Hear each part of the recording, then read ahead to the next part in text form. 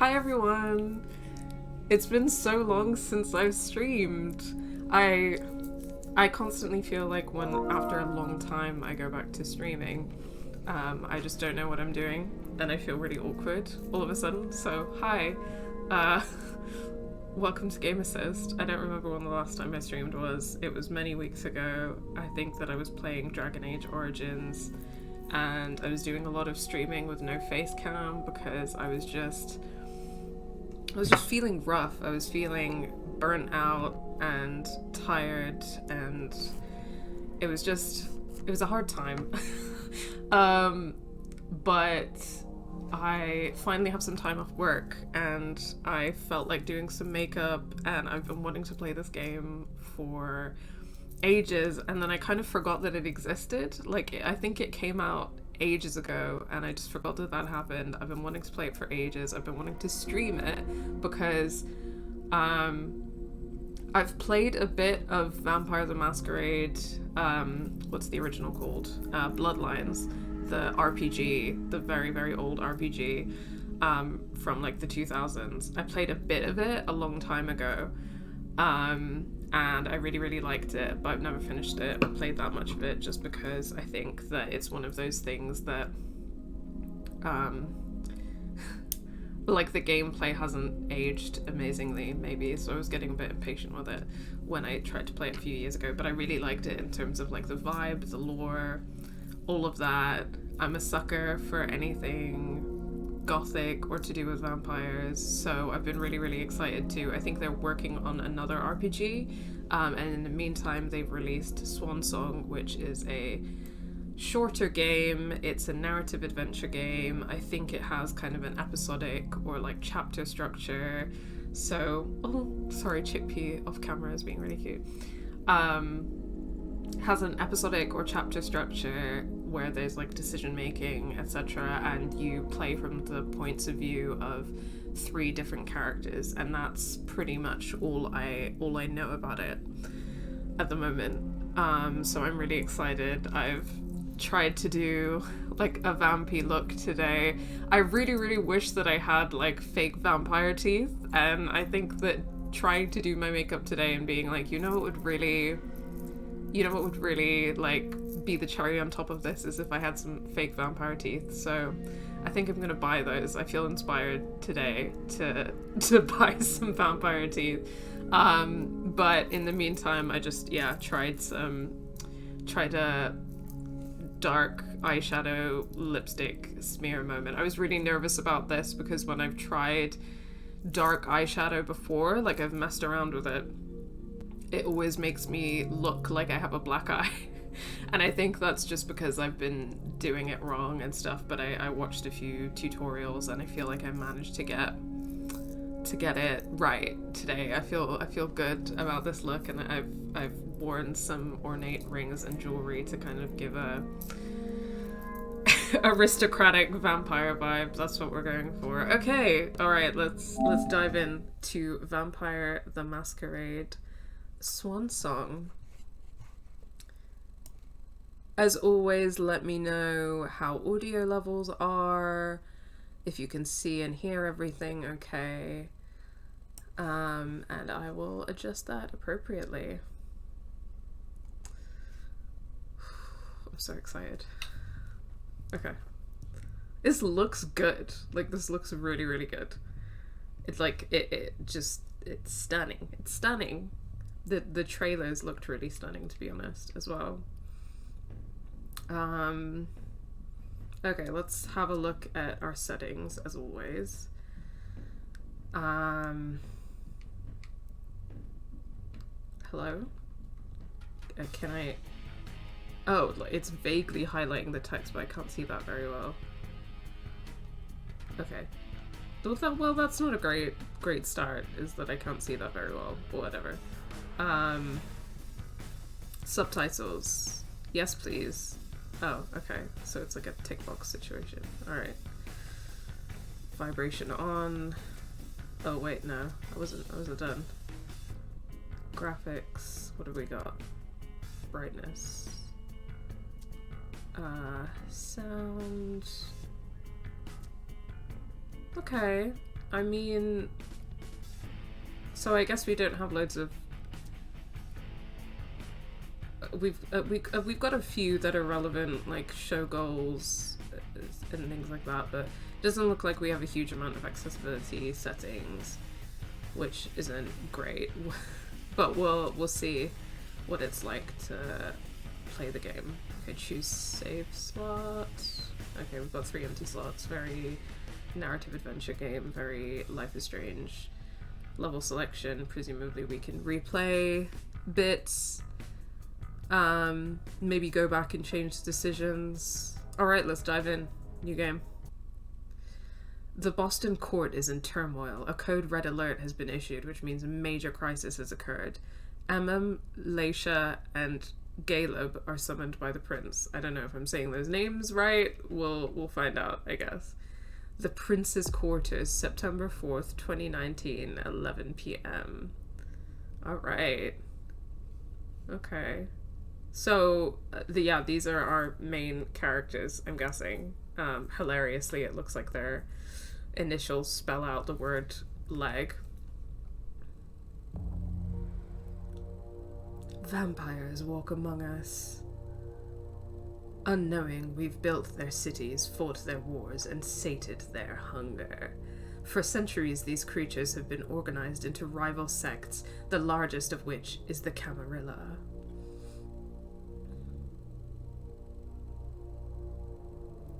In its domains, Camarilla courts enforced the Masquerade, a global conspiracy hiding the existence of vampires from the mortal world.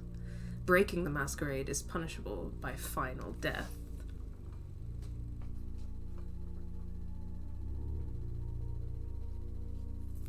In Boston, vampire factions have long been at each other's throats. After much conflict, Hazel Iverson, the new prince, has sealed a fragile pact with a group of blood sorcerers known as the Hartford Chantry. Ooh. This is already spicy. This alliance will not only provide stability to the domain, but will hand the prince the blood trade, the trafficking of blood and mortal victims that serves the needs of the vampire elite. Tonight, the undead will celebrate.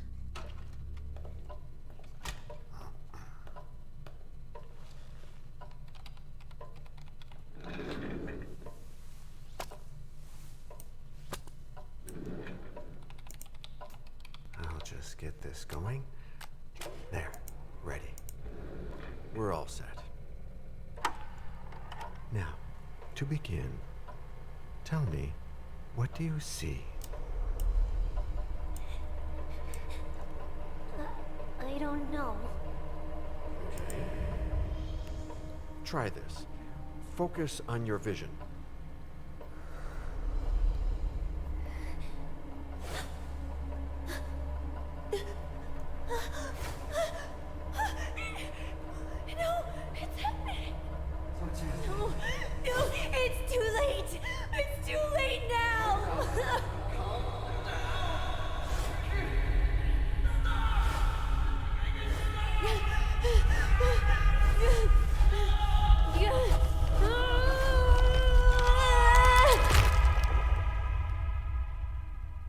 Okay.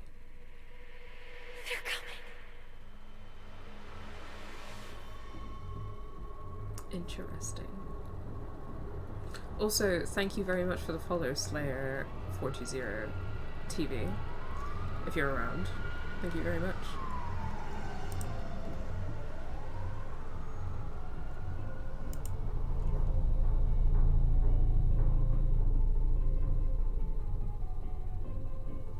Hello.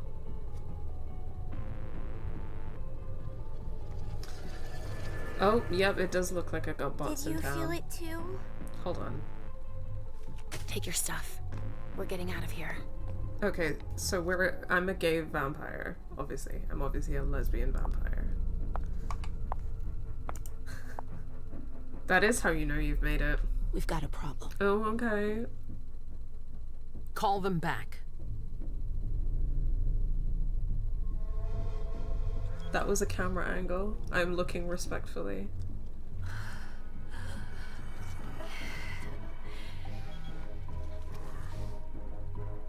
Straight vampires are a myth. There's no such thing. Okay, this guy What's going on?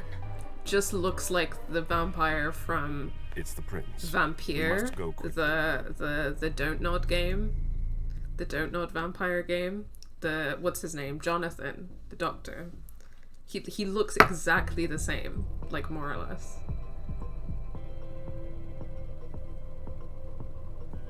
Come on. Damn it.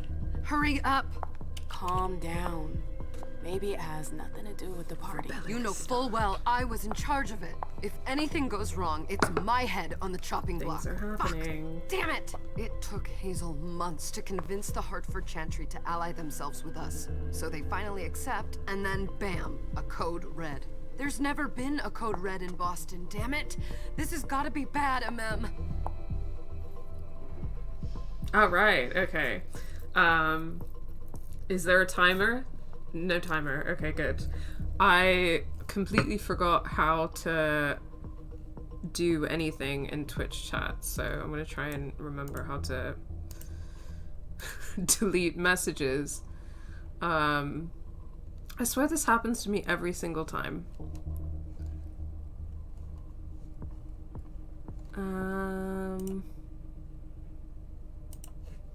I mean, if not, it's not the end of the world. I'm not exactly getting shitloads of bots. So I'm sure it's fine. But, you know.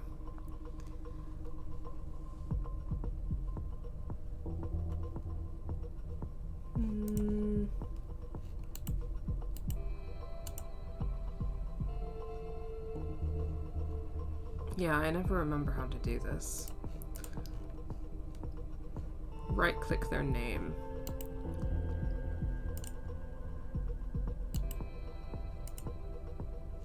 Hold on, let me do a little pop out.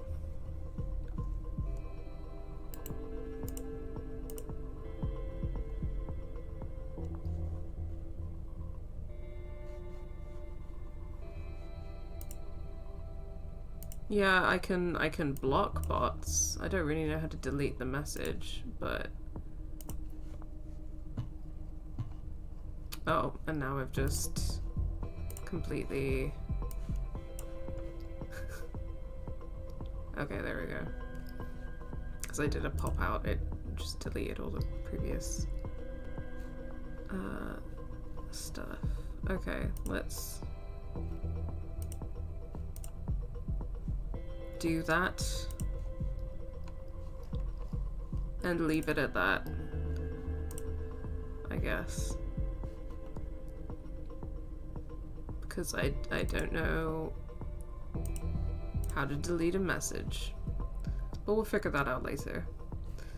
Okay, alright, let's go back to the game. Okay, so dialogue. In a dialogue, some answers require the use of your skills. Oh, okay. Your skill level is compared with that of your opponent. The higher rating wins.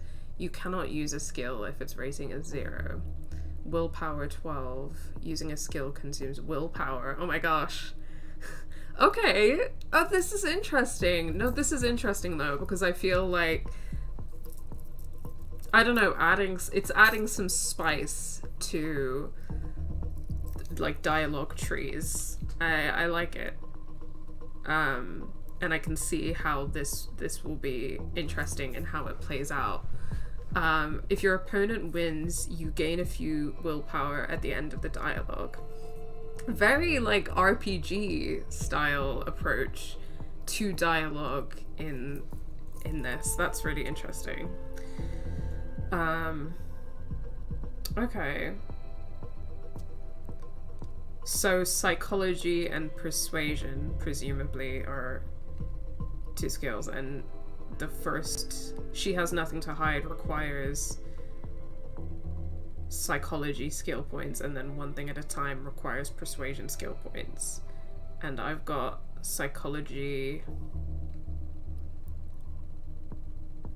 skill points, presumably. Trying to figure out what these numbers are. Like, it is the 2 versus the 1 the number of my skill level, or the skill level needed, or what's going on there. And then 3 is the willpower cost. I can see that, but okay, this is spicy. Well, obviously our only option here is we can't even select this one, so that's definitely going to be interesting how that plays out. She has nothing to hide is what we're going for.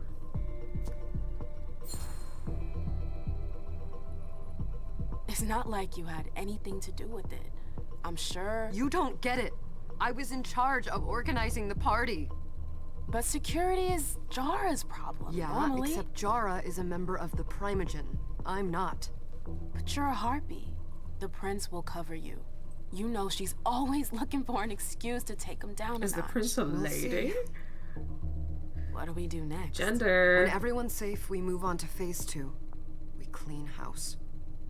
Also, don't know if there's such a thing as a cis vampire, really, because vampires do gender better than anyone. They're beyond.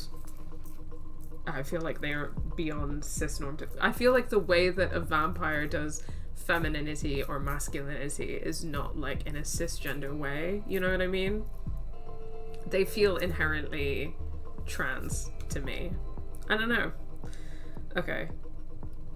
What's a code red or we clean house? What are these little symbols? Okay, I don't know what those little symbols mean. Maybe it just means we're asking questions because it doesn't have a willpower cost or anything, and then maybe we can ask as many questions as we like. So let's just do it and see. We clean house. What do you mean by we clean house? Getting rid of our archives, our documents, anything that might betray our network and relationships.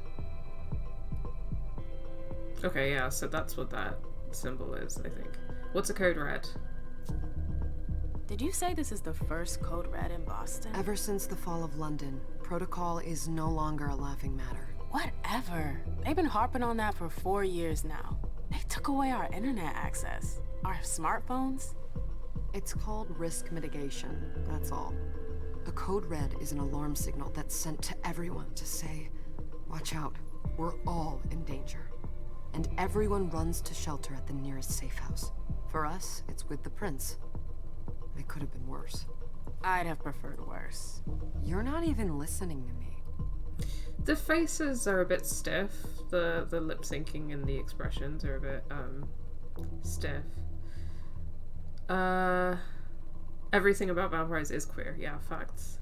Change the subject. What comes after phase 2? Just pray that it never comes to that. Come on, tell me. We run. We leave everything behind and we go into hiding. As far from here as we can.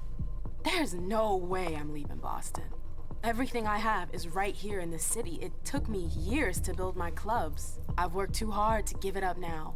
You won't have a choice. I know you hate coming here. Are you gonna be alright? What do you think? I know how to behave, Jay. Yeah, I know. Just keep your cool and it'll be fine. I've been watching What We Do in the Shadows recently, my and I little can't stop thinking about that right now. You're here at last. The fear that something horrible had happened to you terrified me. No call for theatrics, April. The prince has to see you as soon as you arrive. Okay, we got a codex. We got... Things are happening. This is very interesting because... Obviously, like, I've never played this before, but I heard that it was like a narrative adventure type game, so what I had in my head was like a Telltale type game or a Life is Strange type game. But I think maybe partly because Vampire the Masquerade, the original one, is an RPG, and also they're planning on making a second RPG, that it's interesting to see some of the elements in this are very, like, RPG-like, like having a codex and all of that.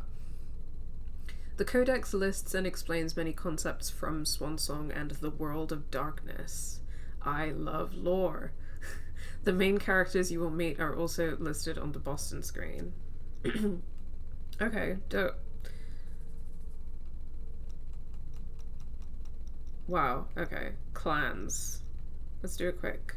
According to kindred mythology, Cain sired three childer who in turn sired childer themselves. This third generation came into being before the Great Flood, and some say it was their sins that called it down. The survivors, known as the antediluvians, became the progenitors of the modern clans. Each antediluvian's blood endures in their descendants, feeding the common powers, weaknesses, and perhaps even the behaviors and beliefs of the kindred who belong to the clan they begat. Slay. I love a bit of biblical vampire mythology.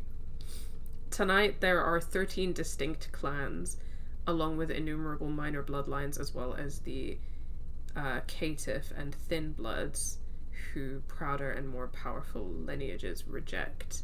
I feel like it's ringing... It's the thin bloods thing is ringing a bell for me. Again, I didn't play that much of Vampire the Masquerade, but I remember that in it you can... Oh, no, I wanted to read more lore. Hold up. You can, when you design your character, you can choose from one of these vampire clans, so I think I vaguely remember that as well. The Bruya, the learned clan, rabble. Clan Bruya have always embraced from the ranks of those sympathetic to counterculture and revolution. So embraced with a capital E, presumably meaning turning into vampires. They seek out allies who question normative ideas, and recognizing the fire of the oppressed, they gravitate towards the underdog. Slay! Common perception place punks, gang members, maladjusted immigrants, rejected by society that should protect them, and placard-carrying and Molotov-wielding rioters among the Bruya. Okay, I love them. Already. While the clan definitely includes substantial numbers of vocal and visible outsiders, their desire for rebellion reaches as deep as the fraudster ripping off his own company, the lawyer representing the poor pro bono, the neo... Oh, okay, no, it got yikes. Never mind. The neo-Nazi claiming to be alt-right, and the basement dweller downloading thousands of movies illegally for redistribution on streaming sites. A bit weird to put all of those people in the same grouping. While it definitely includes substantial numbers of outsiders, right, the desire for rebellion. So they're saying, like, the desire for rebellion in and of itself, and not with, like, any political, particular political goal or leaning. It's just the desire for rebellion as an end in itself. Okay, alright. I was getting excited there. The Bruya can be passionate fighters, but also critical thinkers. The clan activists are often very different from the clan theorists. On many occasions, the latter are embraced from former gender studies or sociology students. That's so funny. Those who have survived near-death experiences, and people who have in other ways suffered and endured great personal loss. The philosophical Bruya, known as Hellenes, believe the best method of dismantling the establishment is to understand the social and cultural systems that allow it to exist in the first place. So what you're saying is that if I were a vampire, I would be a Bruya. That's what they're saying. But then I would have to have clan members who were literal neo-Nazis. I don't... Okay. The dream of the learned clan is a world where all injustice has been eliminated and the living and the undead can coexist in peace. Well, that implies that they have a political goal, then. This is riddled with contradiction. They say it is for love of the mortals that they lead them against their masters. In truth, they may simply rage against a distant or non-existent god they can never fight, against a curse they can never end. Theirs is a dream that poisons everything it touches. As they infiltrate or instigate revolutions, their hunger and passion ensure that blood will follow, innocents die, and peace never be attained. There is a lot to unpack here. Yeah, it is weird that they've grouped these people together. I don't really know what to make of this, because it feels like there's a lot to unpack here. it'll be interesting to see how this plays out in the game. So I'm kind of definitely going to take the time to read some of this lore stuff now. If y'all won't be too bored sitting around while I read and talk about lore.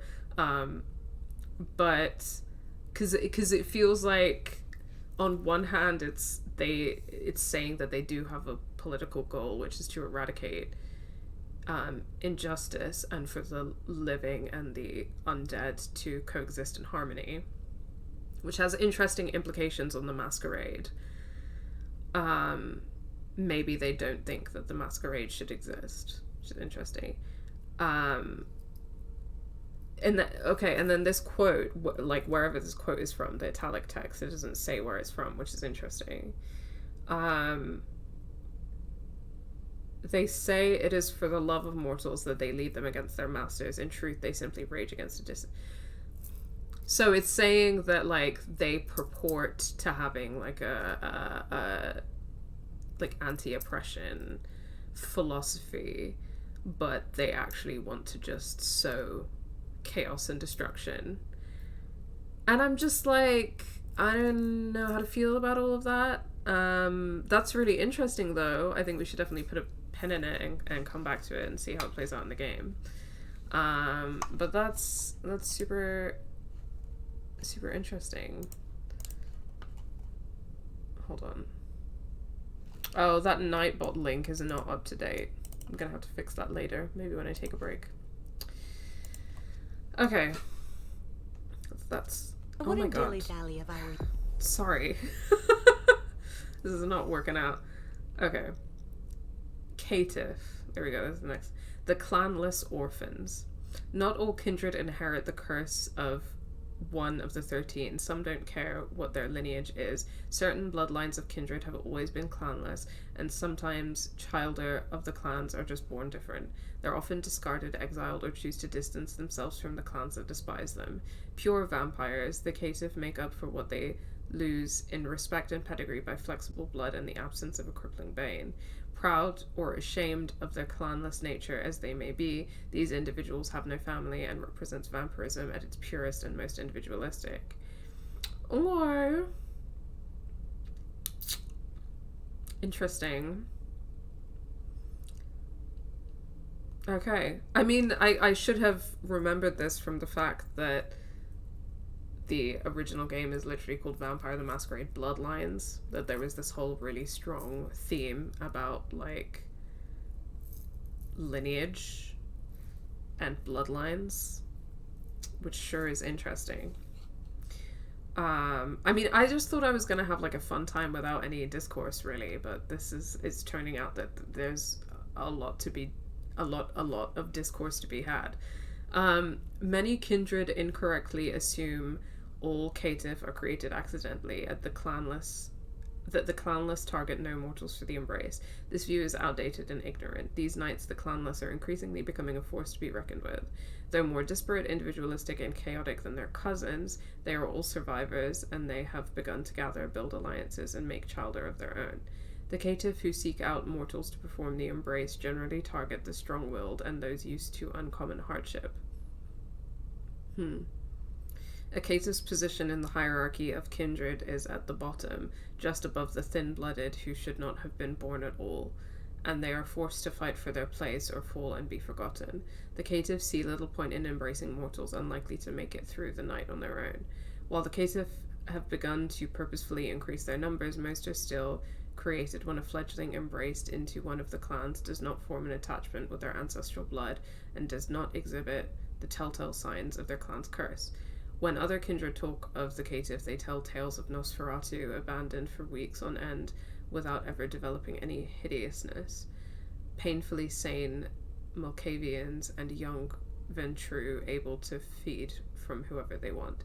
Unwilling to accept such a child as one of their own, the clan abandon them, or the child senses in their blood that they do not belong despite their sire's protests. The creation of a caitiff is not an exact science, and many abandoned children still manifest some of the characteristics of their parent clan, despite the absence of their bane. I don't fully understand what's going on with that. but that's fine. We can come back to it.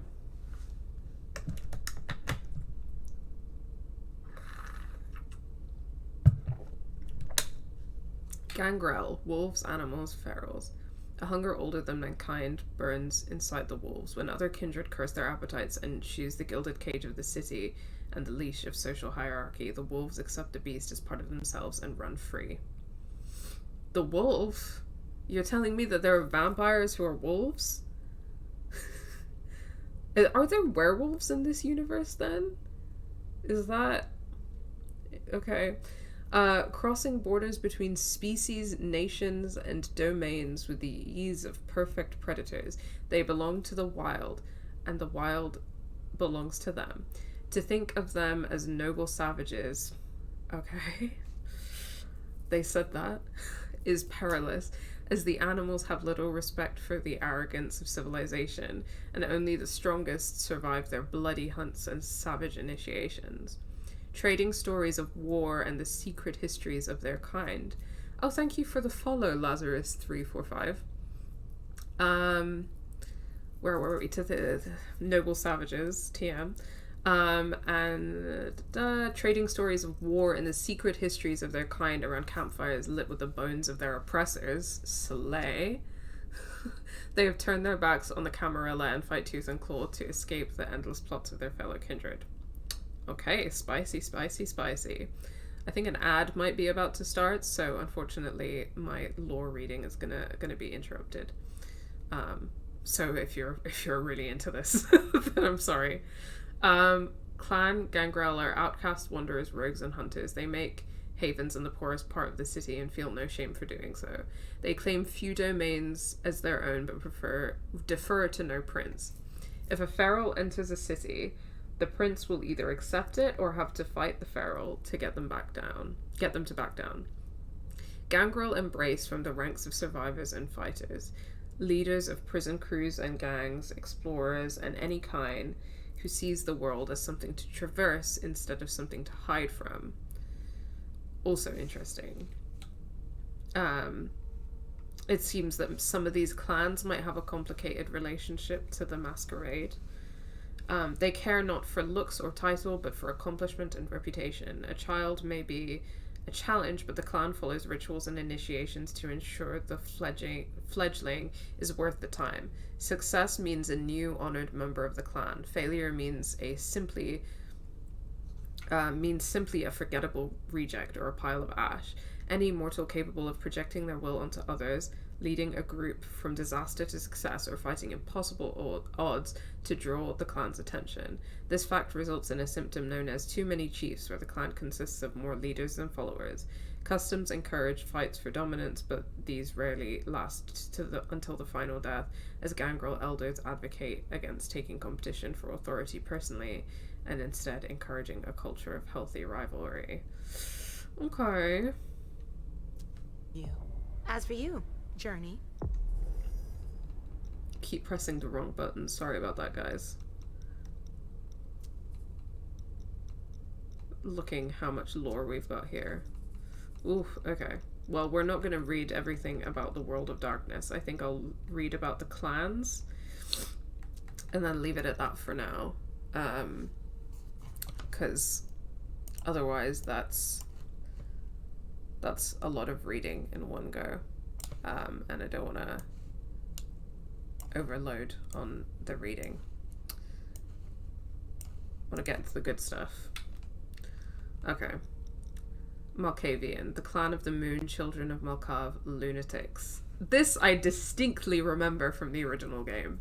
Psychologists would diagnose the children of Malkav with schizophrenia, depression, obsessive-compulsive disorder, or post-traumatic stress disorder, sometimes all at once. In reality, they have all of these things and none. Okay. Oof, lots to unpack. Like the wise madmen of poetry, their derangement stems from seeing too much of the world at once, from understanding too deeply and feeling emotions that are too strong to bear. They self-medicate with blood, but that is just a temporary solution. How does one self-medicate with blood when blood is like food for you. Like, you need blood to survive. That implies that blood can have like a intoxicating effect. It has long been the misconception that few kindred families are as disparate as the Clan of the Moon. Other clans see them and reason they are each mad, so why should their respective origins matter? To the Malkavians, origins matter a great deal. Though sires may pick childer from all walks of life, age groups, ethnicities, and genders, every mortal selected for the embrace possesses something only visible to a Malkavian. One of the gifts of the Malkavians look for in a mortal is what they call second sight. If a person interprets dreams, can perceive spirits, or unerringly predicts future events, the Malkavians take notice. Such a person acts as a beacon, calling out to every member of the clan that sees them. Another gift revered by the Malkavians is that of insight, a high level of empathy, finely tuned knowledge of complex subject matter, or just an obsessive drive to pursue the answers to philosophical questions each appeal to the clan. As insight is often tied to a profession, the clan benefits from a range of academics and doctors, especially therapists and psychologists. This is so much.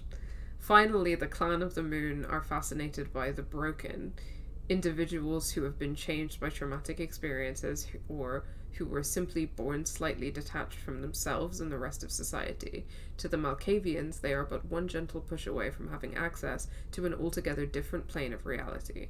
Rather than treating them as burdens, the clan sees them as having great potential. All Malkavians suffer mental illness following the embrace, sometimes accentuating an existing condition, other times adding a new dimension to their instability. As if their thoughts and actions were based on otherworldly logic, there seems to be no knowing when their condition will manifest destructively, or when it will offer important perspectives where such were previously lacking. As a rule, no other kindred feels completely comfortable around a known Malkavian, often viewing them as unpredictable maniacs whose flashes of insight are rarely worth the fits of insanity. Some Malkavians claim there is a common factor to their madness if they are all psychically linked through a communal wavelength, a shared consciousness of sorts. Those who are aware of its existence refer to it as the Cobweb, or more recently, the Madness Network. The Madness Network, I love that. The Madness Network is actually when you, as a mentally thrill person, can only seem to make friends with other mentally thrilled people. Like, we're just drawn to each other. That's the Madness Network. That's what we're calling it now. I'm calling my friend group the Madness Network from now on. I'm most likely calling Game Assist fans the Madness Network because I know that we're all kindred spirits. Maybe that should be the name of Game Assist fans from now on. From now on, you are the Madness Network. Sorry, I don't make the rules. Nosferatu, the clan of the hidden sewer rats. Those who doubt the embrace is a curse need look no further than the Nosferatu. Twisted by the mark of Cain, members of Clan Nosferatu are warped by the embrace into hideous monsters. As such, they skulk and keep to the shadows, and they often rouse the ire and mockery of other kindred for their nightmarish appearances. Still others are so terrified or revolted by the Nosferatu that these warped kindred have little social interaction at all. To their credit, the Nosferatu come to possess many of the whispered secrets of their reluctant fellows. For the Nosferatu, the embrace is a journey through abjection, as the blood of the horror gradually deforms the struggling tissues of the human body into grotesque abominations. Weeks of pain result in deformities similar to terrible birth defects, cancerous growths, crippling injuries, and leper-like sores. Things are happening. I'm just gonna keep reading, but there's a lot to process. And when I'm done reading about the clans, then I'm just gonna continue with the cutscene. Hi, Dean. I thought that someone was stinking up the chat. Very, very Merry Christmas to you as well. I'm not really a Christmas gal because I am a Muslim, but happy holidays, whatever it is that you're celebrating. Time off work is always something to celebrate. So, for the Nosferatu, the embrace is a journey through objection, blah, blah, blah. Okay, I already read that. Those who endure it find themselves as monstrous echoes of Murnau's silver screen vision. Okay, so we've got a direct reference to the film here. Love it. Camp. But perhaps pain and humiliation teaches compassion. Okay. Okay. I don't know about that. The Nosferatu, as they jokingly call themselves, are the most humane of the kindred, wearing their curse on the outside rather than the inside.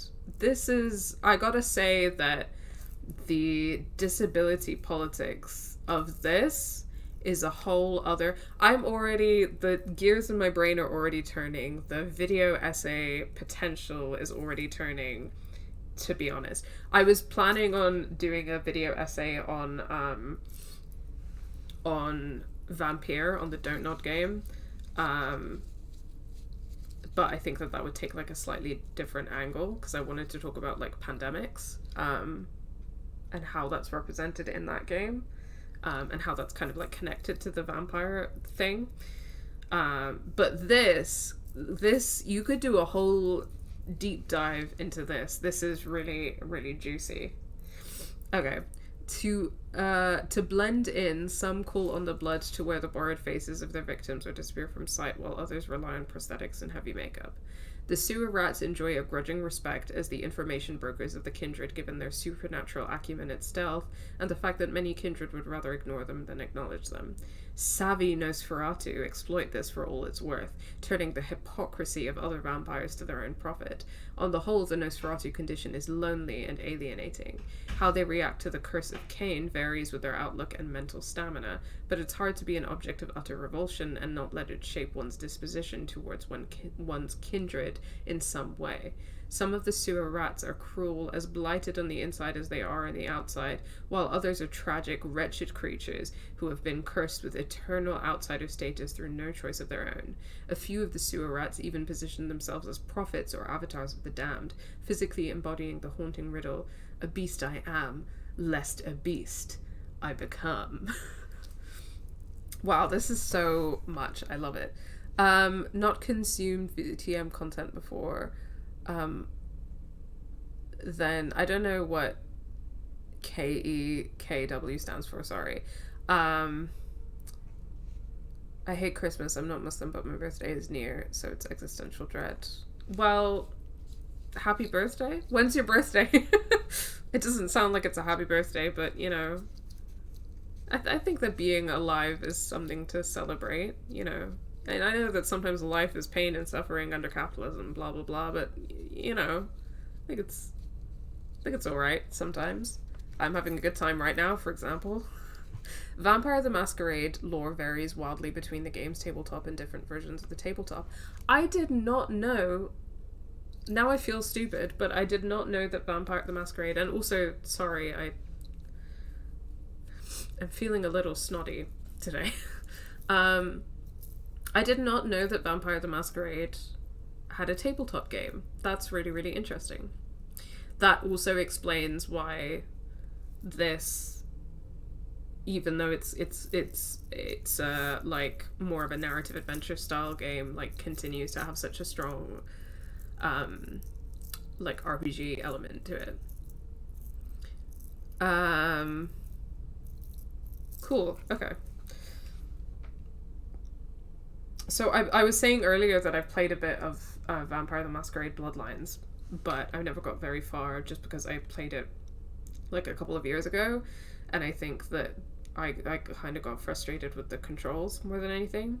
I'm just going to finish reading about the clans, and then I'm going to proceed, and we'll kind of come back to the lore later, because I am really finding it interesting, like, reading the lore and, like, immersing myself in the universe a bit. Okay. Toreador. I don't know if I'm saying that right, but we're gonna go with it. The Clan of the Rose. Divas. Oh!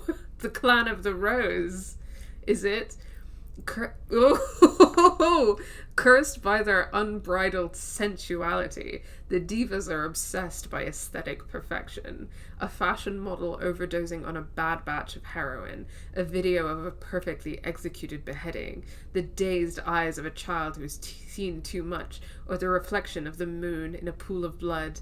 These are the kind of things that make a toreador lose themselves. They say the first diva finally died in front of their looking glass, unable to tear their gaze away from the image of their face, touched by the reflected dawn. This is so good. Sorry, I'm loving this. But to dismiss the toreador as wanton perverts or shallow artists is the last mistake a kindred will ever make. Beauty is power, and love can make anyone do just about anything, and that is the promise of the toreador. They can even make the dead feel something raw, something real. Clan Toreador has ever preached selectiveness in its rituals of the embrace. Great, so they're like they're art school kids. Like, they're rich. They're Nepo babies.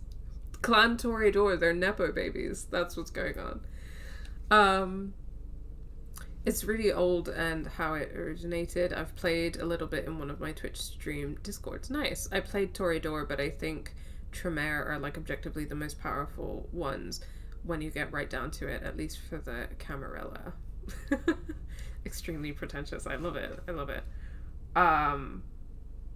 Yeah, I might have played Malkavian when I played Bloodlines. I think I probably did. Selectiveness, blah blah blah. The clan elders stress time and again that the clan requires pioneers among the arts and every kind of avant-garde.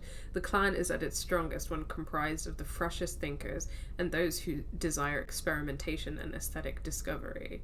For this reason, many toreador emerge from the ranks of accomplished artists, both new and faded. But not all artists need wield a brush. To the toreador, art encompasses all forms of entertainment and simulation. The clan courts the greatest actors, singers, writers, dancers, and even sex workers. If the degenerates... I was just gonna say that this has like such an Oscar Wilde vibe to it.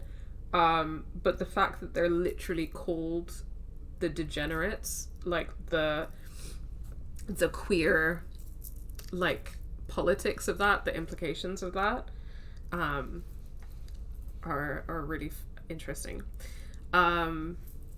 If the degenerates believe such mortals will offer something new to their clan. Despite the custom of embracing only the best, the toreador fixation on beauty and innocence has caused many a diva to make a fledgling in haste.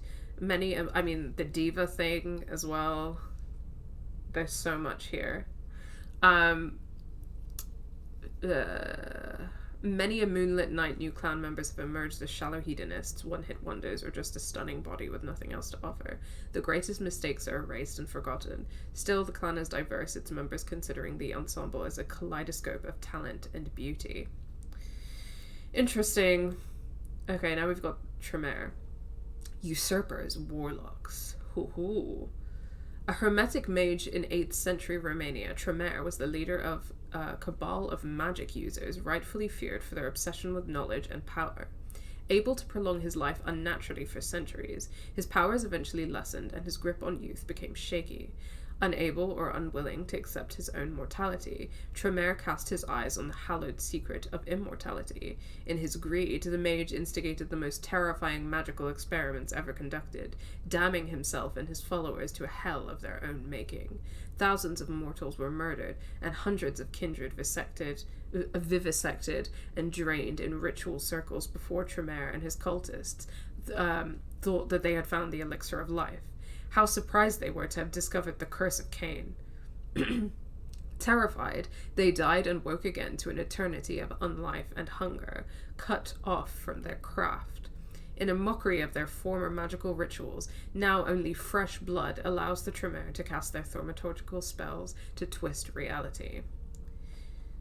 The Toreador are probably the most quote-unquote humane clan because they see some value in humans through their art. They're like the ones most likely to integrate into human society. That's interesting. After the Second Inquisition destroyed the Prime Chantry in Vienna in 2008, I'm interested in these chantries and what they are as well. The Tremere fell from grey eminences to persona non grata in many regions. The arrogance of the pyramid had made the usurpers few friends, but the need for sorcery has not disappeared. If anything, it grows as cursed blood shifts in the veins of the kindred. Without the pyramid ordering them into rank and value, the warlocks find themselves competing with their fellow kindred and, increasingly, with each other for anything that might allow them to regain some of their former power. A clan-wide chase for artifacts and grimoires belonging to their ashen ancestors rival the social intrigues in ugliness, and the alliance with the Camarilla is an oft-used weapon between the houses of Clan Tremere. Meanwhile, the term mercenary magus is becoming increasingly widespread as warlocks who are formerly bound by the will of their masters find themselves free to serve whatever price they choose. Tremere serve in three ways. The warlocks serve the other clans with occult expertise, they serve the Camarilla with blood sorcery, and they serve themselves with their missions to grasp power. Though more Tremere ascend to praxis these nights than ever before, they still claim fewer thrones worldwide than Clan Nosferatu. In truth, most warlocks acknowledge that becoming the prince is only useful if it helps them to expand their knowledge. Tremere sees true power as knowing the ways of shaping the world, having access to the right blood, and owning the rarest of ancient artifacts. As the Tremere ally with confused coteries seeking them out, hunt for well-protected relics and artifacts, or closely analyze fragments of lore relating to the Canaanite mythos, all the while miserly guarding their secrets from each other. They are all united in their thirst for knowledge. A kindred who wishes to understand a piece of their history will do well to approach the Tremere for answers, as long as they are at peace with sharing a few secrets of their own, knowingly or otherwise. Ho ho ho. Okay, guys, I'm gonna take a quick second. I don't understand Tremere lore, quite honestly. They're weird. Yeah, some of this lore I've been, like, I think it will click into place as we play, hopefully. Some of it's not entirely intuitive, but that's fine. We're almost there. I hope this isn't super boring. I personally am really enjoying reading the lore and getting into the lore, but don't worry, I'll just read the last one of the clans and then we'll get into the game, I promise. Okay. Oh wait a second, I went to the bathroom and as a result I took my rings off, and we can't have that. I need my rings on so that people know that I'm a lesbian. So that people on the internet know that I'm a lesbian, just in case that they didn't already know that I was a lesbian, just in case I haven't already made that, like, abundantly clear. Okay. I know. Shocking, isn't it? Okay. Ventrue. The clan of kings, blue bloods. In their own eyes... Yeah, everything's good. In their own eyes, only the clan of kings has the restraint, the wisdom, the control, and the pedigree to lead their kind through the night. Throughout their time as god kings of ancient Babylon, ho-ho, and lords and ladies of the Dark Ages to their contemporary roles as guardians of royal blood, majority shareholders, and campaign fund backers, they have been obsessed with the impulse to rule. Okay, so these guys suck, I've decided. They collect their tithes in the form of precious blood, ensuring the growth of their legacy. While many other clans claim positions of influence in politics and business, no one can rival the Ventrue in the game of pure power and wealth. But lately, their arrogant projections as divinely chosen rulers, better fit to lead than any other clan, have begun to falter. Time is running out. As they feel their privileges slipping through their fingers, the Ventrue tighten their grip and fight fang and claw to remain in control as the masters of their kind. Clan Ventrue has long been the leaders of the Camarilla, holding more positions of power than any other clan, and they are loath to give that up.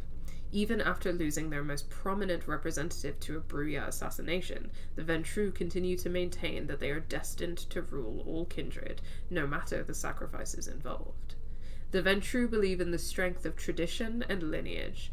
The embrace is one of their most important rituals, and the choice of child affects the way other members of the clan treat the sire. Ventrue therefore aim to embrace overachievers, politically or financially powerful kind, or those with a talent that sets them apart from the masses. I hate them. Unfollowed and blocked. Sorry. I mean, I did tag this video LGBTQ, LGBTQIA, lesbian, queer. So, seems like a you problem. Where were we? These knights, the Ventrue, are cautious. The talentless fall behind the wayside, while the best blend in with humanity as bankers, shadow directors, reclusive moguls, and chiefs of staff. So what you're saying is that Jeff Bezos is a vampire. The Ventrue are the establishment. Love it. They set and maintain the rules, punishing those who break them and occasionally rewarding those who follow. Their critics consider them tyrants or the jailers of other kindred. The uncomfortable truth is that without them, the Masquerade and the Camarilla with it would have fallen long ago. The Ventrue are more loyal to their cause these nights than ever before, adversity only making them more determined to succeed and more certain that they have the right to do whatever it takes. Okay, alright. So, and then we've got we've got a screen for information about our characters. So we are playing as Emem now, who is Toreador, 12th generation, whatever that means. Her sire is Hilda McAndrews, and she is 90 years old. We'll read about her in a minute. And then we've got Dr. Jonathan Reed, Galeb Basari, from the Ventrue. Okay, I mean, so these are some interesting choices, right? I mean, the white guy who looks literally interchangeable with any white guy. Like, I'm joking about him looking exactly like the protagonist from Vampire. Like, this could be anyone, you know? He just looks like a guy, right? Date of embrace 1745. His sire is Jean-Baptiste Tavernier. You know? So this guy is the ruling class, right? So we know what's going on here. And then Leysha. Ooh, Leysha's Malkavian, so that's going to be interesting. And 1939 will make her 80 years old, right? So Leysha and Emem are relatively young vampires, so that's interesting. Those are our three main characters that we're going to be playing as, and now we've just met April. So why don't we read about our main characters later?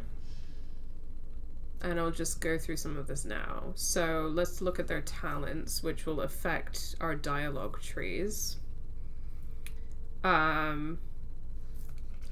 Skills. What are my skills? Rhetorician. Using the rhetoric skill include. Okay. Oh, yeah, you're right. Those are the dates of embrace, not birth dates. So they're a bit older than that, actually. That's just how long they've been vampires. But still relatively young vampires, but thank you for correcting me. Feed from a rat, feed on prey. Okay, interesting. So we do have skills attached to hunting. And then skills attached to like talking to people, basically. That's really interesting.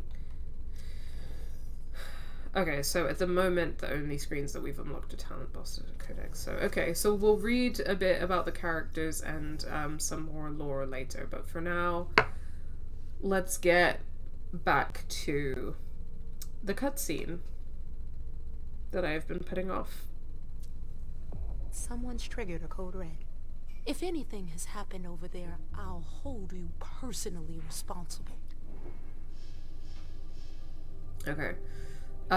Vampires have supernatural abilities usually inherited from their clans, disciplines. Some disciplines can be used in dialogues. As with skills, the higher level wins. Not all disciplines are available to all vampires. Some mortals may possess certain powers, although most have no defense against disciplines.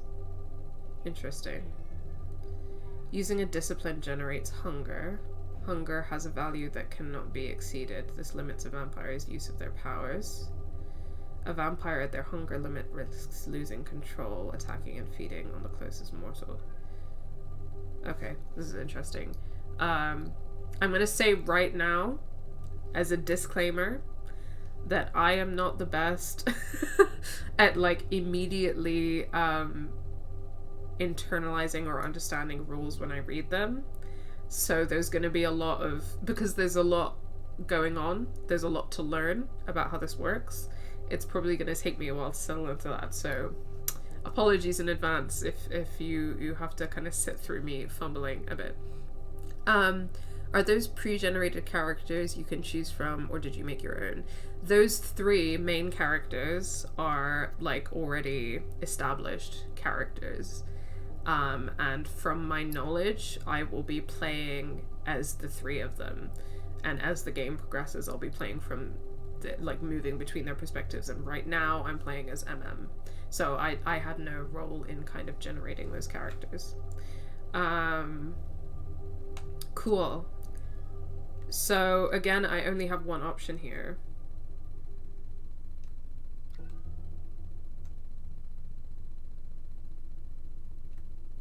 Which this, okay, so this is interesting. There's a difference between a skill and a discipline, I guess. And the discipline is purple and the skill is... yeah. Okay. I only have one option, but it looks like it's going to fail. Because it has a 0 success rate, because April has a higher score there. Let's have a look at this. Controlled hunt. Discipline. Is this, and I don't have any points to increase right now because the game's just started. Okay, so I'll flatter April. You know, back in the day, nobody could bat an eyelash without you knowing about it. You must know exactly what Jay is being blamed for, don't you? Emem. My dear Emem. I adore you. Really, I do. But darling, please. You're way out of your league here. This alliance with the Hartford Chantry is crucial. The prince is on edge. We can't get through to anyone over there. What does this have to do with Jay? She was in charge of the whole thing, for goodness sake. Listen, both of you. From now on, I don't want to hear another word out of either of you. The prince is furious. Journey, you're coming with me. I don't see why. And as for you, Hazel wants to see you. Right now. Yeah, the animation is, could be better. Answer the prince's summons. Okay. Hello.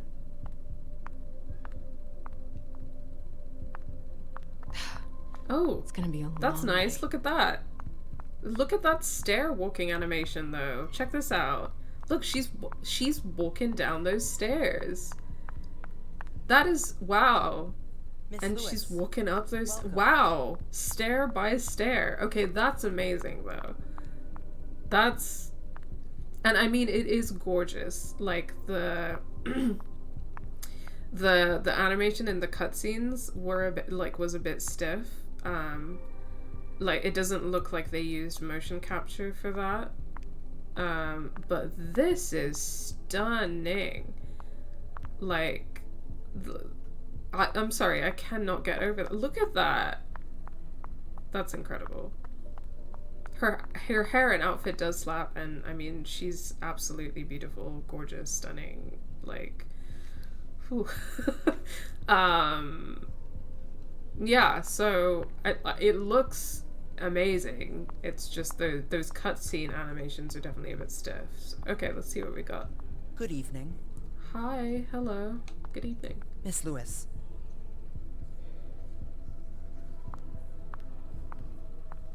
Okay, alright.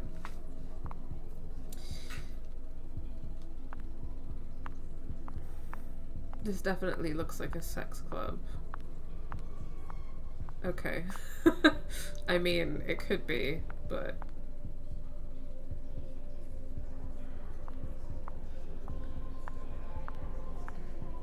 Oh, look at the little thingy in her hair. I just noticed that. This is a very gorgeous little clip in her hair.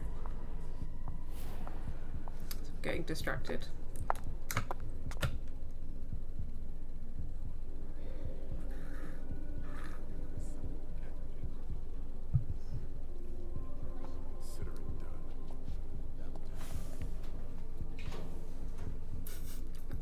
Hi? Who's she, Galeb? Emem Lewis. She smiles like a toreador. Letters etched in bold right upon her teeth. What about that bearded guy who's swallowing his bile? Dejan Siaka. A Tremere warlock, then? Keep him at a healthy distance. With a sideward glance, he could make the blood in your veins boil. Is court attendance usually this sparse? Okay, so now I'm Galeb. So it looks like it's gonna be moving between these characters quite quickly. Okay. And not all of these dialogue options have skills and stuff attached to them, so that's interesting. It looks like a sex club because the guards have masks. Okay, I get you. I get you. There are usually more of us, I guess. Under ordinary circumstances, there would be more of us here. Is it because of the Code Red? Could be. We should have all been at that party. But a Code Red is a Code Red. No one can leave. I'd hate to be Caius right about now. Why? He's second honcho of house security. This promises to be a busy night. I know what you mean. It's one thing to have been told that the Nosferatu don't age well. It's another thing to see it for yourself. It's by no fault of their own. Do you think you'll be able to ask the prince tonight if you can embrace me? Oh, not a vampire, huh? Now is no longer the time. Interesting that he... And he is your child? Mr. Beryl Underwood.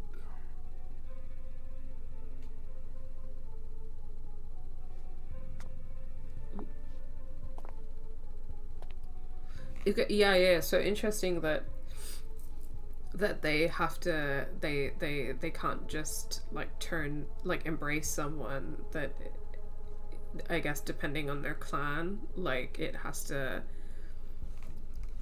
be approved. And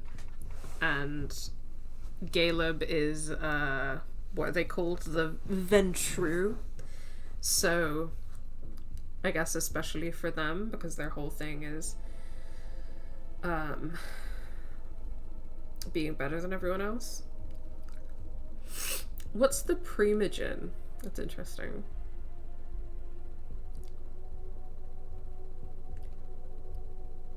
Hold on. Okay, I can't leave this menu right now. So I can't double check in my codex, I just have to pick one. I'm gonna say he's one of the members of the Primogen just because I want to understand more about that. Tread lightly. He's a member of the Primogen. They're the check to the prince's power. The check and balance. They backed Hazel when she rose to power after Quentin King. They'd hoped to control her. What? Things didn't go as planned? I just have a feeling she will surprise them.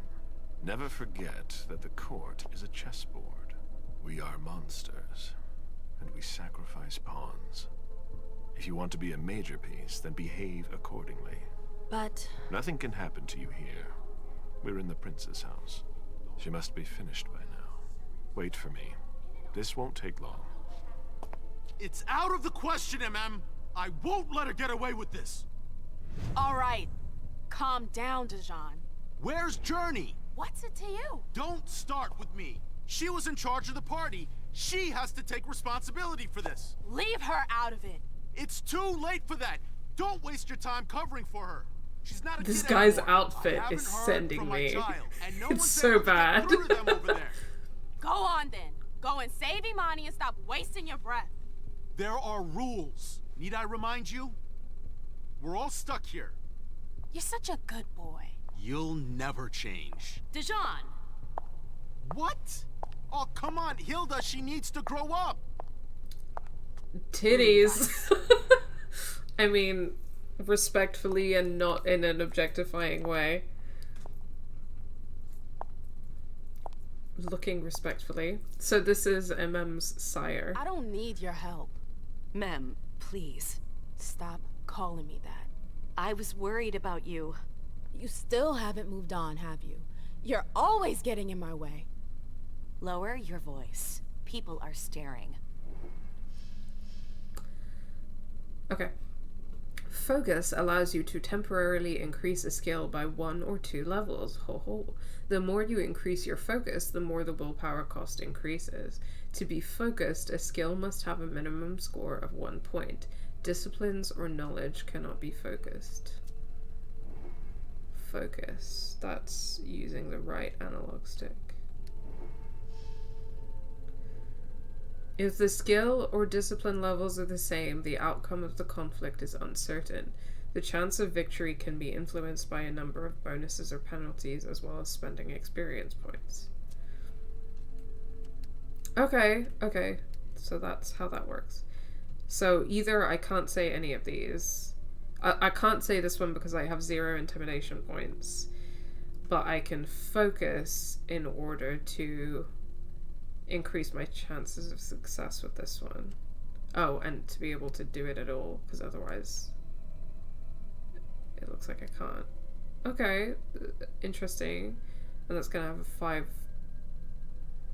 willpower cost for 0 intimidation, weakling vampire. I mean, she has other talents, you know? Does she know anything about the Code Red?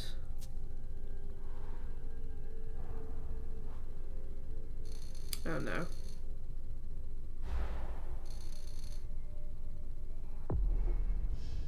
Opponent behavior. Your opponents can also focus their own skills. Unlike you, focus only allows them to increase their skill level by 1 level. Oh, I could have focused more? Oh shit, I didn't even realize that. Unlike you, player behavior, the risk of opponent focus is represented by a percentage. The more aggressive you are, skill focus, use of disciplines, the more the risk of opponent focus increases. Okay. Do you know what this Code Red is all about? You're in the Primogen. You must know something. I'm in the same boat as the rest of you. Apparently, it was from one of Moore's retainers. That's all I know. Who's that? Jason Moore. Don't you remember him? He's the human who manages our interests when the sun comes up. He handles our assets, errands with the banks. What does he have to do with this? I don't know. It now seems that Miss Hazel Iverson, the mighty Prince of Boston, is no longer on speaking terms with the Primogen. As if now were the ideal time. Okay, slay that the prince is a woman.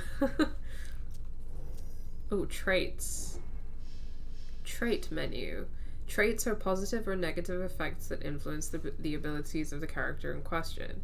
Traits are only revealed once they have been earned as the result of an action, a character's choice, or consequence. The hunger level, whether low or high, confers temporary traits. As it rises, the suspicion rating increases. There's so much going on. I just want you to know that this is not all going into my brain, but I'm sure it'll be fine. Emem has encountered others more powerful than her for now, something to strengthen her mind for future challenges. Effect minus 10 XP. Okay. The beast is near. I don't... Okay. It's a lot of stuff.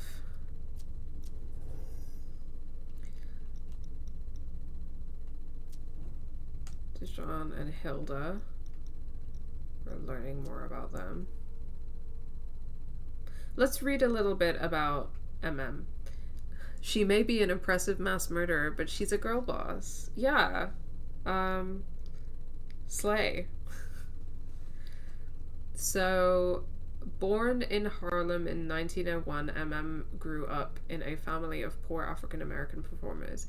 Her father, Mason, was a musician by night and window washer by day. Her mother, Clara, sang when she was not taking care of her 4 children.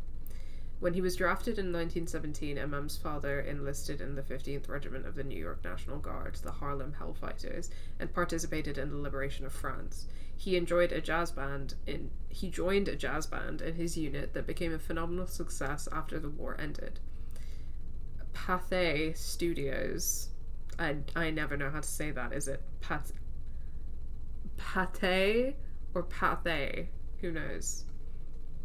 Had them record an album, which would become the first jazz record to be played non-stop on French phonographs. Following this success, Mason decided to bring his family to Paris and to make a living playing his music in the jazz clubs that were beginning to sprout up through the capital. Emem was 17 years old and a dancer in Paris. She spent time with the elite who would come listen to her father, and it took a little time for her to get noticed. She discovered the Folie Bergère and their international shows. She auditioned for it and passed with flying colors.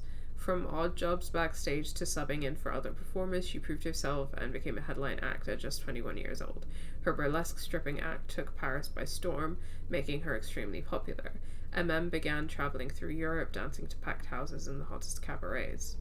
Emem was young, beautiful, and radiant. Her life was the night as the champagne and money flowed. She was determined and alluring, the embodiment of a free and independent woman of the early 20th century. Okay. She had a fiery temperament that soon attracted the attention of Europe's divas. December 1923, Emem performed 8 times at the Vienna Carl Theater. On the first night, she was introduced to Hilda McAndrews by the theater director outside her dressing room. Emem was immediately captivated by this mysterious aristocrat who attended each of her performances. They spent the nights that followed in bars exchanging stories about their lives and arts, their passions and their struggles. Hilda was cultured, charismatic, and politically engaged in the suffragette movement and the women's artistic community. Emem, to her surprise, fell under her spell and gave into this irresistible attraction. A passionate relationship formed right away between the 2 women who became inseparable. Hilda confided in Emem and told her about her vampiric nature over the course of the next 3 years. For their love to endure, but also seduced by the promise of eternal youth, Emem asked to be sired right away. It would take yet another 3 years, however, before Hilda managed to get the local prince to agree to it. The prince feared that the young woman's notoriety could be a danger to the masquerade. With the prince's blessing at last, Hilda threw a spectacular celebration in honor of her companion. So they do need the prince's blessing to embrace someone, whom she would embrace at the end of this memorable evening. Having lived in Vienna since their meeting at the Carl Theatre, Hilda and Emem left Australia in 1934 for Paris, then Bordeaux. Alas, France's surrender in 1940 forced the couple to reconsider their plans. With the help of her contacts in London, Hilda managed to negotiate a crossing to Boston, her hometown. Though hesitant at first, the city's Malkavian prince, Quentin King, finally granted them asylum. So are there different princes in different cities, I'm guessing? Emem and Hilda were introduced to the court where 50 years of intrigue would bring their passion to its inevitable end. Imagine getting embraced, but at like 85. How pissed off would you feel? Yeah, I think that I would rather just live out the rest of my mortal life, you know? Like, Yeah. She asked to see me. Do you know why? My best guess is that she'd like to talk to you about Journey. Of course. I always warned you that girl was trouble. Yeah, sure. I've gotta go. Hazel must be upstairs. I'd better hurry. What about Jara? I haven't seen her. Councillor Drury is not here, nor is They've Dr. all Dunham. got such long faces. Mr. Leto's teams are trying to reach them, but Nobody's answering? no. Shitty night, huh? You're wasting time. Okay. What a... They did not break up on good terms, huh? Hey, Abby. Hey, Emem. What does she know about the Code Red? Abby, do you know what's going on?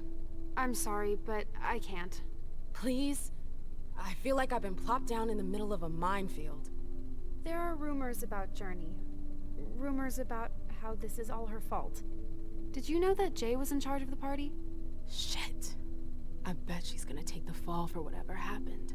I don't think she's involved, but we've got to be on our guard. Everyone here is gay. Everyone here is queer, actually, specifically.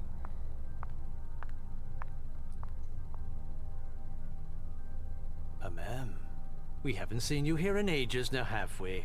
It's because of the Code Red. Let's holster our weapons.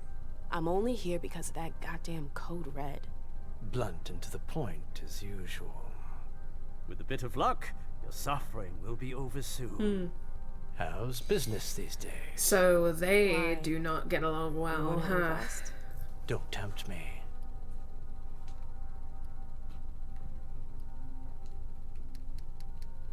No, I can't do this.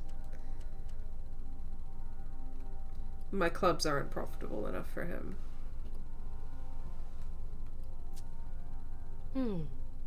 I'm shocked to think you put so much as a penny into one of my clubs. They don't bring in enough for your taste, Beryl. You're right. I'm not interested in them. Now, if you don't mind, I'd like to be alone. I'm waiting for Galeb. Just catching up. Yes, princes are the rulers of vampires in specific regions. Interesting. At least in Camarilla territories, there are other vampire sects like the Sabbat with different clans and systems.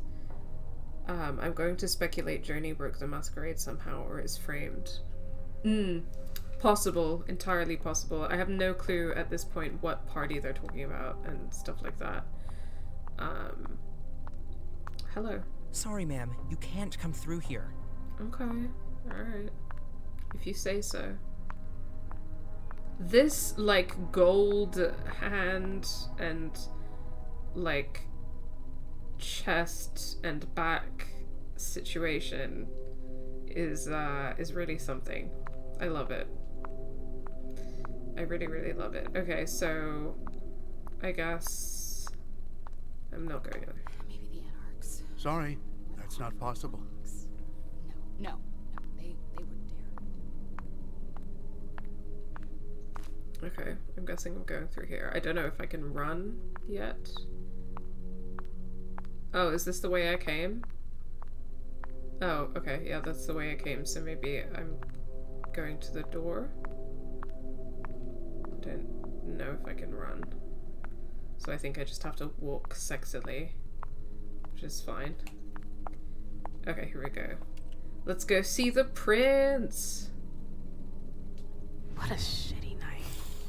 Hazel must be pissed.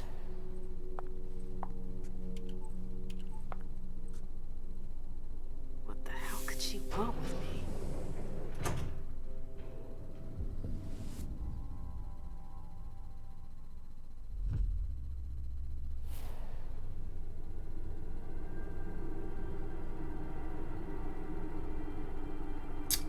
Alright, we don't have gravity up here.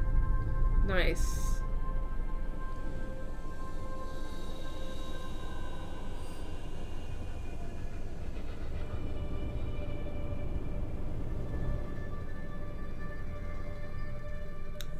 And it looks like we're in a hospital, so I don't know. Maybe this is a dream of some kind.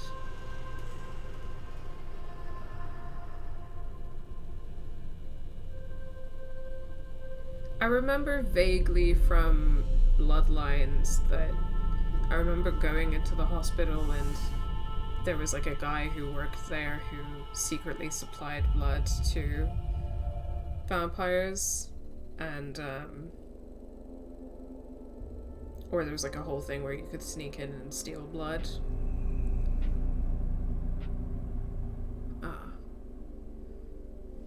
Is everything okay, Mom? Penny for your thoughts? Nothing, Pumpkin. What were you saying? You saw pictures again? You're not going back to the Institute, are you? No, don't fret. I'm gonna stay here with you now. I don't like it when Richard takes you away. He's my psychiatrist. He's helping me so I can be with you. Mom has a little trouble sometimes, remember? I see things that haven't happened yet. And I forget others. Yes, I know. And you have to slumber so you can rest all alone sometimes. Halsey is an anti-psych icon. Too long. Oh no, this is really gonna get to me, isn't it? I'm such a sucker. I'm such a absolute sucker for mother-daughter stuff. So watch this really get to me. Okay. So I'm gonna be sad. This is gonna make me sad.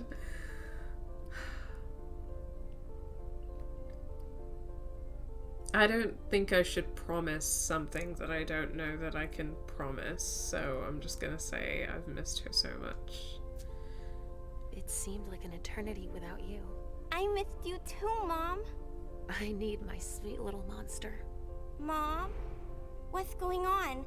Why does everybody look so upset? I think something serious is happening. I'm worried. I still haven't seen Richard. I looked for him so he could explain, but he can't be found. So, what do we do now? I was told to wait here, because Hazel wants to see us. There are grown-ups coming, and your mother needs to talk to them. Oh, then I'll go hide, because grown-ups talk to me too much. If you want, sweetie. But don't wander off. Go on. Show me what you do to make sure no one spots you. Okay, here I go.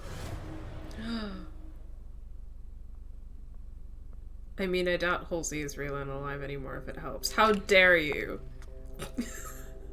Leysha. It's been a while. Hey, Emem.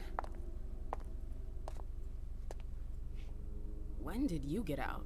Just tonight. Hazel wanted to see me. That means she's extremely worried about the situation. That, or she's a major drama queen.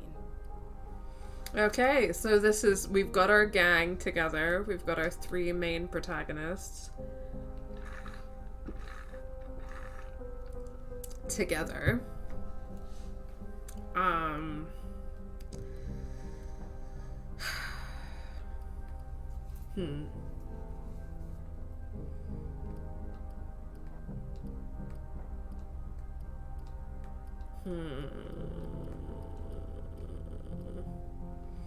Well, I'm not gonna suck up to the prince, even though that seems like, based on nothing, something that this character would do.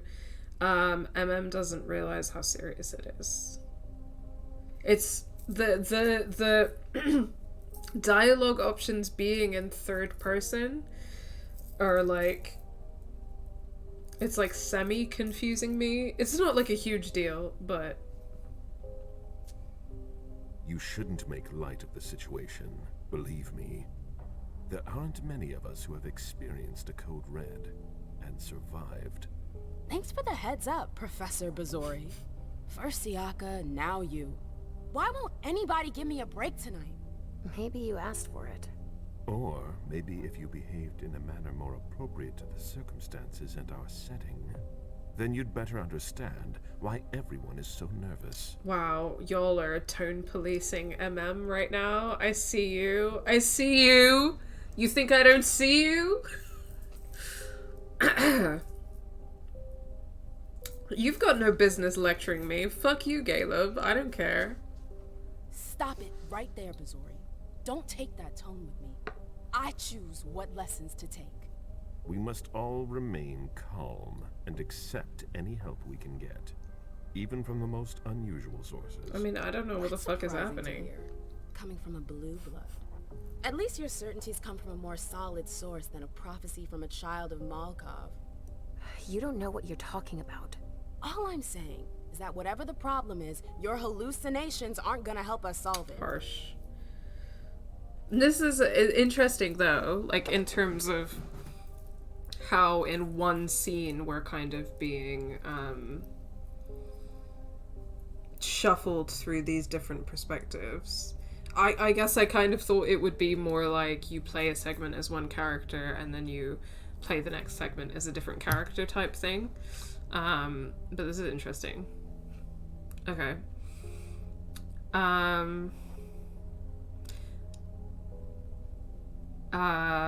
To be honest, I would put more faith in Leysha than in Galeb, but that's obviously because I'm biased. But I'm obviously biased towards this clearly lesbian mom as opposed to whatever aristocratic white male bullshit's going on with Galeb, so this time it's different.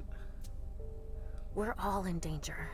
When I awoke, I sensed a threat everywhere, all around us.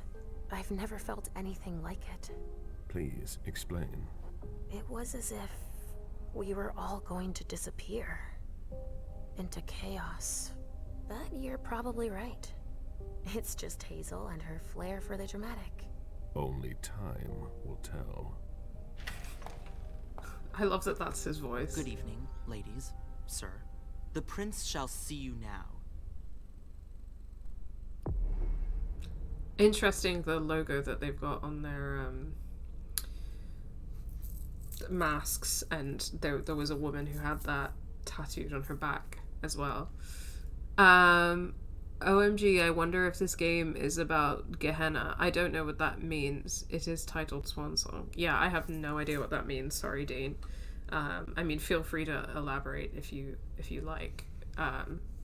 If it's a spoiler-free prediction. Emem Lewis, the rebellious star, the diva who lights up Boston's nights, but bringing light into a world of darkness can be perilous. Emem knows this, but she doesn't care. Choose a profile. Okay. Oh no, I hate decisions. Profile with no pre-attributed points. Profile that focuses on dialogue skills and the physical attribute. It allows you to use the character's aura in conversation. Jack of all trades. Profile that focuses on improving attributes and a large selection of skills. It allows for a maximum number of interactions but with less mastery. Profile that focuses on knowledge and skills that allow you to go undercover, extort, or steal information. Whew. I don't know. I don't know if I want to commit to any of these because I don't know what they look like, so I might go with free so that I can choose my own. Knowledge and skills. Yeah, I think I'll go free. At the start of a scene, previously earned experience points can be spent to improve the character's abilities. These abilities are divided into two areas, the character sheet and the discipline sheet. Each attribute affects a specific list of skills and disciplines. Attributes increase the chance of victory in case of a tie. Improving them also increases the willpower cost of focus. The use of knowledge skills do not have a willpower cost and they cannot be improved using focus. The discipline sheet contains the discipline each character possesses. Experience points invested in a discipline increase the level and can provide additional powers. Discipline powers can be passive and may be used in dialogue. Okay, let's see what we've got.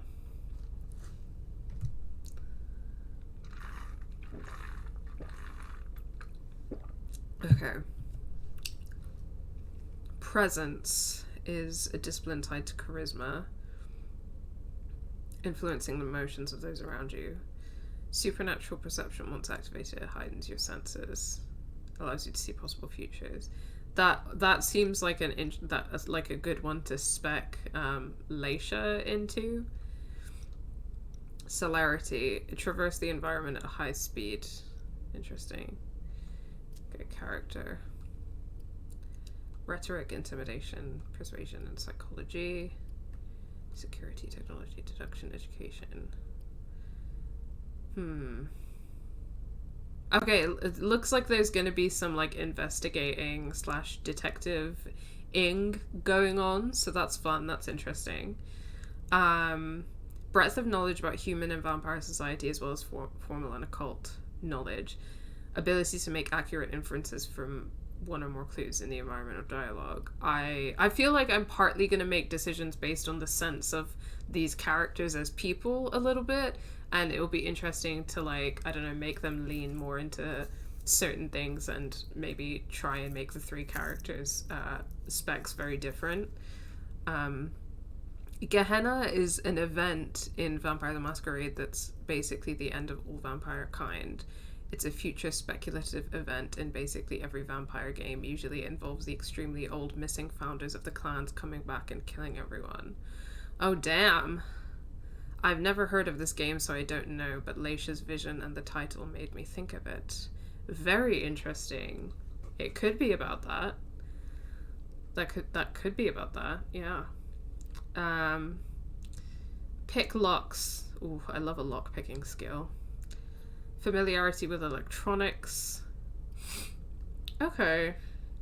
Okay, and then it's broken into physical, social, and mental attributes.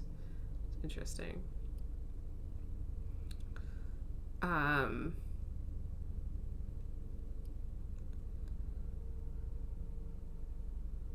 gonna give her 1 in social, I think.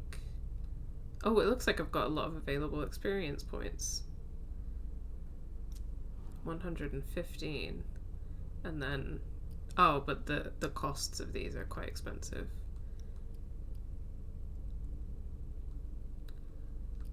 Hold on, I'm just trying to figure out how exactly... Presence is a dialogue choice. Velvet glove.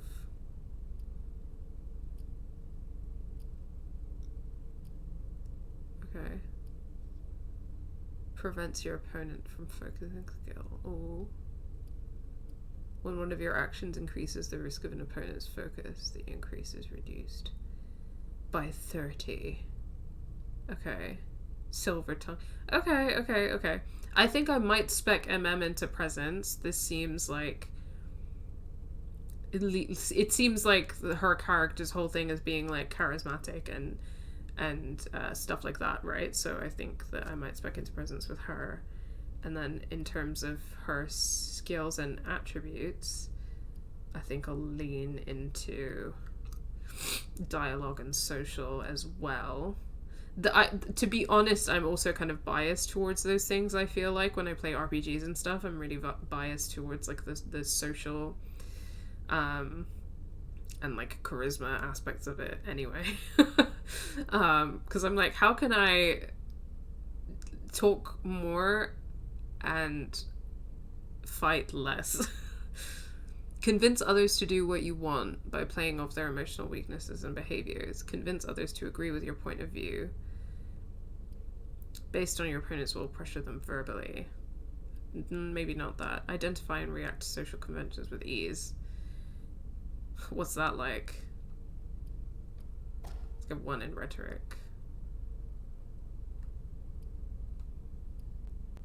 Gonna up persuasion and psychology. Oh shit. This is expensive.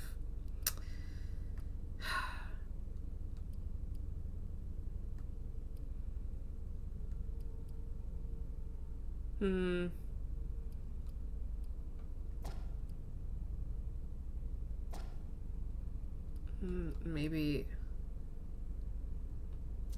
cancel those for now. Let's get one of these. 1 presence point.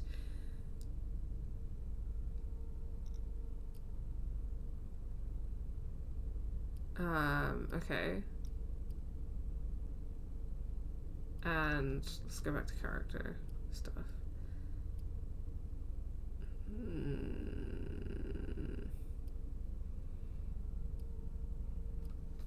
I don't know. I feel like maybe a base level of security and technology could be good. Because if we're going to be snooping around and getting our vampire detective on, then that could be good to have like a base level, and it's only 10 each, so that's not too bad, right?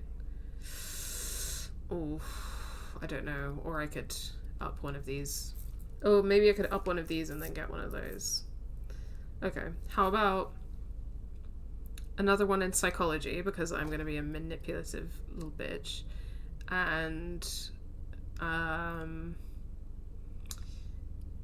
lockpicking, because lockpicking is cool. Alright, I'm committing to it.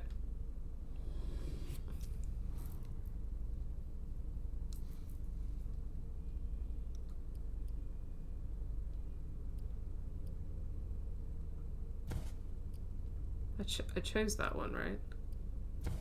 Yeah. Committing to that as well. Okay, here we go. Let's see how this goes.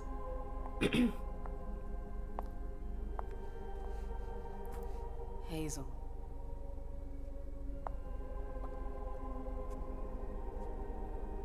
Delson. Jason Momoa. Come in, Emem. Sorry, I've been watching too much Game of Thrones recently.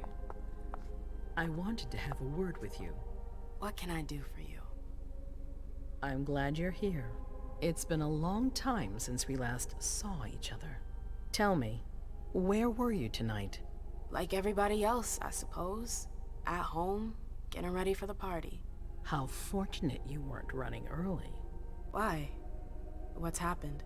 You know what the Code Red means. There was a breach. This is intolerable. These agreements were supposed to celebrate the power of my court. Instead, I've been made to look a fool in the eyes of my allies. We'll have to increase our diplomatic efforts with the Warlocks. Send new emissaries to Osborne. What's that got to do with me? Don't you worry about that for now. We have more urgent matters to attend to. We? Bring Journey to me.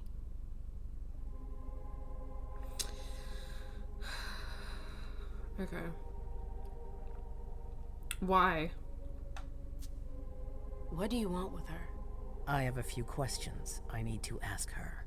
If mistakes were made, I need to know what happened. I'm sure that your friend will have a lot to tell me. My friend? I smell a little homophobia in this house, and considering that we're all vampires here, meaning we're all a little bit flirty, I just don't think that that is warranted, to be honest. It's not her fault. She hasn't done anything. Hazel. I'll be the judge of that. Okay. Yes, my prince. I'll be right back. I didn't bring you here just for that. I have something to offer you. I'm listening. It's about the Primogen Council. You know everyone who's in it. Beryl, Richard, Hilda. Their support was much appreciated after the disappearance of the previous prince. Quentin King. But now, they've become an obstacle. It's been going on for months. They systematically oppose everything that I do. It must stop now. Interesting.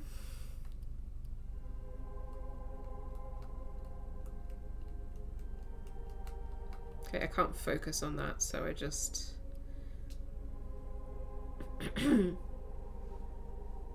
Business as usual.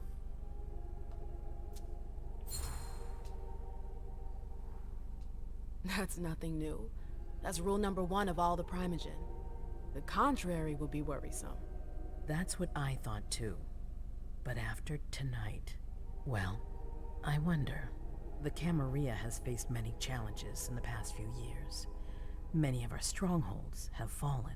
I won't let Boston suffer the same fate. But for that, I need loyal allies. Also, how would you like a spot in the Knew it was Primogen? coming. Knew it was coming. What? You've always taken care of your community, Emem, without ever asking for anything in return. It might be time you took a leading role in the community's affairs. Hilda won't let you do it. She'll never see me as her equal. Being seated next to her child? She'll feel humiliated. I'm her prince. She will obey me. She's not gonna like it. I don't care. What I'm offering is much bigger than all that. What do you think? I don't know, but I should probably be diplomatic with my answer, I feel like. So I'm just gonna say, I need to think about it. I don't know. I need to think about it. Time is of the essence. You're a businesswoman, Emem. I know you'll be up to it. But we'll talk about it again soon. Just In the girl meantime, bosses I doing know. girl boss shit. I'm going to go see Sylvia first. I need to clear my head. Do it. You won't be able to hunt tonight. It's better to be prepared. Bring me Journey. I will. I have the utmost confidence in you, Emem. Do not fail me. You can count on me. What the hell is going on? I'm nervous.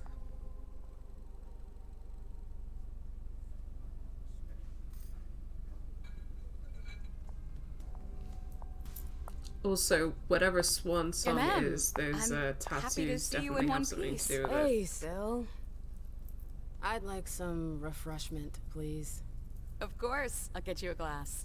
I was thinking more like a vessel. Oh, serve yourself. But try not to damage them, okay? They're all I've got left in stock. I get it. I'll be careful. I'm right here if you need anything else. Although, I got a question why exactly MM has blue eyes. A safe zone is a place where no one can see you feed. You can find them by exploring the surroundings. Only one prey may be sent to a safe zone at a time. Fun. News from anyone. Because she's got like blue eyes or green eyes, right? We're not the only ones freaking out. Look around. Exactly. Alright, let's read some more stuff. Let's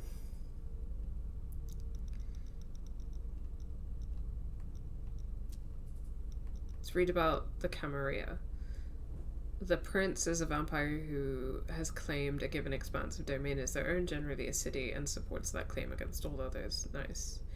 The Red Salon is a low-profile and comfortable place where all the Boston kindred who can afford it go to enjoy mortals that have been expertly prepared by Dr. Richard Dunham. I guess that's where we are now. The Primogen. Okay.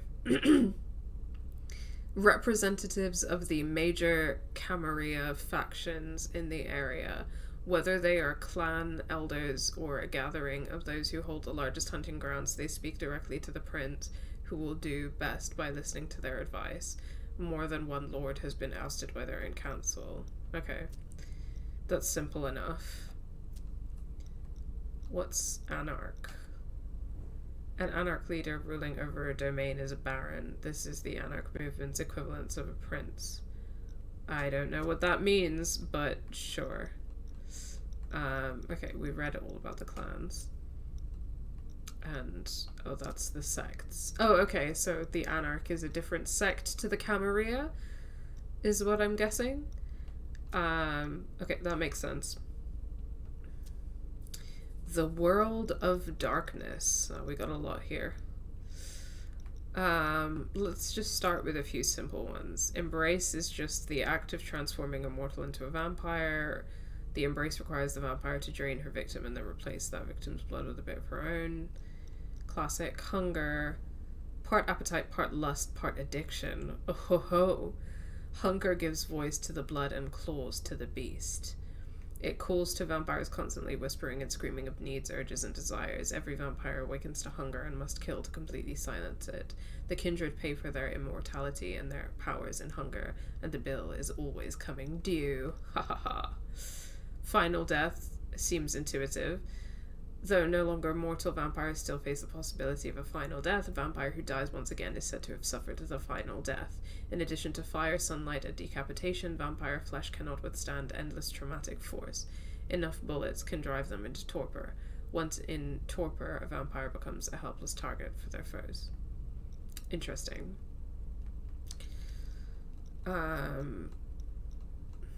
Kindred. Canaanite, archaic. The Camarilla term for vampires as a whole or a single vampire. According to rumor, this term came around in the 15th or 16th century after the Anarch Revolt. Okay, so we got some history, some interesting history going on there. The Masquerade, we also kind of know about this. So the Great Conspiracy hiding the existence of vampires from mortals, designed to protect vampires from destruction at the hands of mankind. The Masquerade was adopted after the medieval Inquisition claimed many kindred unlives. Sorry. One might say that they were unalived. Right. So the implication being that in this universe, the medieval Inquisition targeted vampires.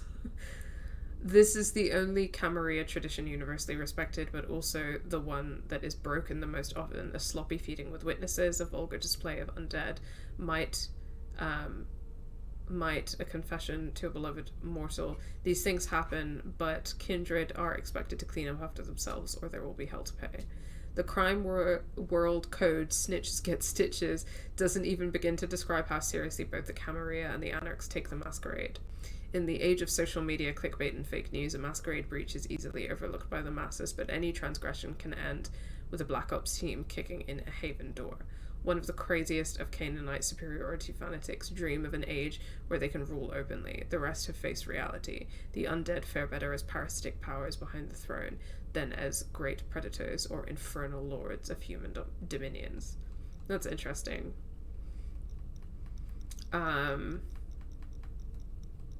Okay, let's leave that for now and check out. It looks like we might be playing Emem for a while now.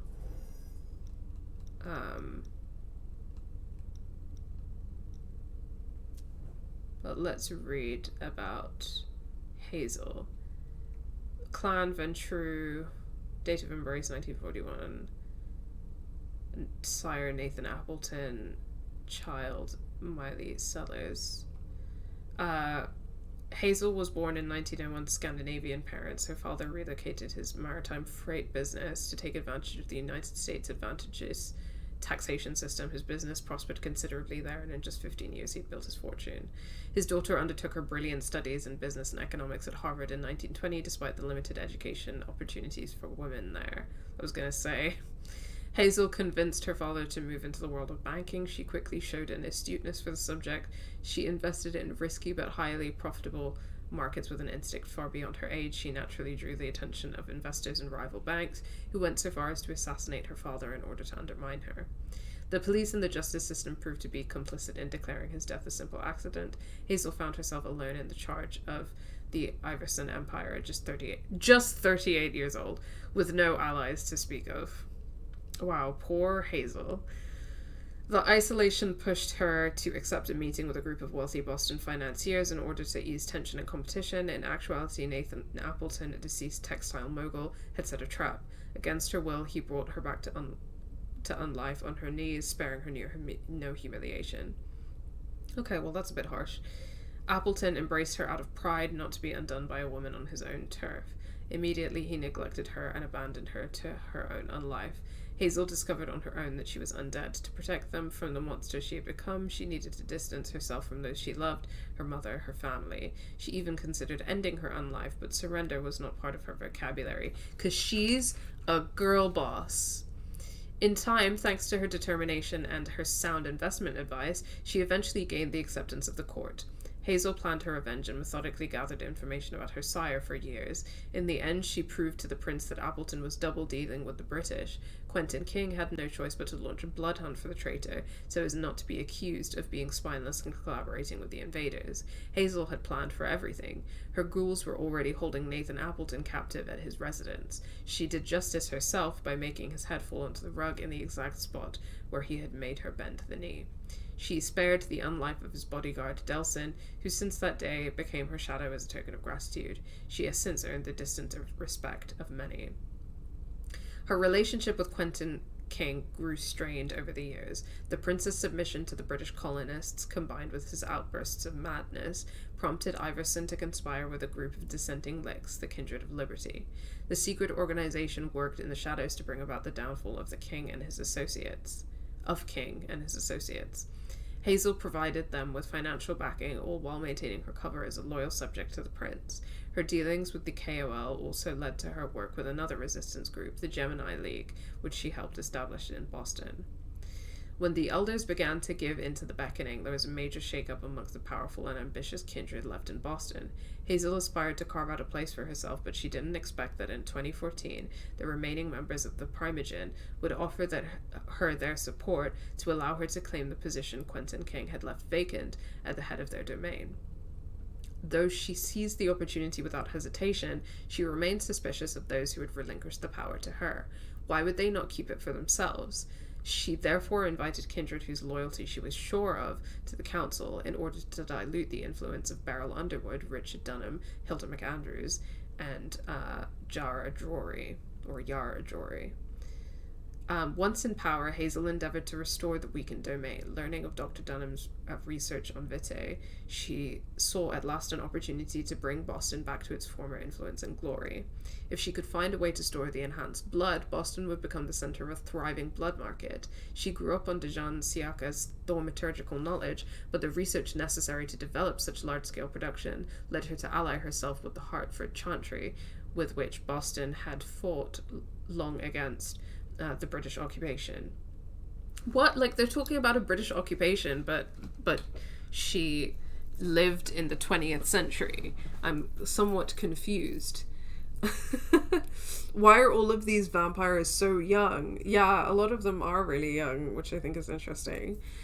Anarchs are basically all fuck the princes, you're not the bosses of us. Okay. I can get down with that. This alliance would take time and it would create fear and jealousy. Thanks to a premonition from Leysha, Hazel avoided the assassination attempt as well as all manner of political unrest. The further she advanced in her discussions with the Chantry, the more the feeling that someone was trying to bring her down intensified.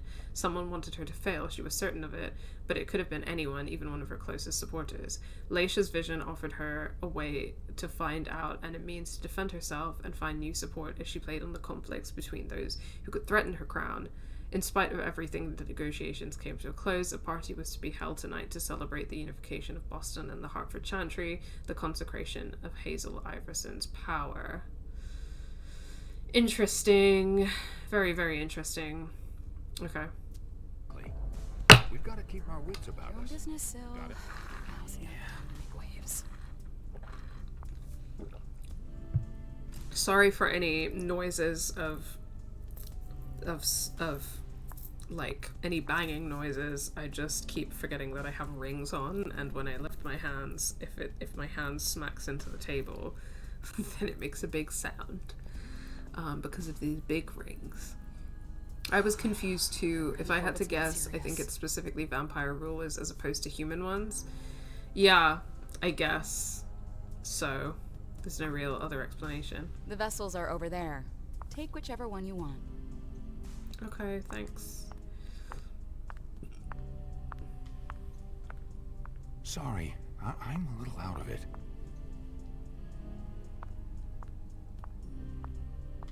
Got a few vessels to choose from here. I could really do with a running mechanic.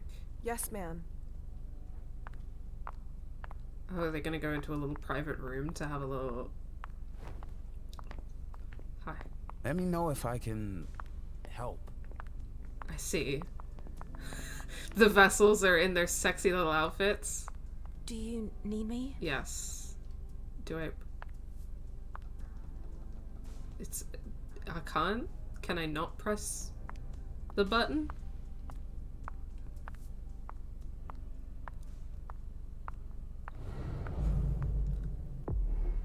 Okay, so I go into the safe zone.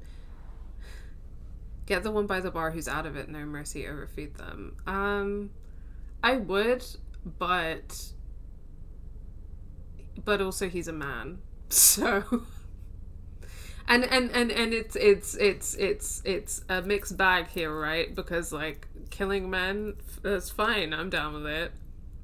But you know, vampiric feeding has a sexual overtone to it.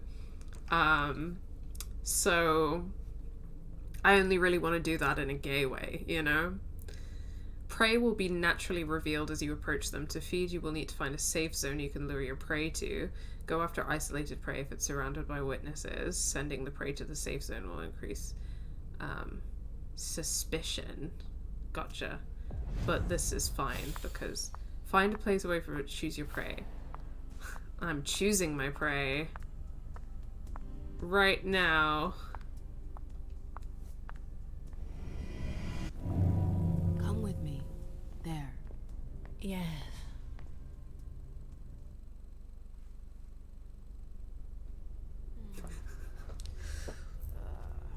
Okay, we're getting a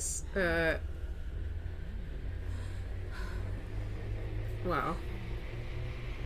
The remote did a little vibrate. The kiss. Vampires use their powers to charm or subdue their prey and satisfy their hunger. When feeding on prey, you can control the amount of blood you take. Press and hold the button to increase the amount of hunger eliminated. If you do not press the button, or if you don't release it before the bar is full, the prey will die. Oh, okay, this is important. So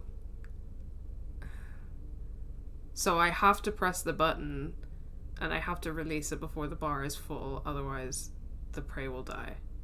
Gotcha. Killing prey will increase suspicion, obviously. Okay, and the button is R2. Oh. That's it. I'm playing on PS5, so it's... The PS5 controller is really cool in a lot of ways, but like it was giving a lot of like resistance. The triggers do that sometimes. I should have drank more blood. But it was like pressing down on the button was quite it was resisting me. Some prey, their blood emotionally charged, have a resonance that your character will earn after feeding. At the end of a scene, a resonance provides an experience bonus for the corresponding discipline. If more than one resonance is acquired during a given scene, only the last one acquired is saved. If your prey survives, you may feed on it a second time, but this will cause it to die. Oh, well, I don't want to kill anyone. Vampires, hell yeah! Hello, welcome to the stream, Evelyn.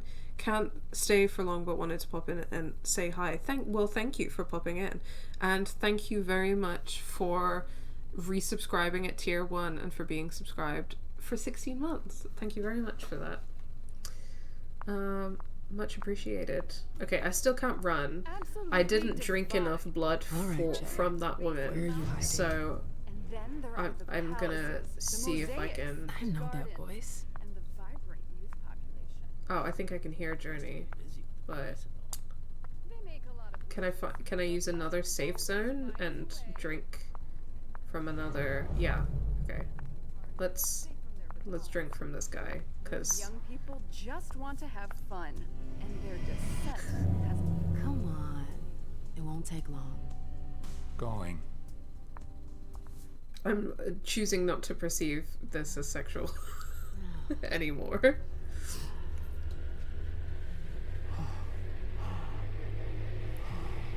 Just in this moment.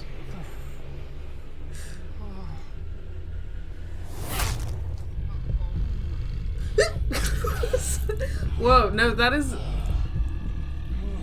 is actually not as easy as you would think.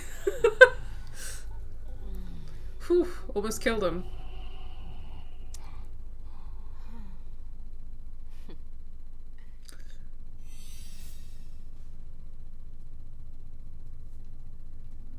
Wait, what's just happened?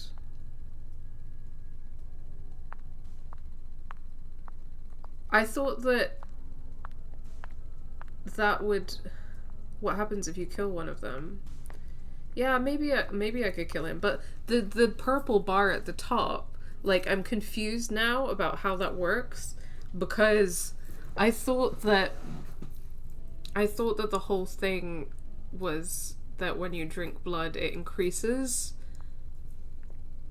the value on that bar, but now I have 0 points, so I'm a bit confused about that right now. But I'm sure we'll figure it out. It's fine.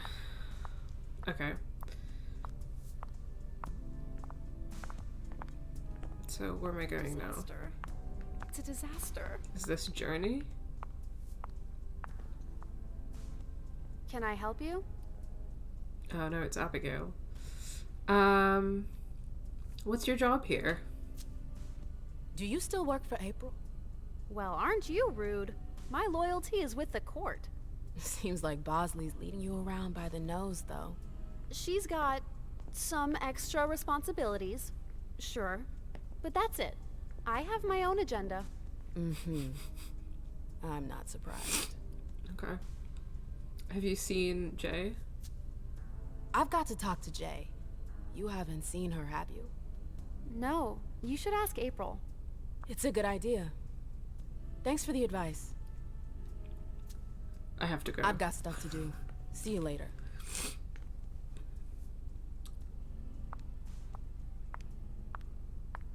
I feel like I don't want to try killing someone right now because of how we're in court.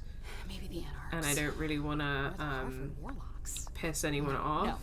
No, but later in the game, I will definitely do that. Hi.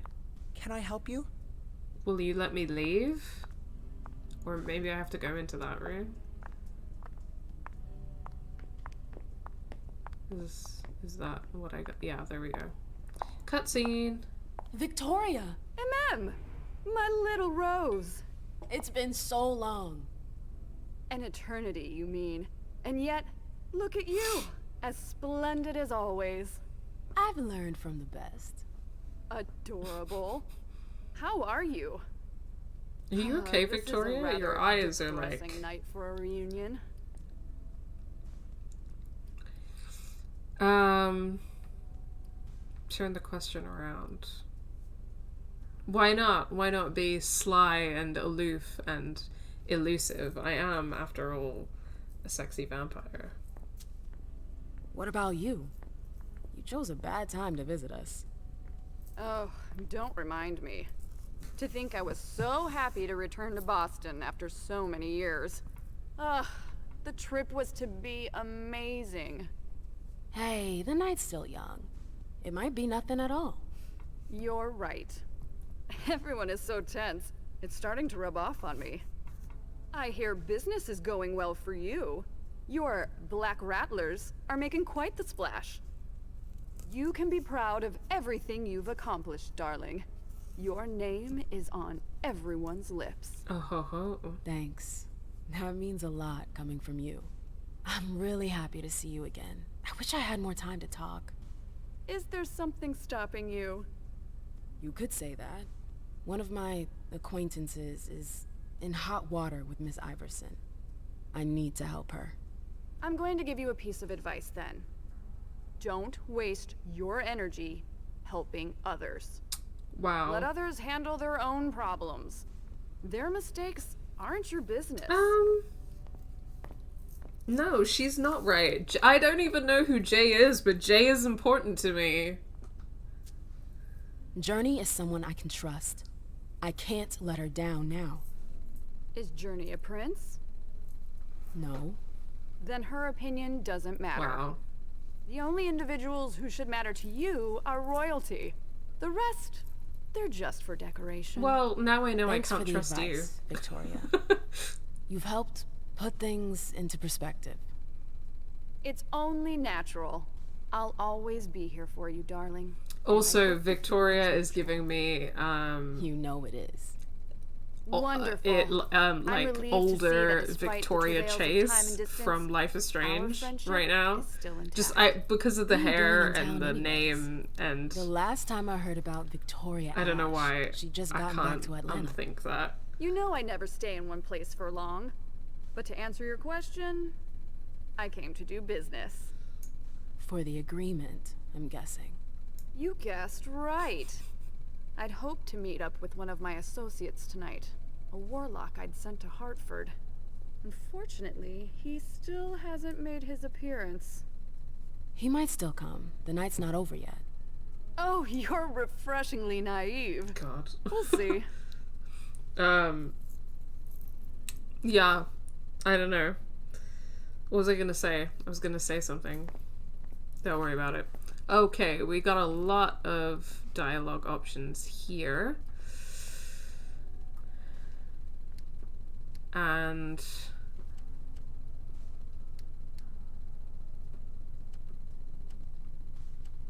this would have rather a significant cost, but might be worth it. Who knows? I heard about your wedding. Tell me about your wedding. I've heard rumors about you. Something about a wedding? Oh yes, my wedding to Tigurius. It was fabulous. We had a spectacular celebration. She surprises me. On what basis would she surprise me? I don't know. That seems like maybe risky. I guess I'll just congratulate her. I don't want to... Especially if I'm playing Emem as more tactful. Congratulate her.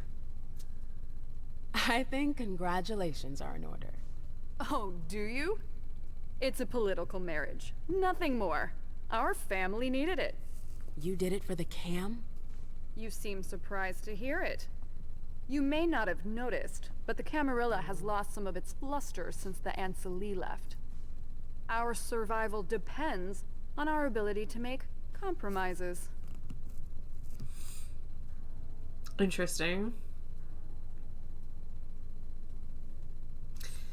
Interesting because you know how in real life political marriages have a tendency to be, and have had a tendency historically to be, cis heterosexual, or to reinforce the gender binary and heterosexuality and kind of enforce those things precisely because of the whole idea that, like, you know, the whole idea of preserving a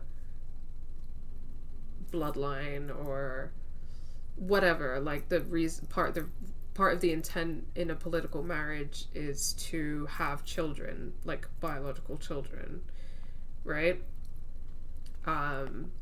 And so I'm wondering how that works in this context. Like, what is the benefit from the political marriage?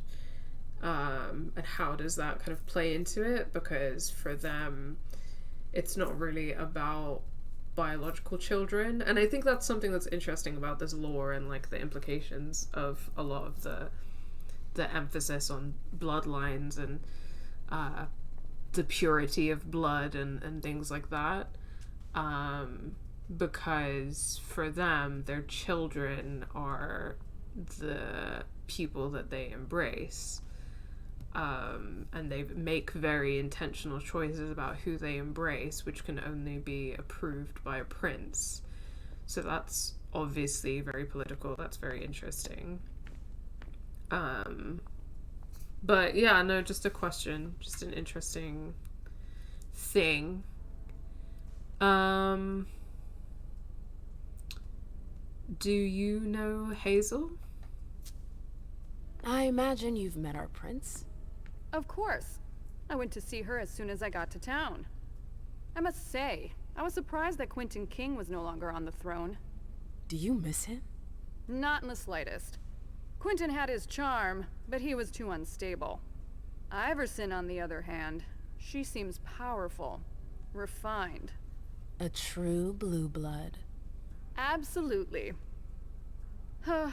Nobody's perfect. What do you think about the court? You knew Boston when it was a Malkavian city. What do you think about the court now? Iverson has successfully made her mark. It can't have been easy, with Quentin's grip on the city. Interesting. Boston was on the brink of chaos when Hazel took over.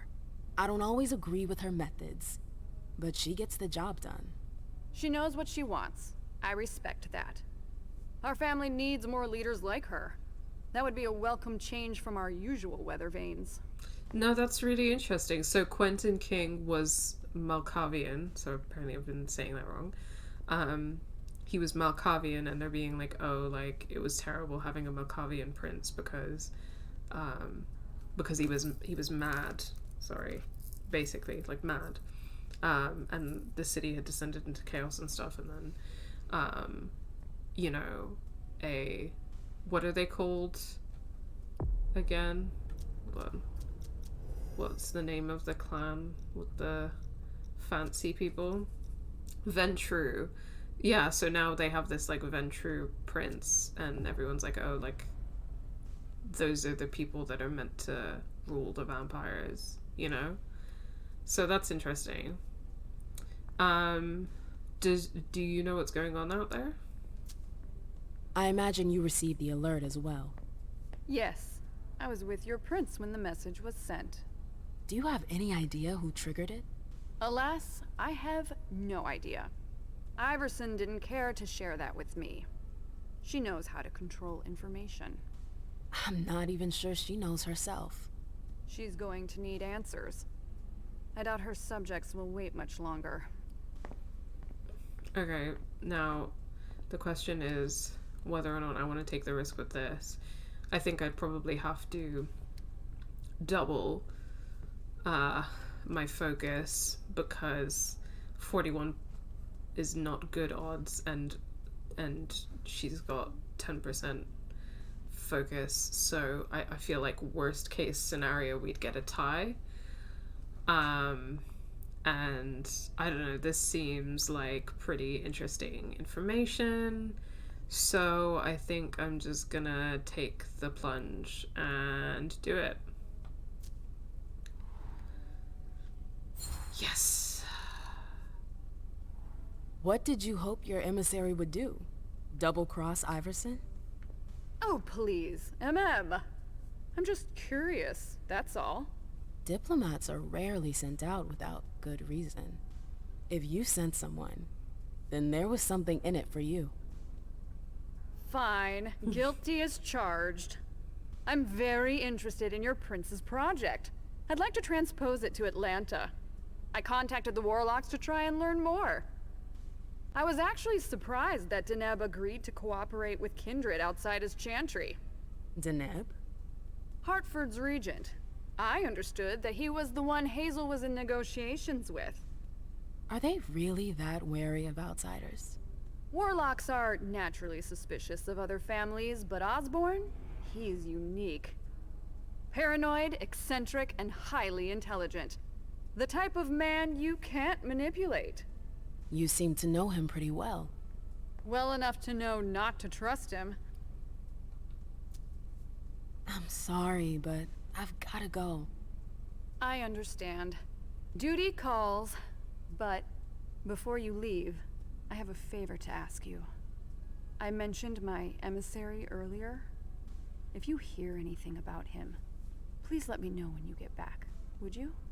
I thought I was only supposed to focus on my prince. Have you had a change of heart? Huh. You're using my own words against me? Yes. It's a big favor. I'm aware of that. But I'm a loyal friend, and powerful too. If you can do this for me, I'll owe you one. Fine. I'll let you know if I learn anything. Thanks, Emem. I hope I'll see you again soon, darling. If you need anything, I'll be right here. Thanks, Victoria. See you later. Very interesting. Sorry, I'm already taken. Sorry, I can't help you. Okay. I'm still like, is there a run button? Can I run? Oh, I can! Yes! I found it. I found the run button. Thank God.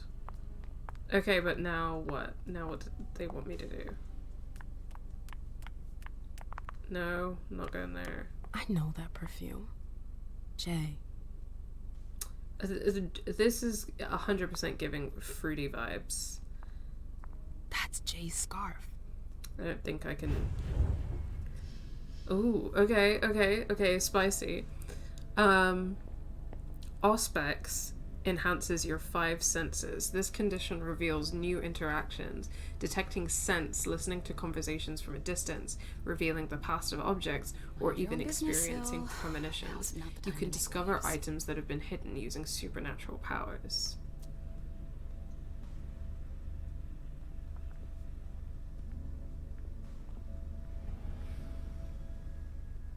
Oh, so maybe...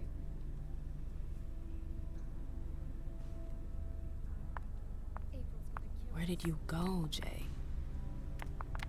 Oh, I see. That's a vessel. That's not Jay. Shit. Oh, okay, cool. No, this is cool. This is neat. Okay, so I don't think we can go through here. So we're going this way. Oh, that's neat. And I think that the purple thing works that, like, I'm... Underwood and Fang. Bazor's ears must be burning. That it, like, adds more, more hunger. And then when I feed off of someone, then it decreases my hunger.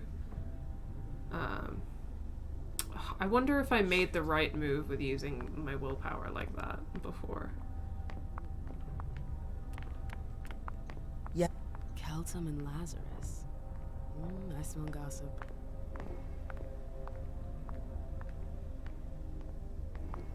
Okay, wait. Oh, I'm gonna... This can't be happening. I swear, she was standing there, They can't hurt playing me for a sucker, pretending she just happened to be in the archives. And what did you say to her? I played dumb. I said, "As you like, Miss Abigail Naomi," and I left.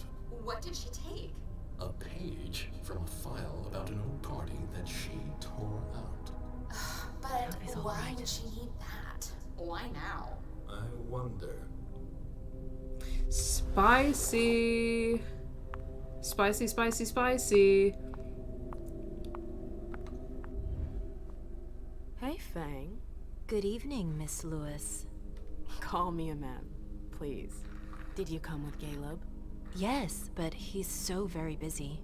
You didn't happen to see Journey, did you? I'm sorry. I don't know everyone's names yet. I feel like Zhu Feng looks just constantly nervous. This is cool. This is very cool. I like it. This mechanic. Oh. Secretary of Abigail Nurmi. Ooh. So, you know I love a little, like, detective investigation type gameplay. So I am very much getting into this. Okay. Confidential. Domain Administration 2018 Annual Financial Report at Miss Iverson's request. This report provides a summary of Mr. J. Moore's annual audit of the finances and administration of Miss Iverson's domain. The data provided by our wealth manager leads us to conclude that the accounting year was balanced for this year. The absence of any substantial profit is explained in part by the investments made in the development of the Red Salons, namely, development and expansion of the Red Salon on Sellers Street, owned by Dr. Richard Dunham, purchase of lab equipment, refrigerated cabinets, decoration, and expansion of the bar area, invested in Dr. Dunham's research, external laboratory expenses, specific moral test subjects, purchase of several real estate properties for the expansion of the Red Salon chain.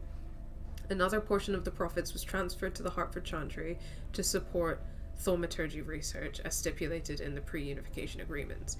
Mr. J. Moore reported that in July he had requested a detailed account of the expenses incurred, which appeared to have corrected some of the occasional...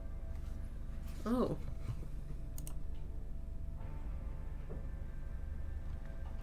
Hello, friends. Let me know if there was an issue there, because on my end it cut out for a second, but now it looks like it's still streaming fine, so I have no idea what happened. Anyway, Mr. J. Moore reported that in July he had requested a detailed account of the expenses incurred, which appeared to have corrected some of the occasional excesses in their estimates. In this respect, we would like to emphasize that, given his success in protecting our interests, it is strongly recommended that Mr. J. Moore's personal protection be maintained for the coming year. Very, very interesting. So... okay. Mr. J. Moore's recommendations for 2019. Expansion of the real estate portfolio in the neighborhoods adjacent to the domain. Mr. J. Moore has managed to convince about 30 owners to stagger acquisition throughout the year. The projected investment is $60 million with an actual value of $82 million. Development of the Red Salons. Continued investment in Mr. Dunham's research, but with the establishment of a financial administrator in the person of Mr. Underwood to manage the financial aspects of the sites.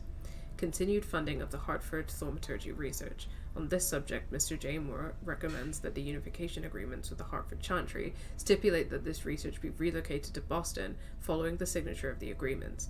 In fact, he thinks it's preferable to monitor the amounts involved as closely as possible. Oh, okay. So there's something interesting going on here in terms of the reasons for the agreement between Boston and the Hartford Chantry, and some kind of dodgy research that's going on. So that's spicy. What do we got here? Can I not? I'm pressing the button.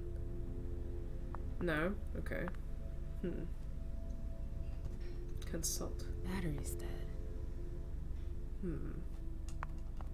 Can't look at that either. What's going on here? Okay, doing a little snooping around, a little detective work. Oh. They can't hurt me. Oh, I'm playing with fire. If someone spots me... History of the Jefferson Library. This library was closed in 1935 following the construction of the university campuses. It was acquired by Miss Hazel Iverson in 1946. In 1960, Miss Iverson ceded it to the members of the Gemini League, a resistance group fighting against the English oppression from the cities of Hartford and New Haven. Since then, the Hartford Chantry has moved in. Discreetly at first during the reign of Quentin King, they openly since our prince, Mrs. Iverson, took the throne. The transfer of ownership was made official in 2014. The gift is a strong signal sent to the Warlocks by our prince.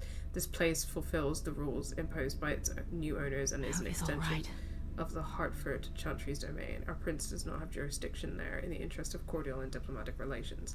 Any kindred who enter the premises uninvited will be subject to the laws of the Hartford Chantry.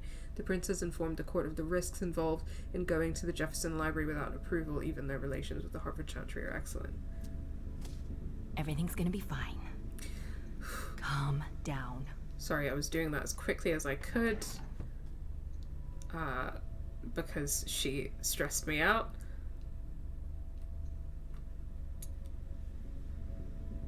Okay. So, something about the Jefferson Library. And the... I hope he's alright. Secretary, okay, and I didn't think anyone spotted me there. Secretary of Lazarus Sheridan. I've gotta hurry. I'm not supposed to be here. These books are gorgeous.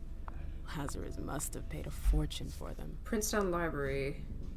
Maybe some old books in the First Kindred. Boston Public Library will have some unexplored archives. Taunton Public Library, some works forbidden to the public, undetermined nature. Jefferson Library in Boston, probably some very rare thaumaturgical archives, but access is risky. Woburn Public Library, unexplored archives. Cambridge Library, 2 ancient tomes on the history of the Venture in Boston. Okay, yeah, I better be quick. Boston, Boston, Boston. Lazarus knows all of the city's secrets. Okay, I'm getting nervous, but okay, that would be very risky to go in there, wouldn't it? Do I want to do that? They see me. Can I go in here? Can I say hello to them? It's locked. Okay, I know that I got a lock-picking skill. I don't know what I just took. Club business cards. Look at the picture. Is it Kala Saw? Jay always got along well with her sire. Lucky bitch. Oh, is this Journey's office? Is Journey, what's the name of that clan of rebels? Guest list, Unification Party, Boston Court, Ms. Iverson, Mr. Coates, Mr. Underwood, Miss Drury, Ms. McAndrews, Mr. Dunham, Mr. Sayaka, Mr. Leto, Mr. Basari, Ms. Sellers, Miss Lewis, Ms. Bosley, Ms. Izanami, Miss Asifa, Mr. Villanueva, Ms. Metcalf, Ms. Chin, Mr. Gravdal, Mr. Panichucci, Miss Sigtrig, I don't know how to say that, I'm sorry. Hartford Chantry, Mr. Osborne, Ms. Wakefield, blah, blah, blah. Okay. Accompanying guests, vessels for consumption. Ask Mr. Dunham for the list of vessels from the Red Salon. Staff. Okay. Nothing super helpful. Oh, what's this? I hope you didn't forget anything, Jay. Checklist. Venue reservations, venue setup, invitation sent, limit reservation, Red Salon vessels, servant security, 2 more needed. Food for vessels and servants, check with Abby, check the level of secrecy. Yara, okay. Right, so, yeah, something went wrong at a party, and, Journey was responsible for organizing that party. Okay. Okay.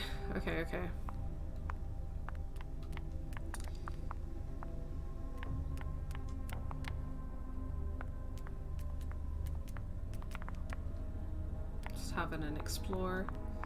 I'm so glad I found that run button. Oh, you again. Oh, hi, April. What do you want? Let's talk. April, have you seen Jay anywhere? You can't let her out of your sight for 2 seconds. The prince sent me to get her. I can't discuss that with you.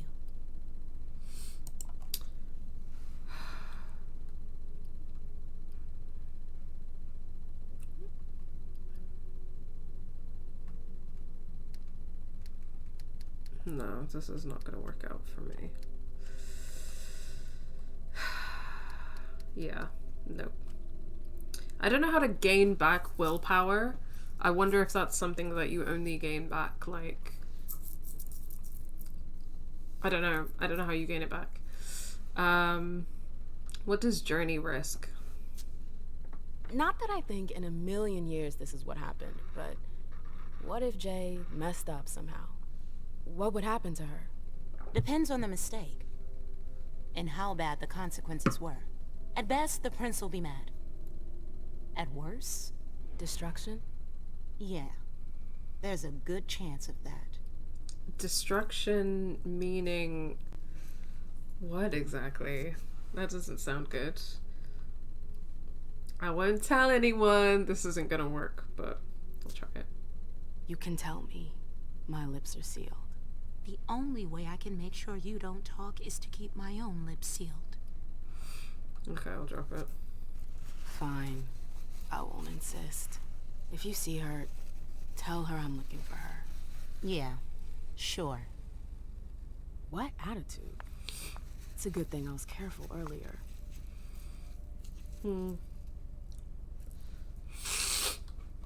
Might be a good time to read about some of these characters. Did we have one for April? Yeah, we did. April is also Toreador. Damn, she's a baby vampire, so she was only embraced in 1999. April was born in 1970 in Boston's Bay Village neighborhood. She studied fashion in New York before leaving to train with prestigious fashion houses across Europe. Upon her return to Boston in 1998, she founded her own house of high fashion. The unique anti-conformist elegance of her creations soon drew the attention of the divas of Boston. They naturally invited April into their social circle, where she found herself intoxicated by their charm. April found an inexhaustible source of inspiration in the members of the Clan of the Rose. One member of the clan was a well-known art collector who April met and became enamored with. Their boundless passion pushed her to accept an embrace that she understood nothing about after only a few months.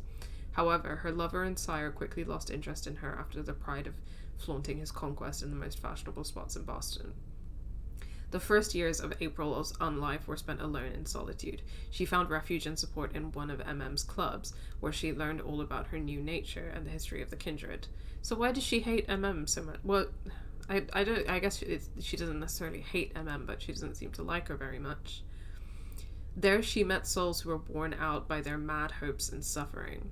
It was in this club that she first met Hazel Iverson, a kindred whose embrace and abandonment by her sire reminded April of her own circumstances. April admired Hazel for the way she was able to turn the situation to her advantage. April offered Iverson her support and services, and thanks for her loyalty, Hazel granted her the title of Herald when she took over the domain. So I guess what's more important is her loyalty to Hazel, the prince. Let's find out about Journey. Also Toreador, date of embrace 1938. These vampires are all so young, man. Sire Zitkala Sa. Journey was born in 1904 in Boston. She was from a long line of musicians and took to the stage with her parents at a young age. She joined the violin section of the New England Conservatory for Music. Journey showed great talent and could play in any style. After completing her studies and graduating with honors, she opted for a career teaching at the conservatory that trained her. There she became president of the Alumni Association with the important role of granting awards and scholarships and organizing events. It was one of these gatherings that she would meet Zitkala Sa, an honorary alumni whose career fascinated her. The interest revealed itself to be mutual, and a strange friendship formed between the two women. Convinced of Atkin's talent, Zitkala Sa invited Journey to create her own interpretation of her Sundance opera. They collaborated on the project for 4 years until Zitkala Sa's death in 1938, a particularly painful loss for her friend. Journey was devastated with nothing to live for. Zitkala Sa had been dead for several months when one night Journey thought she dreamed she had seen her at her bedside. In this feverish hallucination, her mentor asked her to finish her project and perform it on the stage to bring hope to her family again. When Journey accepted, and before going their separate ways, her late friend took her in her arms. Atkins felt faint. She had just been embraced. Though her first encounter with the beast was terrifying, her fears and anxieties were washed away by the joy of being reunited with Zitkala. Journey embraced the night the way she embraced her music, with passion. A Toreador through and through, her talent for throwing parties brought some light back to Boston that had been so gloomy during the reign of Quentin King. Her soirees were praised for their unparalleled creativity. Her guests also came for the thrill they provided, as Journey would sway from total discretion to absolute risk regarding the masquerade. Journey met Emem at the court of Prince Quentin King. Enchanted by the talented dancer's sunny personality, Journey grew very close with the Rose. She did so under the critical and excessively jealous eye of Hilda, whose possessiveness was a great source of amusement to Journey.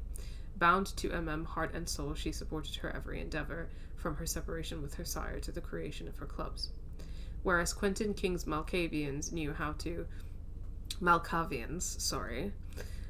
knew how to appreciate her daredevilish side. This was no longer the case after Hazel Iverson and the Blue Bloods came to power.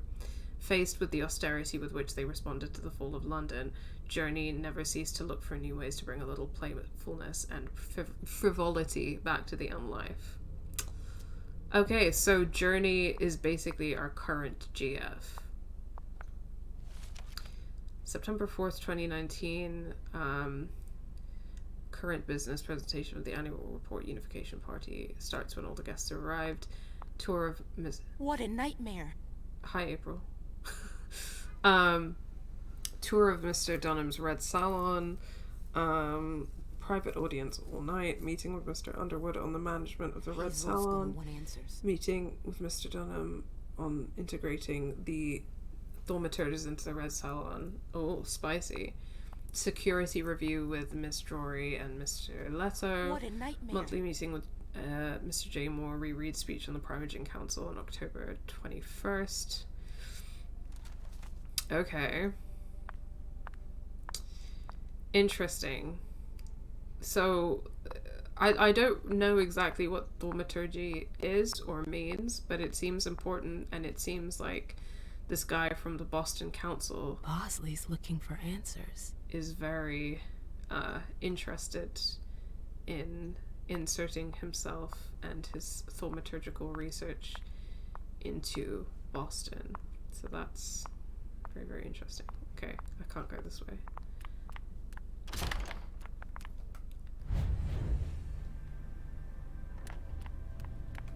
Let's go upstairs.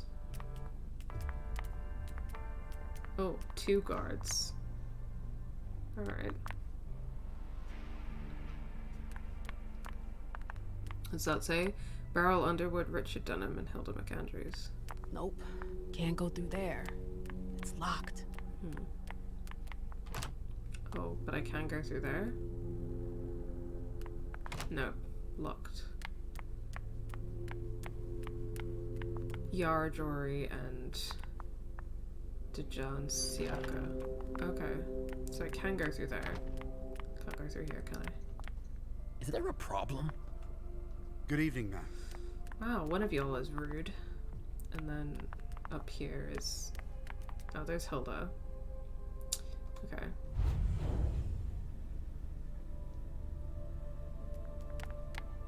Journey is that way, so I will... Oh, great. My shadow. I wish I was outside instead of being cooped up in here. Boston. So what exactly did Hazel want with you?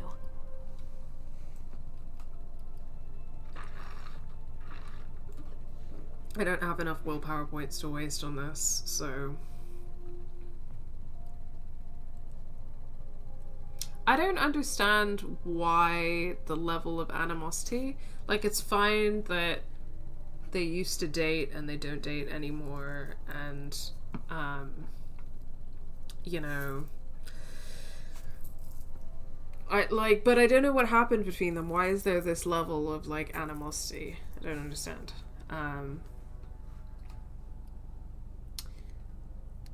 Yeah, I don't think it's worth wasting my willpower on that.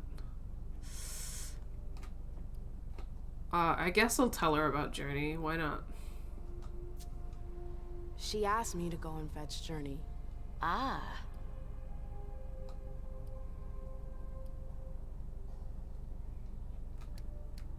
Yeah, no, we're just... So, you think this is gonna get ugly too? How is Hazel? She asked a lot of questions. She was a little paranoid. She's losing her grip. Be careful. Why are you telling me this? This is the first time you've ever been involved in a court intrigue. Up until this instant, I've handled things for you. Okay. And that was fine by me. If the prince is under pressure, choose your words carefully. I hate the court. I've gotta go. I've got stuff to do. Be careful. Like, what happened between y'all? Why was your breakup so bad, you know? Okay, let's...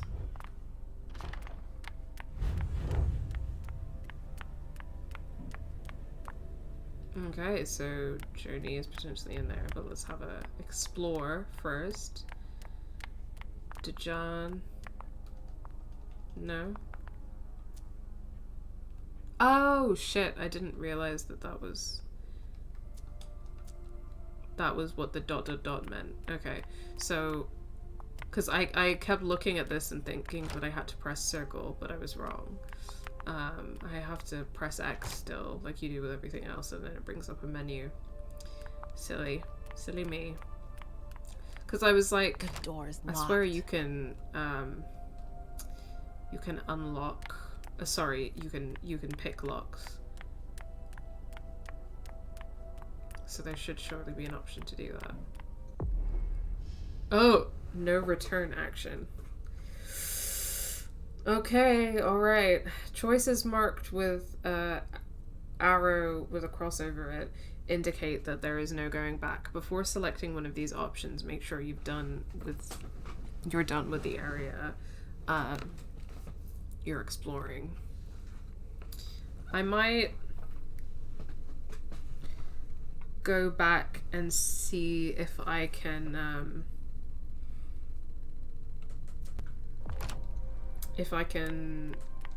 pick that lock in, where was it? I think it was back here. Hold on. Okay, no. Down the stairs, wasn't it? Yeah, I'm gonna go back and see if I can pick the lock to that one office.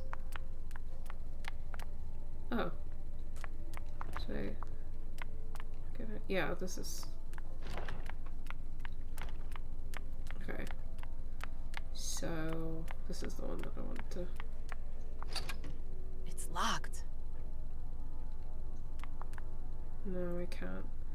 But there were some objects that had, like, the little ... over them. Yeah, okay, like this. Take. Magnetic keycard. That could come in handy.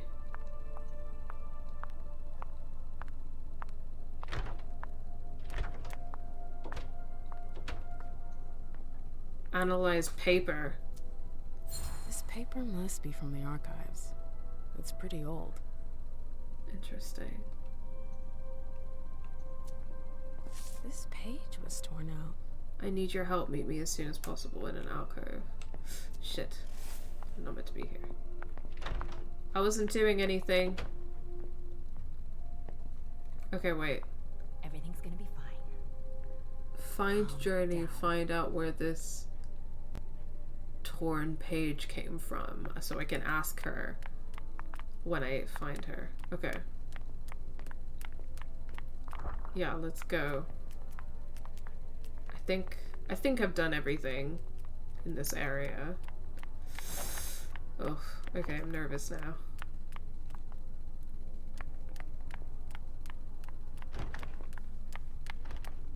Yeah, let's just commit to it. Okay.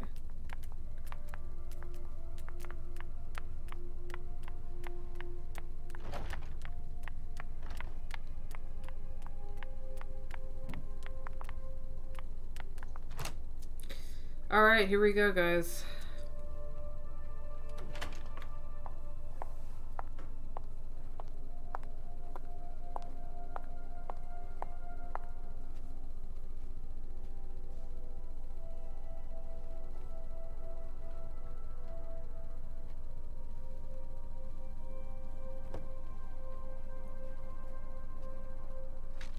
No fucking way. Shit. So this is where you've been hiding. Jesus, it's you. You scared the shit out of me. How did you find me? You're really bad at covering your tracks. Are you alone? What the hell is going on? Shit, Mem. It's a fucking nightmare. The code red is definitely because of the party. April told me Hazel was gunning for me. She thinks I'm responsible for this shit show. So, you're hiding it? Sorry, accidental pause. But I will use the opportunity to get comfy. in Rory's room? I'm looking for evidence. I saw that Jara had the file on the party. It's got all the contracts and stuff in it that will prove I did my job right. But I can't find them. It was my only shot to defend myself against her.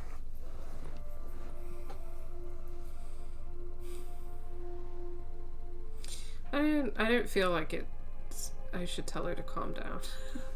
I don't know how that's gonna come across, and I think she has every reason to not be calm, so I don't want to accidentally gaslight anyone. I did everything right, ma'am. I was the one who rented the place. Same as always. Rooftop, away from prying eyes. I met with Richard to organize the vessels. I arranged for limos to be sent for the Hartford Chantry. I went through the same secure limo agency as usual. They're ours, so there's no risk. What the hell could have gone wrong? I don't know. But there's no time to think about it.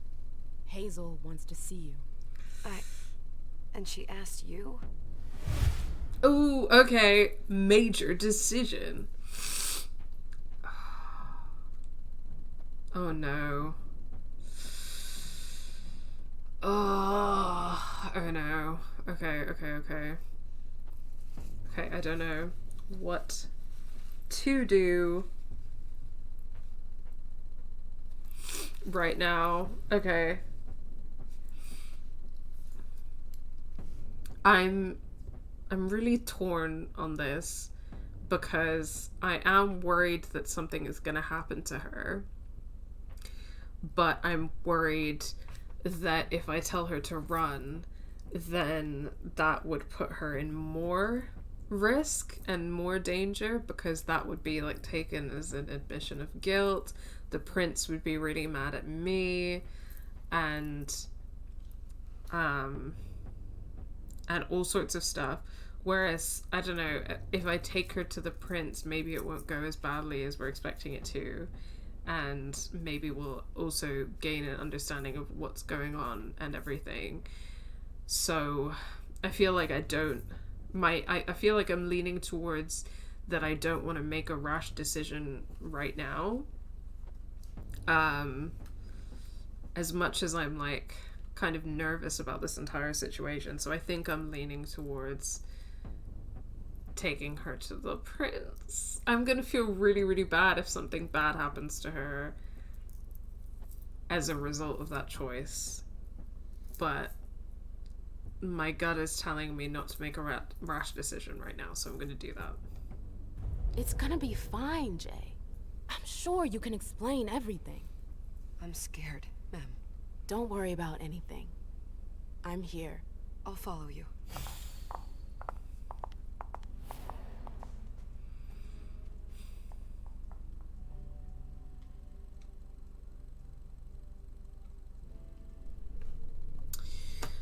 Alright, pals, I'm back. Alright, so I'm very nervous about that decision and where that's gonna go, but I guess that we have been left on a cliffhanger, and now it's time to play as Leysha. So, unstable seer, from madness sometimes comes great clarity. A wise prince knows how to recognize this rare talent in their subjects and gives them the recognition that others deny them. Choose a profile. I am going to assign my own points again, I think. So, discipline wise, I definitely want to spec into... Oh, so this is interesting. She's got different disciplines than Emem had. So we've still got Auspex, but then we've got Obfuscate, allows you to move around undetected and mimic someone else. Dominate, the ability to command others and turn them into puppets. Oh.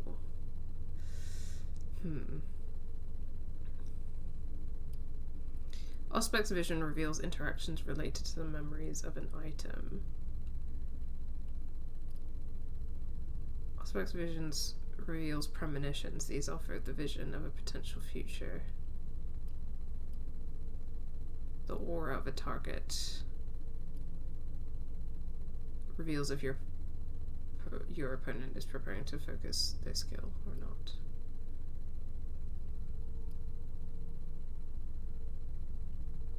I think I'm gonna pick psychometry. So Auspex vision reveals interactions related to memories of an item. For character, when dialogue ratings are equal, the winner is determined based on a percentage. This attribute affects psychology and dominate.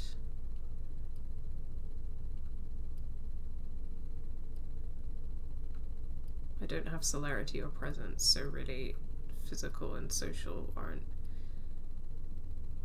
massive for me.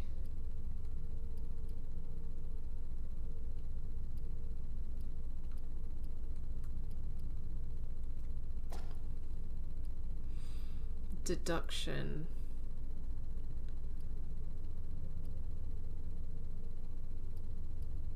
Yeah, let's get one deduction, one education.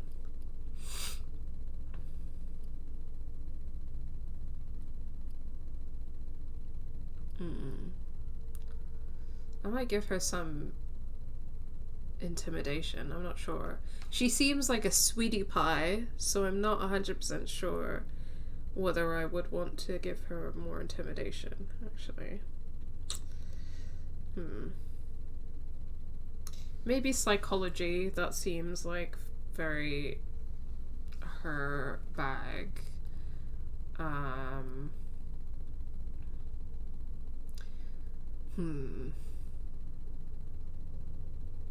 Hacking, why not?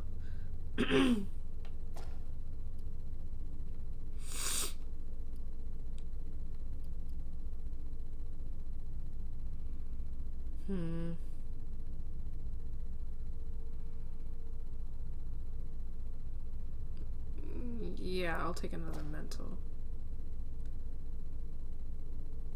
Okay, let's go with it.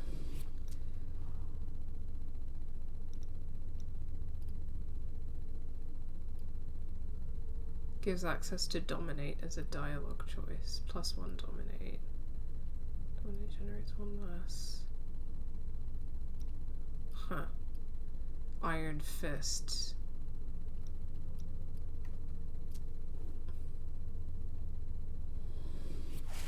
That actually implies that intimidation is something that she would do. So I'm just rethinking things a little bit. Maybe 1 physical and 1 mental. And we got some deduction, education.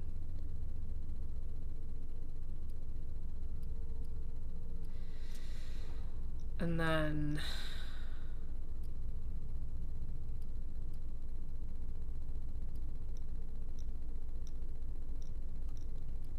try to see about that. Oh, I can't afford anymore.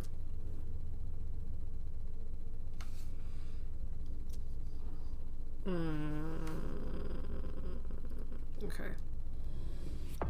I'll just go with those and see what happens. Alright. I'm getting nervous. Leysha, it's good to see you.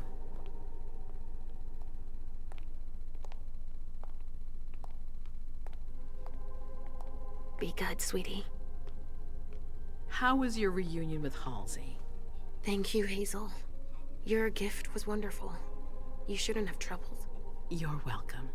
We should never have kept you apart for this long. Good evening, Delsin. Good evening, Leysha. He does kind of look How like are you Jason feeling? Momoa in Game of I Thrones. feel great. Better and better since I got my little sugar fangs back. Wonderful. My little sugar I fangs. haven't seen Richard yet. Does he know I've been released from the Institute?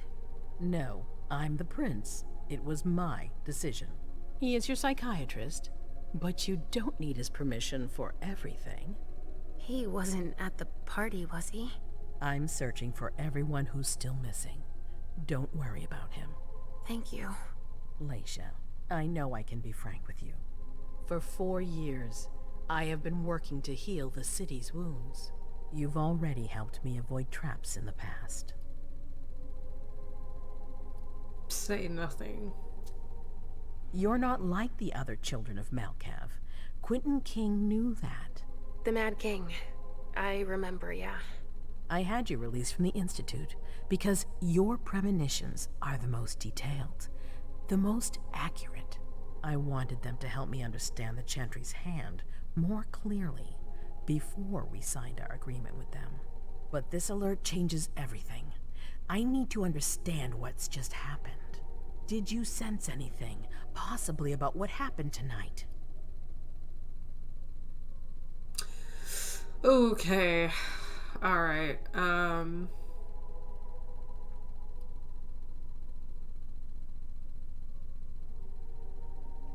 I don't know, because I don't know whether I should trust the prince. I don't really get a good... I don't know if I get a good vibe, but then I feel nervous about lying because, like, what if that just... Ugh. Okay. I kind of don't want to tell her about my vision, so I'm just gonna lie. Yeah, let's commit. No, nothing at all. It's all very hazy in my mind. Come on, we're friends. You must tell me everything.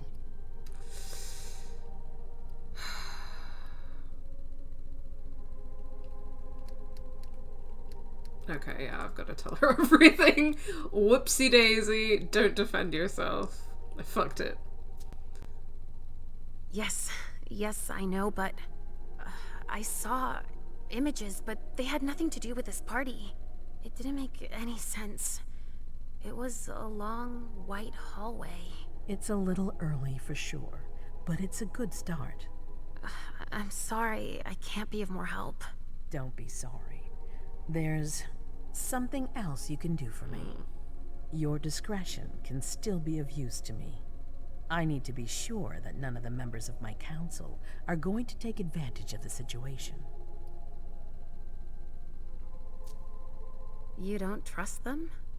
You can never be too careful. You and Delson are the only two people I trust entirely. The members of the council have their council lodgings here. It gives them the impression that they have power, and it means I can keep an eye on them.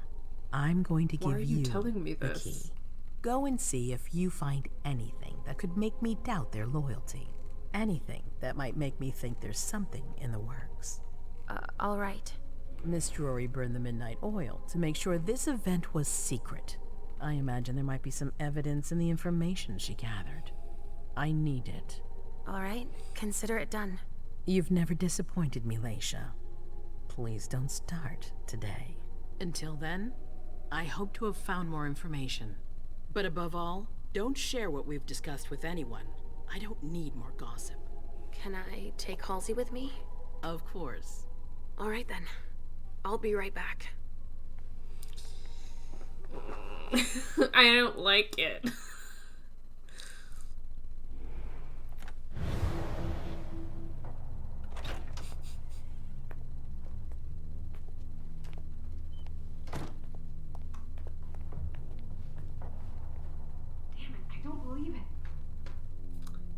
Just mom and daughter things, just fun, low stress, mother-daughter activities.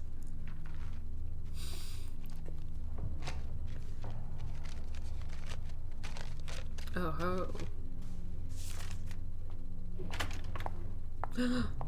Wait, were they they're not invisible, are they?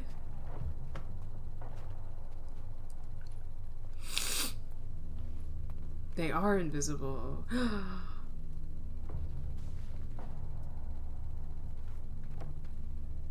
And who is that in the picture?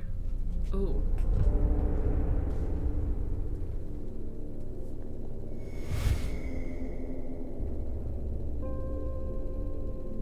No fucking way. Shit. Damn it. So this is where you've been hiding. What? Oh, Jesus, it's you. You scared the shit out of me. How did you find me? You're really bad at covering your tracks. Are you alone? What the hell is going on? Shit, Mem. It's a fucking nightmare. Okay, well, maybe this works to our advantage. Because Leysha knows that Journey didn't do anything, right? Maybe this is a good thing. I'm going to Ritz's to see if he has my teddy. Okay. Come and find me when you're done. I hope Journey hasn't come looking for the same thing as me. What? Where are you? The time has come. PWD equals arrival. What does that mean? Observe. This thing's old. Does she still use it? What is it, a typewriter?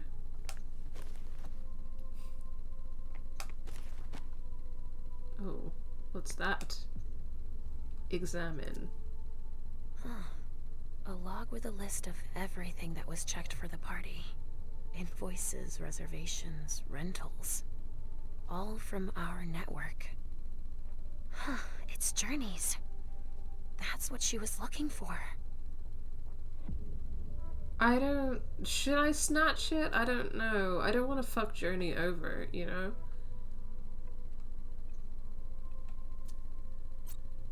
Oh shit. I didn't have a security code. Alright. Clearly, I should be more of a hacker. Weekly Close Protection Reports 2019. Subject Mr. Jason Moore. July week 1 report submitted by Mr. Wu NSTR. Night visit from Mr. Hazel Iverson accompanied by Delson Coates on Tuesday. Week 2, wife and child went to Costa Rica for 2 weeks. Night visit from Mr. Beryl Underwood on Thursday. Week 3, night visit from Mr. Beryl Underwood 2 times. Week 4, report submitted. Family came home. August week 1, Mr. Moore wants more privacy. Week 2, wife and child went to Costa Rica for 1 week. Night visit from Mr. Beryl Underwood on Friday. Week 3, report submitted by Mr. Wu. Moore left again the day after she got back from Costa Rica. The child is upset. Mrs. Moore has trouble concentrating. Week 4, the subject must be experiencing a conjugal dispute. Okay, so they've been spying on Mr. Moore, who I think is a Hartford Chantry guy, who is not having a good time with his wife. Information notes, Unification Party. Summary of individual files on the Hartford Chantry. Mr. Osborne, regent of the Hartford Chantry, ambitious and paranoid, extremely skilled in thaumaturgy, favors unification but mentions escape routes in his private communications, to be monitored, visits the Jefferson Library once a month. Ms. Wakefield, John Reese's child. She is a secretive mind control specialist who supports Mr. Osborne unconditionally, although he continues to be very wary of her. She supports the unification to support the choice of her regent. Mr. Samuels, child of Uptown Rowlands. This blue blood is pragmatic, well-versed in insurance finance. He's the head of a thriving business and seems to have moved to Boston on a part-time basis, residing at the Jefferson Library. Our intelligence indicates that he is there to ensure the financial balance of the agreements to be signed, which he is rather in favor of. Mr. Fleming. He specializes in poison and is Osborne's personal bodyguard. He has been on several blood hunts and has recently moved to the library. We believe that he is there to protect the warlocks in the event of a retreat. According to our sources, he is opposed to the agreement because he harbors a strong personal resentment towards Dejan Siaka. Ms. Vance has lived in Boston since the creation of the Hartford branch at Boston. Unknown sire, specializes in high-level protection rituals. Little information available. The party will be her first outing from the library if she accepts the invitation. We need more time to research her background.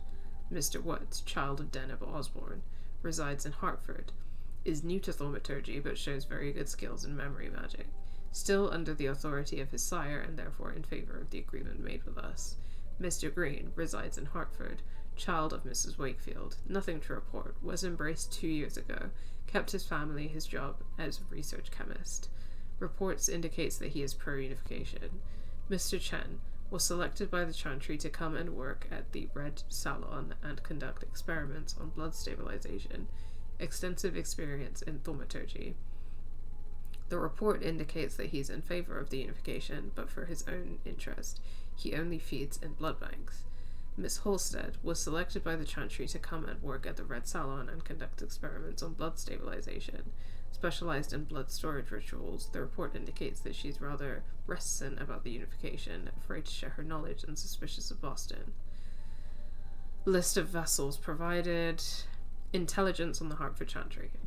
In the 17th and 18th centuries, the thaumaturges were influential throughout New England, but they also experienced dark times, seeing their power erode over the years, primarily due to the encroachment of Sabbat members from northern and western New England during this period. Some elder Tremere believed that at least one of the major converts allied with the Sabbat to bring down their downfall, though few agree on which of the three major convents is most to blame. The loss of status suffered by their entire family is a wound that still runs deep today, and has led to their great dislike of the Sisters of Salem. Operating primarily out of a chapel in Hartford, the thaumaturgists have had an ongoing competition with the Ventrue coteries for dominance in the state, and have been quick to exploit any opportunity. Thus, when the Prince of New Haven and Hartford came to them for help in the early 1900s, they graciously accepted. Wisely, they have not yet recalled the debt the Ventrue owe them, but that is likely to happen soon. Indeed, as a result of the unification agreement with Boston, the Chantry will greatly increase its political and economic clout over the Hartford domain. With the Chantry itself, prestige is highly prized, and competition within the upper echelons of the hierarchy is so fierce that more thaumaturges are lost to internal strife than to past clashes with the Sabbat. This is largely due to the fact that Deneb Osborne, despite his understanding behavior, jealously guards his position and makes it impossible for his apprentices to progress. Whenever a warlock seems to be on the verge of unlocking a new mystery, they are often replaced by a less talented one. Today, their Boston branch is mysterious and impenetrable despite our best efforts. We think it would be wise to require a visit to the Chantry as a sign of trust. Our intelligence reports numerous disappearances of mortals in the vicinity of the building, which fortunately have gone unnoticed.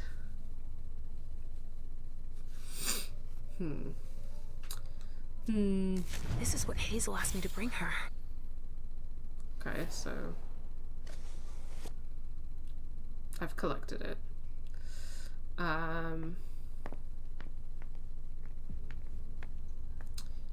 I feel like I'm gonna do a quick codex check about like the Chantry and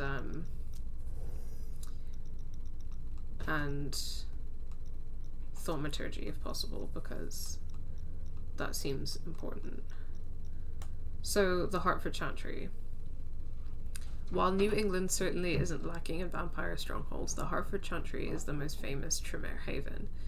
A direct rival to the Salem Chantry, Hartford has held its own for several centuries, during which it was subject to infighting, enemy attacks, and turf wars. Its influence, which fluctuated over the years, greatly increased under the reign of John Reese, who led the domain until 2014.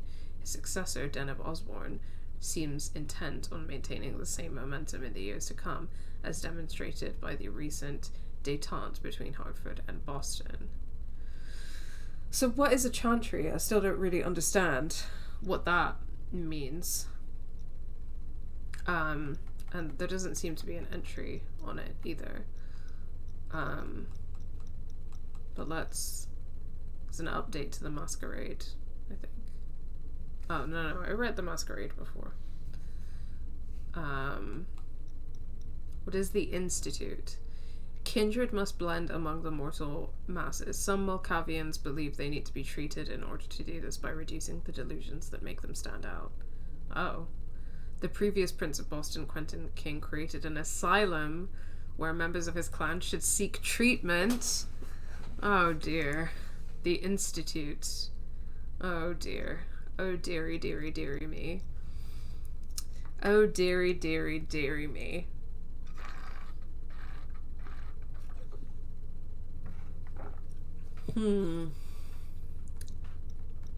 Okay.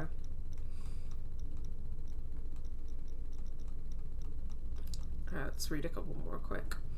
Retainer, a mortal in the service of a vampire, commonly a ghoul. Okay, interesting. Ghoul. A mortal who drinks a vampire's blood becomes something both more and less than human for a time. Derisively called a ghoul by Western vampires, the mortal gains a smidgen of the power of a true vampire, but the vitae consumed not only brings a rush, but also arrests the aging process. The effects are temporary, however, and if weaned off vampire blood, the mortal deteriorates rapidly as the years catch up with their halted aging. Vampires use ghouls as retainers where loyalty outweighs keeping the masquerade. Interesting. Okay, we can read more of this later. I am interested in Deneb Osborne and also Leysha and Halsey, though, so I'm going to read those entries now real quick before getting back to it.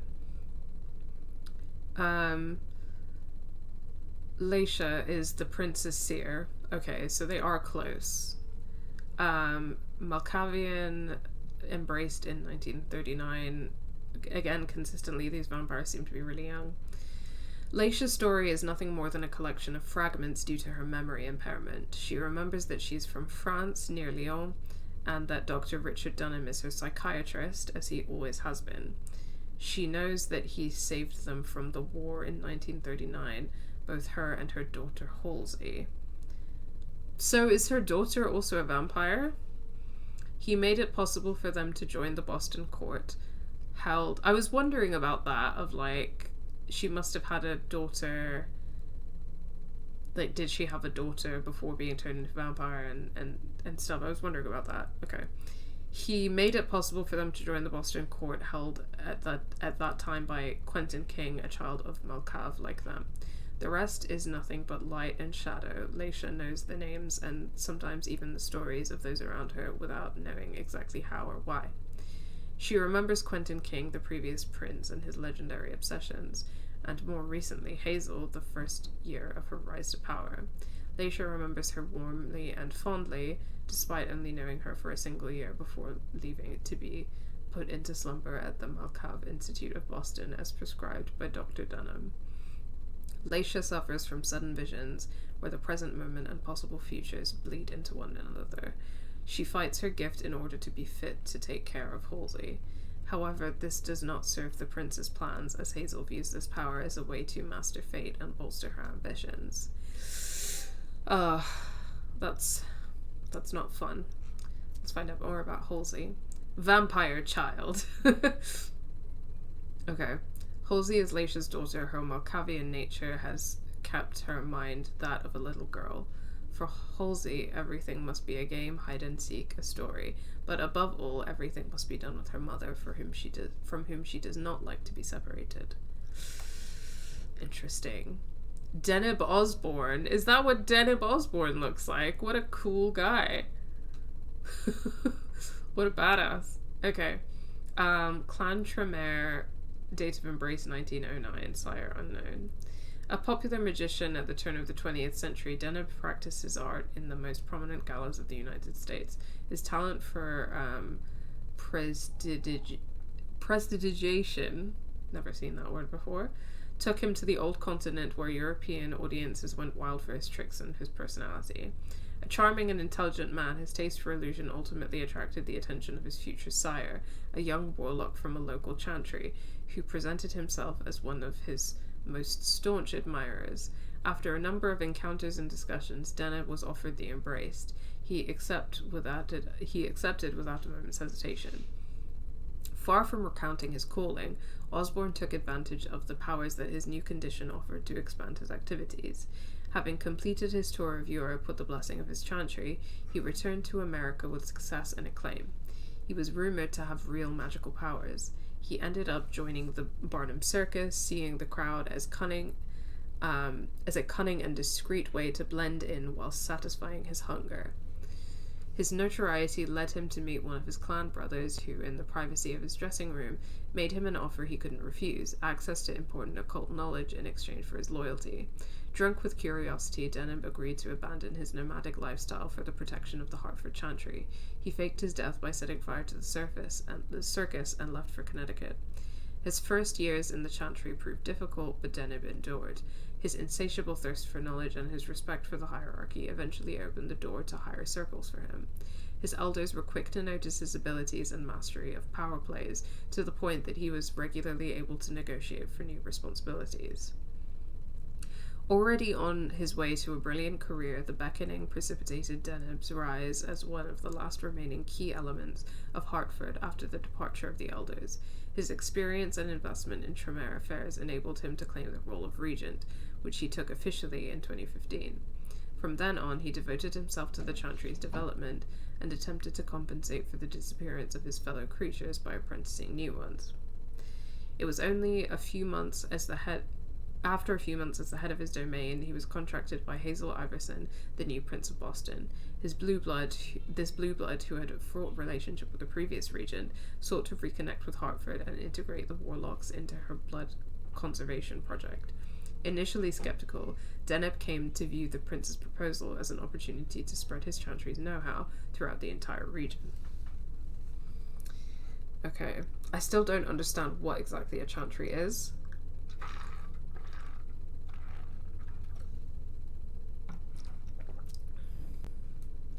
Okay, I need a break from reading, so I'm sure I can read these later. Okay, so unfortunately I don't think I can do anything with this. Oh, hold on. Chickpea really wants to be let in. Sorry, old Chickpea just really wanted to be let in to come and sleep on my bed. So who am I to refuse? Okay. So yeah, I can't do anything with this, so I'm just gonna have to go back to the prince, right? Go to Halsey or investigate the other members of the Primogen. Let's do some investigating. What's in here? Nothing. Okay.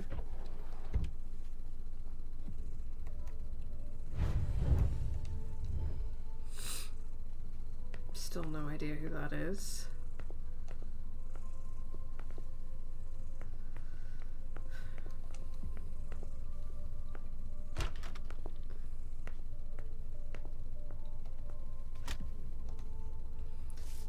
Yara, I would have liked to give you this bond that you've been waiting for so long, but I can't bring myself to condemn you to my situation. But don't be afraid, I will never abandon you, Yara, never. We're bound together forever. We are one. Since that first night, that first instant, nothing can ever keep us apart, I promise. Kay.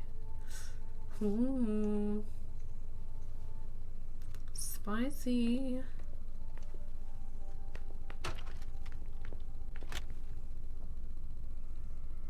Okay. So, I don't remember where Halsey said that she was going. But I can probably investigate everyone else if I go this way, right? Oh, shit. Locked from the other side. Rip.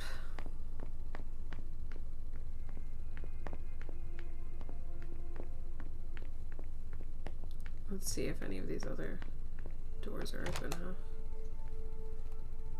I've got a key? Nice. Nobody here. I'm going to be able to take a look around Dijon's. Hehehehe. The Salem Gazette. Okay. The city council has found a new home for the Sisters of Salem at the Salem Library in recognition of the organization's work in sharing and supporting our local history. While many know of the group thanks to the annual organization of their Hallowmas, and the Mighty Dead and Martyrs celebrations, what's less well known is their implication with people in need throughout the rest of the year. They host newcomers to the area, troubled youth, and older citizens who are isolated. The Sisters of Salem have an extensive network of volunteers, and they are joined by about a dozen new members each year. Our community should be proud of the unity and mutual support shown by all our fellow citizens, from their participation in the celebrations to their participation in the social and cultural volunteering done by this organization, declared the mayor after the city council meeting. And she was also very proud to announce that her spouse had joined the Sisters of Salem the previous month. Inauguration planned for tonight at the Salem Library by invitation only. Guardian Ravens. Blood Magnet. Concealment Ritual. Illuminated Trail. Restoration Ritual. Magics.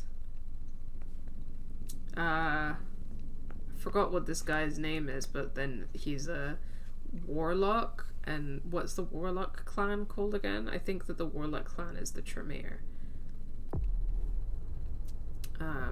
Observe. Tarot cards. How fun. The Emperor, the Chariot, Temperance. Easy. Dijon is thinking about taking a trip. Wait. Tarot cards. How fun. The Emperor, the Chariot, Temperance. Easy. Dijon is thinking about taking a trip. I mean, maybe, but how could you know that? So the way that tarot works is that you ask a question, right? So if you don't know what the questioner's question was, then how could you... I mean, the Chariot is often, associated with travel. But... if you don't know the context, then you can't really, it's hard to read this. Just like New Orleans. This is definitely Dijon's place. Ooh. Study animal. He must have done a warlock ritual. It looks like a raven. I don't have enough education points, but I guess that might have something to do with the list of ingredients that he had. Inspect. Ooh. Analyze blood. It's from an animal. And it's still fresh. Sorry, guys. Oof. Okay.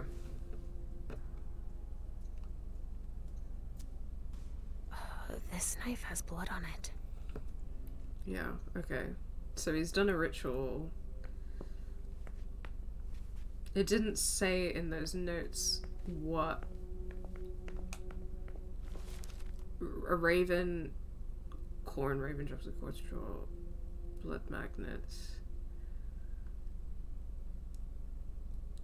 Concealment ritual...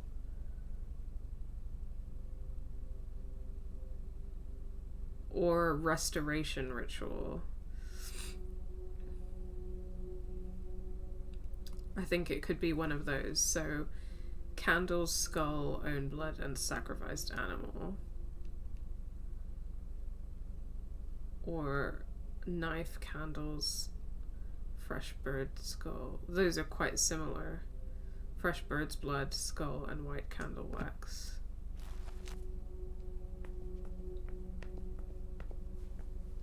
White candles, skulls, and a bird. I've got all of those things. Fresh bird's blood, skull, white candle wax, sacrificed animal, and own blood. So we don't know whose blood that is, but also there was blood in the sink, so it could well have been his own blood.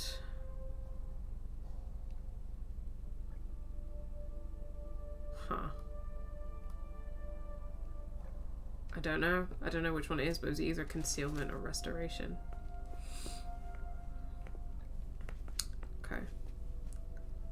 Very spicy. Very, very, very spicy. And who's this guy? Dijon.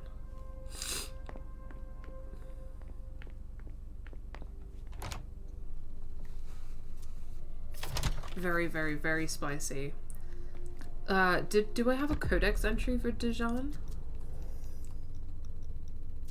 Yes. So yeah, Tremere, that's the warlock clan.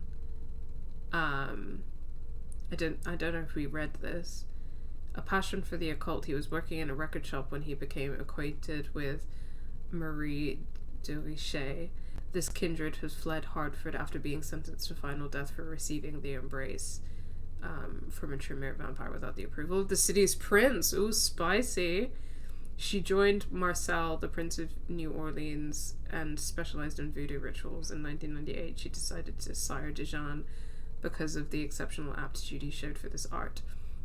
To deepen his knowledge of thaumaturgy with the other chantries, he decided to go on a journey that was the same one Marie had taken when she was younger.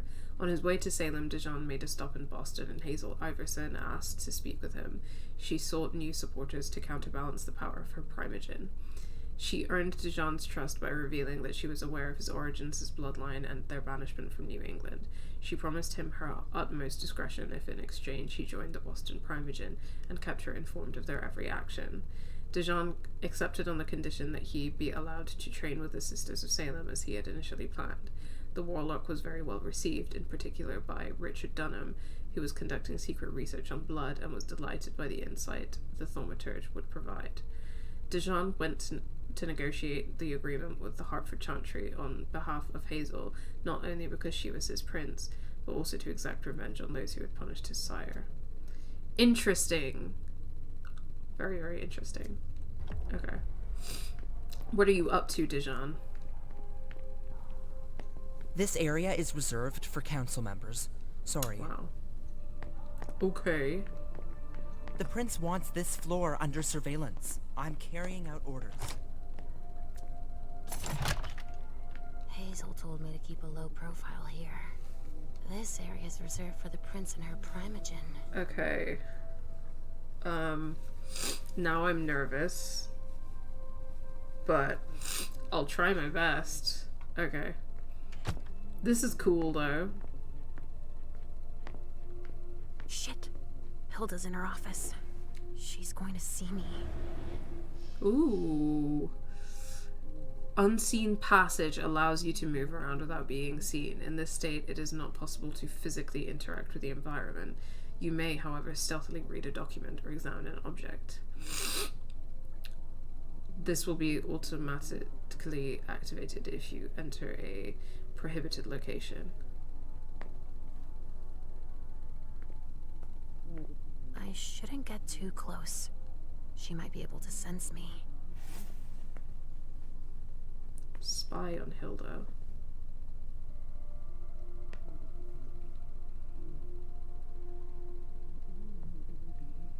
No problem, I can do that.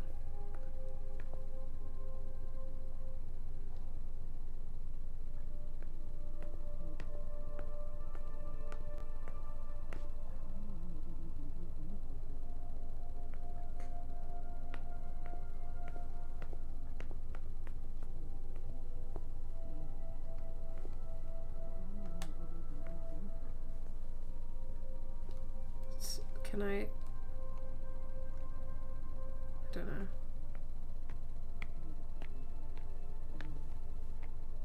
It's a fucking nice bathroom, holy shit. Also, why does it have 2 sinks? Is she in here with someone? Ooh. Okay. November 4th, 1926. Oh, this is an old letter. You must forgive me. I admit that I went too far, but you left me no choice. You don't understand what's going on inside me. I can't stand the thought of you watching me grow old, imagining that you'll go on alone without me after I'm gone. I don't want to tell you that I could die for you. I want to be able to show everyone that I died for us. I know you're angry. I understand you're risking your neck if I keep urging you to make me your partner for eternity without permission. So ask for it. If you love me, I beg you, ask for it, or I'll end up dying anyway. because without you, life will be of no interest anymore. I know that. Hilda, I love you. You're the only one who could let me add forever to it. For real. You're Mem. What happened between them? Why was their breakup so bad? I want to know what the juicy goss is. Okay, I can't undo. Oh, where did she go?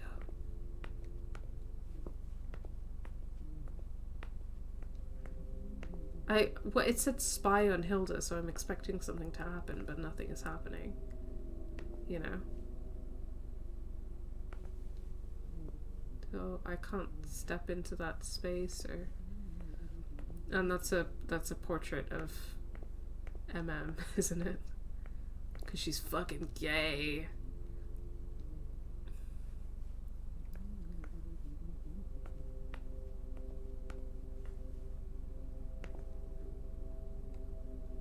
Oh, there we go. Why did you come back? Why? Other than to show that you're doing just fine on your own. If you only knew everything I've done for you. Mem. Hilda's more concerned with Emem than she is with Hazel. I hope she'll be happy to hear that. The other advisors might be hiding things from her. She's just too gay to function. It says search Dejan Siaka's apartment still, so I think that might not be complete. Also, nice, classic Judith killing Holofernes. I'm pretty sure that painting is. Love to see it. But I searched Dejan's apartment, so I don't really know. I mean, I can go back and see if there's anything that I missed, but...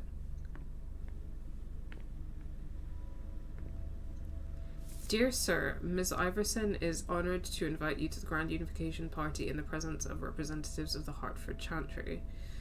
Your presence at these festivities is requested on the evening of September 4th at 11 p.m. at 1 International Palace, Boston. Okay.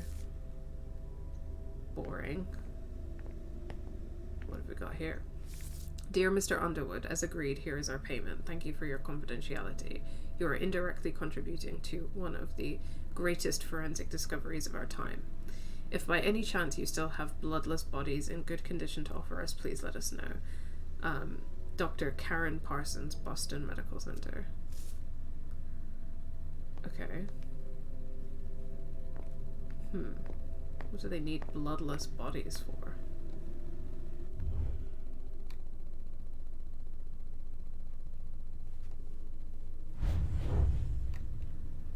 Okay. Is there anything more to see here? No? Let's sneak around in his bedroom. Look at all of these. Yep. These suits. Barrel's as dead outside as he is inside. Yup. Jesus fucking Christ, these people are rich. Look at this fucking shower. Holy shit. Holy shit. Again, 2 sinks. What do you need 2 sinks for? The speculative news from... Oh, he's about as fun as his reading material. Okay, I'm not learning anything interesting, but at least it's funny. Okay, well that's that, I guess. Is he just not seeing the door open and close in front of him?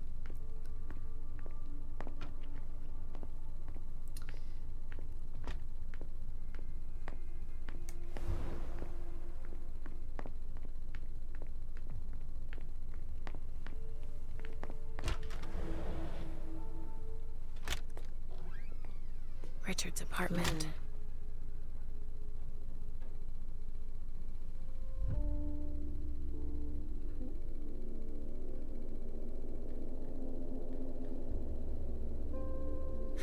He didn't change a thing. as usual. This is Richard Dunham, her psychiatrist. Who... Look at that! Look at that! Look at what her psychiatrist has on his wall. Look at that. Richard always liked masks. Like all children of Marchbank. Yeah, but why does he have, like, those particular masks? What exactly is Richard's cultural background? I see guilt. Richard often asked me. Mr. Teddy. I don't want to talk to Halsey yet, because I am not done with all of the things that I wanted to do. So I'll come back to Richard's apartment.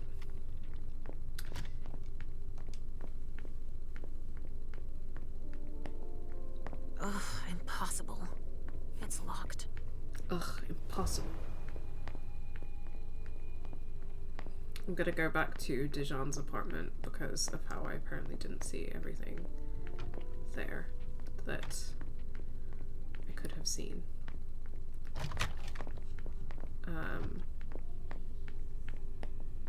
Yeah. Alright.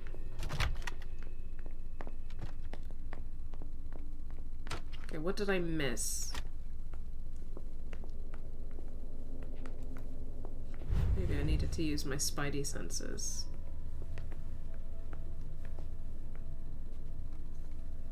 Well, well. What have we here? Ho ho ho.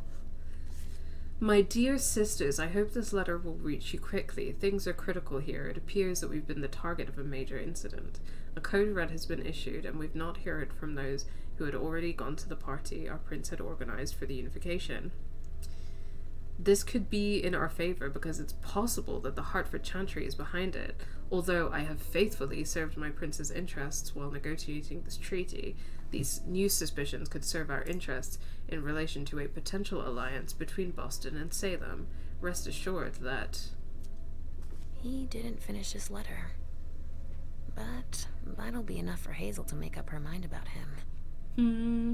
Okay, get information from Beryl Underwood. So do you want me to talk to Beryl? I feel a bit annoyed that I didn't figure out earlier that who that note was from when I was playing as Emem, but whatever, we move. Hey, gazebo kids. Vampires masquerading? I hope as homosexuals only. There is no masquerading as homosexual to be done, because homosexual is who we are on the inside. The facade, if anything, is one of straightness. The masquerade, if you will.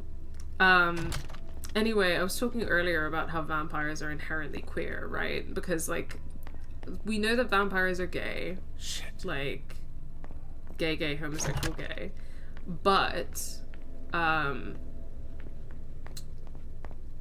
also, I think Chickpea wants out. I'm gonna go let her out in a sec. But I'm gonna finish my thought first. Also, the way that vampires do gender, right, is so, like, there's nothing cisgender about the way that vampires do gender, you know what I mean? It's just so... It's so trans. There's something so trans about vampires. That's all I have to say about it, really. Alright, Chickpea, I'm coming. Yeah, Chickpea is being extremely rude by interrupting us being gay. But she's got a lot to work through, you know. I found her in the closet a few times over the past couple months, and she's going through some stuff. She's got her own shit to work on, and I think she's projecting it on us, you know? Okay. Whoops. Accidental pause menu. I am doing good, thanks. I haven't streamed in ages, and I am enjoying this game. It's taken a little while to get into, just because, like, not that I think it has a super slow start, but I've been doing a lot of reading the codex and the lore, because I'm really interested in that, which might have made for a slow, like, first hour or so of streaming. So I apologize to my audience for that. But now we're really getting into it. It's good. It's very up my street, which I was kind of anticipating it to be because it was described as a narrative adventure game. So I'm having a good time, and it's nice to be back streaming. Although every time I stream again after a long period of not streaming, I get really awkward because I forget how to do it.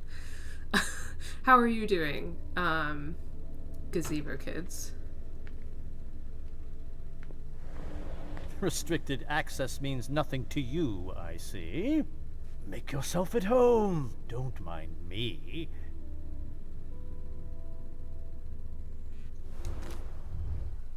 How am I not surprised? What doesn't surprise you? For you to turn up at a time like this... fucking guy. The prince had me released. Of course, she needs you. I'm guessing she sent you to spy on the council. Oh god.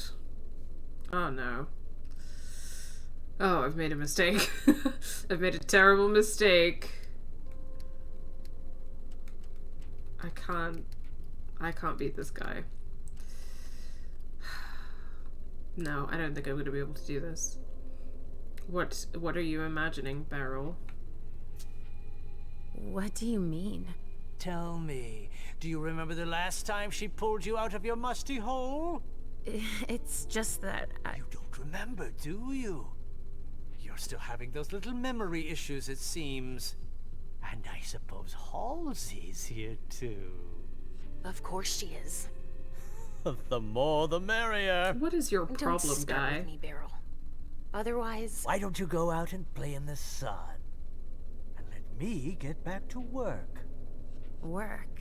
With everything that's going on, Hazel will appreciate your dedication. Get out, please. That's all I'm going to be able to find out about him. Hazel's gonna be disappointed. Yeah, that's... I failed. Halsey's waiting for me. I hope Hazel will be proud of us. I don't really care about Hazel's opinion. Pretty alright, just been relaxing today, been showing Caitlin Chainsaw Man and playing some video games, you know how it is. That sounds like a very good, cozy, fun time, and I am glad that y'all are having a nice chill day. You very much deserve it. I still haven't seen Chainsaw Man, but I know that you're super into it, so what's the vibe of Chainsaw Man? And what games have you been playing? I'm very excited about having some time off to get through some of the games that I've been wanting to play, and this is obviously one of them, but I also want to play some other games, because I'm very glad to have some time off work over the next couple of weeks. I think it's been a long time coming. Dear Dr. Dunham, as instructed, I have prepared the donors you listed for the unification party. They will be ready for you to pick up at 9 p.m. at the Red Salon. There. I think your Hi, guests Mr. will be Teddy. impressed by the quality of the vintages you're offering them. And I hope that they will fully appreciate the fruit of your labors. I have a question about that, because they're talking... I think that they're talking about blood. He must be So hiding somewhere when else. they say vintage blood, like is the idea that blood ages like a wine? And that they open like a bottle of blood and are like, ah yes, this Pinot Noir from 1969. Like, what's the vibe of that? That's extremely funny to me. Though, I love it. Okay, let's look around this creepy psychiatrist's office. Of course, he has a little abacus. He has a computer that's ancient. Mr. Teddy. Ooh, analyze system. Nothing. It's true that he always saves everything on old media. Just, I mean, you know that I'm biased against this psychiatrist. And that I'm anti-psychiatry, but like, the guy has given me the creeps And also there's those racist masks on the wall, and oh, this is cool though. But also, what's the point of having your books this high up unless you can like fly or you have a ladder? Like, it looks nice, but it's not functional. Why do you have animal skulls and a scale and ugh? It's just this office is giving me bad vibes, you know? Like, this office is giving me the vibes of the horrible, crusty white man, you know? Please insert storage medium. Okay. He must be hiding somewhere else. The vibe of Chainsaw Man is guy fuses with a devil, gains ability to turn into a chainsaw man, and many people take advantage of him in nuanced take on things that are too heavy for stream. Huh. Where are you, Mr. I've just Teddy? started a pretty indie game called Eastward that seems to have some Earthbound vibes. Very nice. Very, very nice.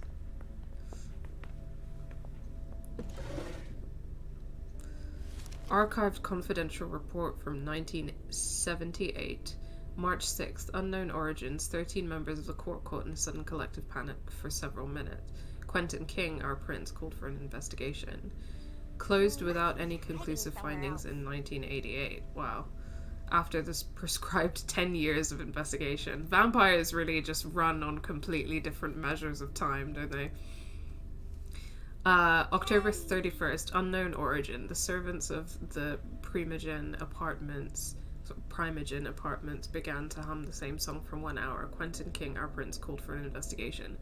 Closed without any conclusive findings in 1988 after the prescribed 10 years of investigation. Archived confidential report 1999, October 31st, unknown origins. The servants in the prince's quarters all laughed hysterically for 1 hour. Quentin King, our prince, called for an investigation. Closed without any conclusive findings in 2009 after prescribed 10 years. Archived confidential report 2015. May 7th, Miss Hazel Iverson, our prince, reported feeling a sudden and brief mental intrusion during her speech. Hazel Iverson, our prince, called for an investigation. Closed after investigation. Report delivered in person. Interesting change. August 8th, unknown origin. Feeling of imminent death felt. Feeling of imminent death felt by several members of the court, lasting several minutes. Sorry, I don't know why that's so funny. Ms. Hazel Iverson, our prince, called for an investigation. Closed after investigation. Report delivered in person. Unknown origin. Servants in the Primogen's apartment began vomiting for several minutes. The vessels present experienced uncontrollable crying fits throughout the night. Ms. Hazel Iverson, our prince, called for an investigation. Closed after investigation. Report delivered in person. No, he's not there. Where are you, Shut Mr. up, Teddy? Halsey. Just be quiet for a minute while Mommy snoops around. Okay, I'm sorry, Halsey, that was rude of me. Mommy is sorry. He must be hiding somewhere else. What's that? Look inside. A floppy disk. Oh, can you take it? That's all Richard knows how to use. Can you take it? Maybe I'll find a way Yeah, to I can read put it in the computer. Why does everyone have 2 sinks in their bathrooms? Oh wait, I have a reflection. So in this universe, vampires have reflections? I guess so. Well, that's interesting because obviously it takes extra work to render reflections. So they wouldn't have done that unless... Must be hiding somewhere else. That's like an intentional lore thing, right? Very interesting. Okay. 1 sink for split and 1 sink for you know what. No, he's not there. Where are you, Mr. Teddy? Why does everyone have so many fucking skulls around as well? Alright, can I... I've got a floppy disk. I've got a floppy disk. How do I put it in? He must be hiding somewhere else. Only Richard would still use that. Yeah, there's an actual child. Her name is Halsey, and apparently... So, I'm playing as... There are 3 main characters here that you play as, and I've played as Emem for a bit. I'm currently playing as Leysha, and Leysha's daughter, Halsey, over here. They were both turned into vampires in 1939. But they're both Malkavian vampires, which is like a clan where there's like a lot to unpack here, and I've been thinking while I play this that there's a lot of like potential to write about it. But the Malkavians are like their whole thing is that they're the clan of the moon, and they're all crazy, basically. And yeah, I mean that's it in a nutshell. There's a lot to unpack there, but so they've said that with Halsey, even though she's you know, like, because it's 2019 now, they were embraced in 1939, so she's over, I can't do maths, over 80 years old. But because she's Malkavian, that's why she still has the mind of a child, is what they've said. An explanation of mirrors. Mirrors used to be backed with silver, which is why vampires couldn't see themselves in it. Huh. I didn't know that. But modern mirrors are backed with aluminium, and phones are digital, so should be able to pick things up. That's really interesting. Thank you, Caitlin. That's really, really interesting. I had no idea. Thank you for sharing that. I love vampire stuff so much.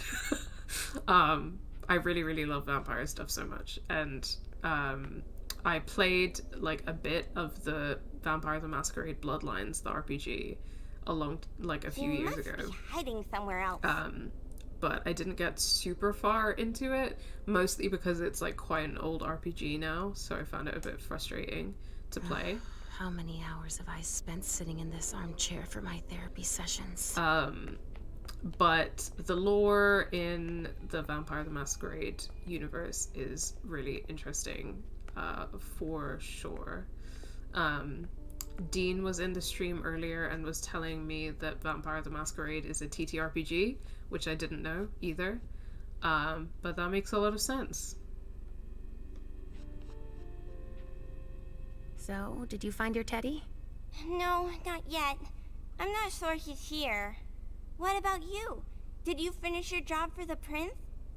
Yes, I found something that might be of interest to Hazel. Does that mean we're going back to see the prince then? I mean, I did 2 objectives and then I fucked one up. I don't think I could do anything more, so let's go. Let's go see the prince. Yeah, I pressed X. Come on. Oh, I have to press and hold it. Let's go, Sugarfangs. I can appreciate that that's a press and hold. Leysha. So that you don't accidentally... I'm all ears. Everything went all right. I knew I could count on you. Was Halsey a good girl? Yes, as usual. Good. Were you able to find anything interesting in Ms. Drury's apartments? Yes. There was intel she had gathered on the guests, including those from the Hartford Chantry. Anything about their regent, Deneb Osborne? Yes, he seems to be obsessed with memory magic. Interesting. I gave everything to Delsin. Thank you. I'll take a look at it later. Were you able to see or hear anything interesting? Okay, yeah, I can go through all of these and tell her all of these, but also I will be streaming this again a couple of times next week, and I tried to go for like a vampy look today, which has kind of just amounted to dark eyeshadow, which I was worried that I would mess up, because when I've tried to do dark eyeshadow in the past and I've messed around with some different shades, I've just ended up making myself look like my eyes are bruised. But I feel like I managed it today with some red and some black, and some like some bright kind of blush and red lipstick, which I kind of darkened with some dark lip gloss, and then just did like a lip smudge moment, which is great. I love it. I haven't done makeup in ages, and I had a really fun time getting ready for this stream, which it was nice. But I need other vampire themed looks, like makeup looks, and ideas. I want to do some other funky makeup for this next week because, like, I'm playing a vampire game. I want to do fun. I want to do fun makeup. So I will take suggestions for cool vampire themed makeup ideas, please, because I'm happy with what I did today, but it's comparatively tame. And I would love to do something. I would love to draw things on my face, basically. It's been a while since I've drawn things on my face, you know, and I have the need. Okay. I was able to spy on Hilda. Hilda was in her room. She was acting strangely. What do you mean? She was whispering things, talking to a picture of Emem. Touching, but that's of no importance. At Dijon's, I found a letter addressed to the Salem Chantry.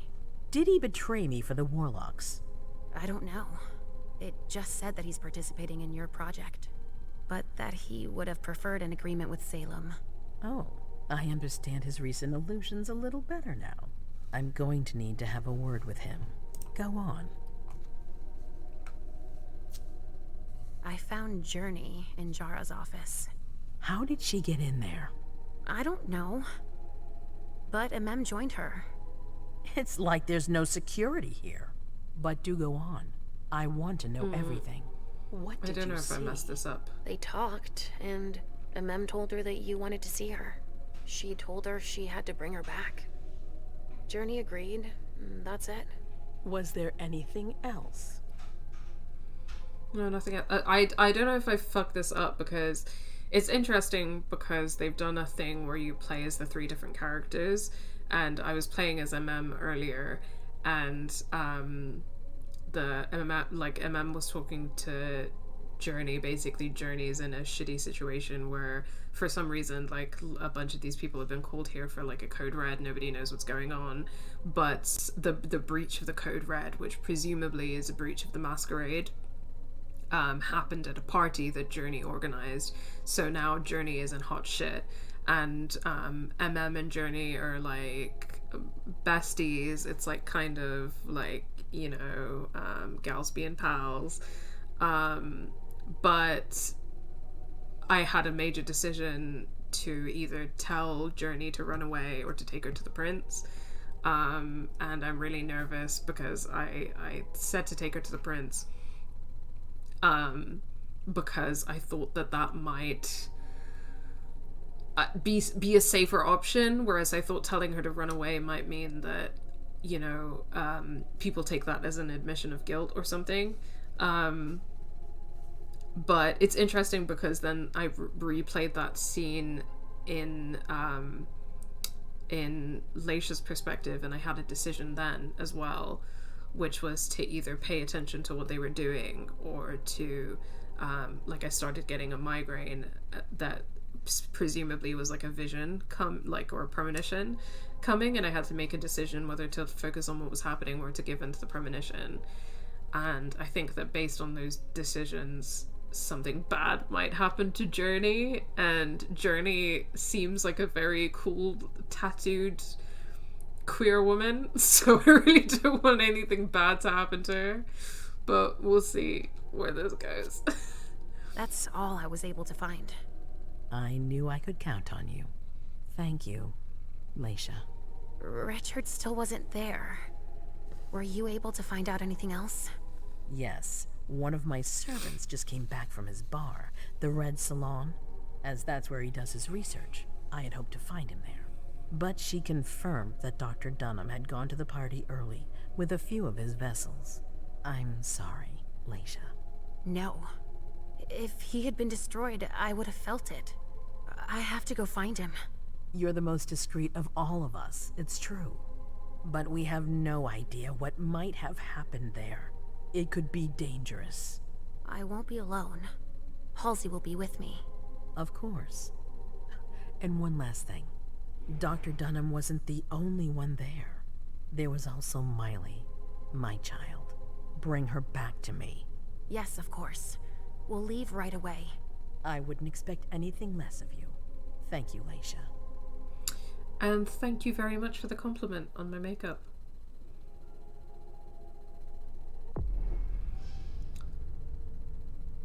Okay, so I finished scene 1. Each scene ends with an overview of your accomplishments, failures, and what you could have done differently. Great, fantastic, can't wait. For each success, your character earns experience points. Okay.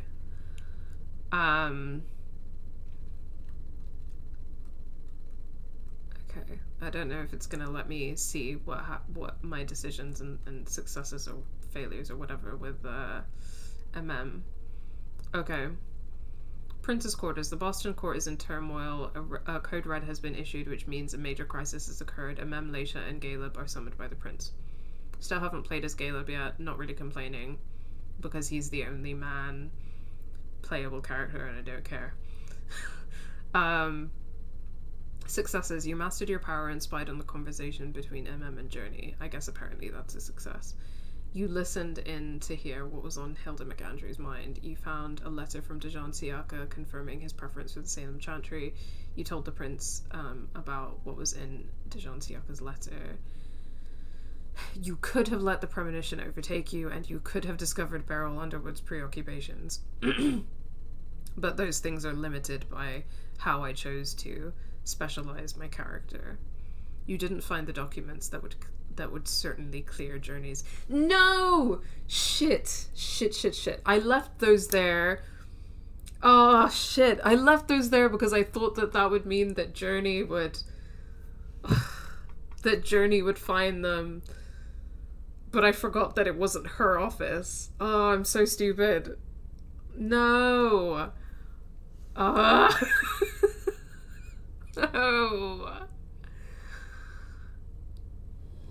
If something bad happens to Journey, I'll be really upset. Emem, come here. Thanks, Emem. You've brought me Journey. I knew I could count on you. What are you gonna do? Jay is waiting in the antechamber. She's nervous. Tell Delsin to go easy on her. We'll see about that. Man, I feel so bad now. All I want to do in this game is protect the Sapphics, and it's not going well. I don't think it's going well, and I'm nervous. Is there something else you wanted? Did you need me for anything else? Not right now, but I will soon. I have one more favor to ask of you. All right, I'll be waiting in the next room.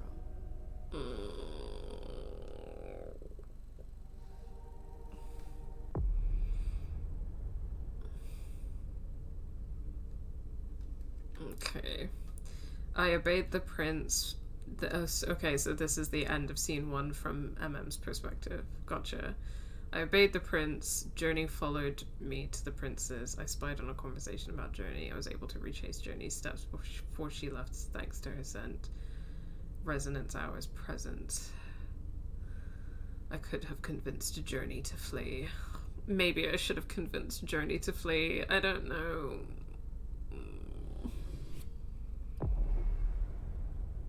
Okay, I think I'm gonna play a scene as Galeb and then perhaps call it quits for the day. Galeb Bazari, eternal protector. Mortal kings had their lackeys. The princes of Boston have Galeb. While rulers come and go, Galeb remains, and his presence tonight is not reassuring. Choose a profile. Knowledge and skills. Improving attributes. A large selection of skills. Okay, I don't really know how I want to play this guy. So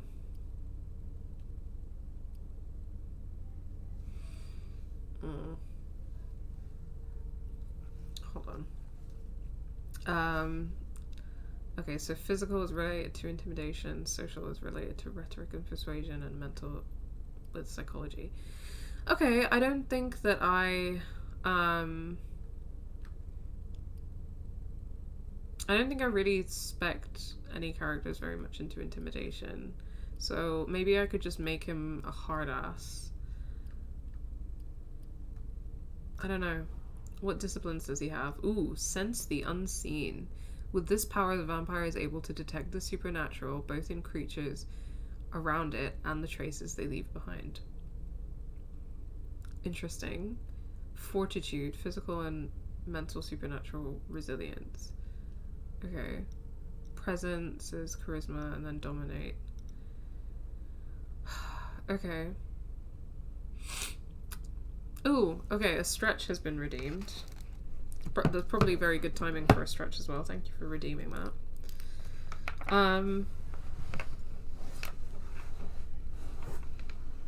Okay.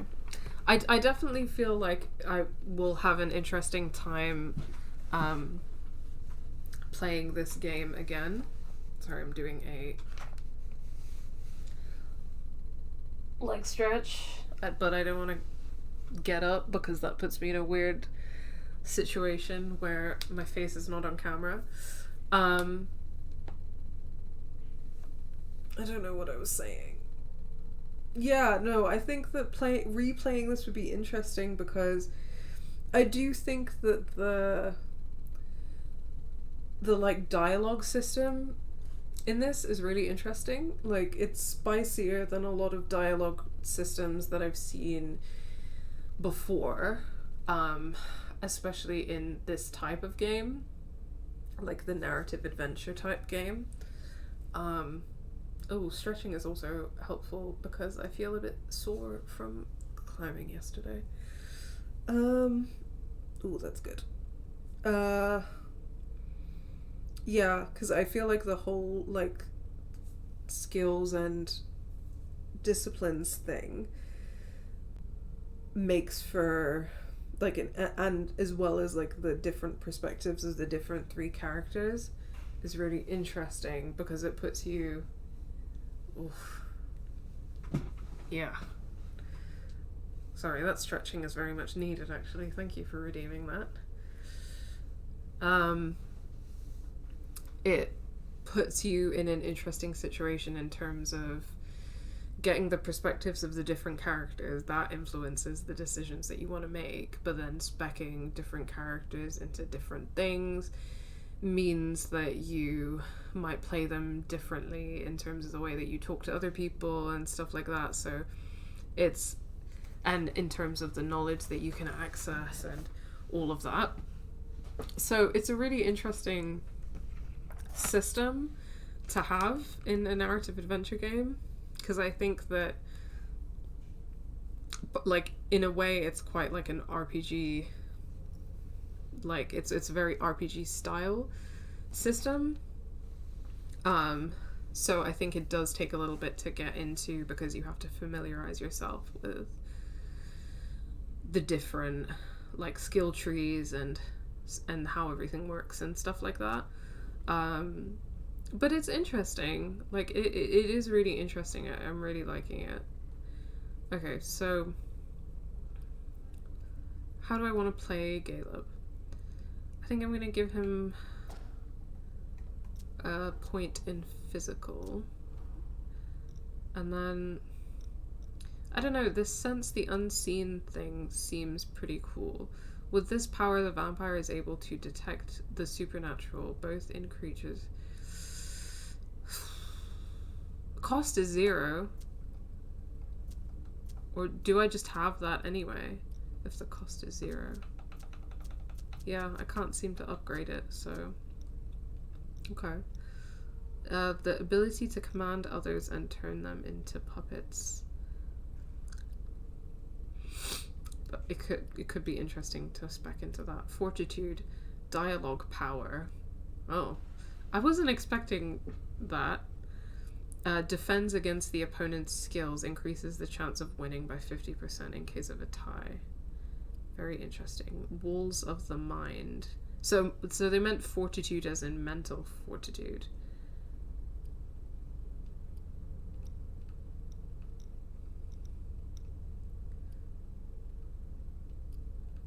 Actually, that seems really useful. I think I might pick one of those. And then...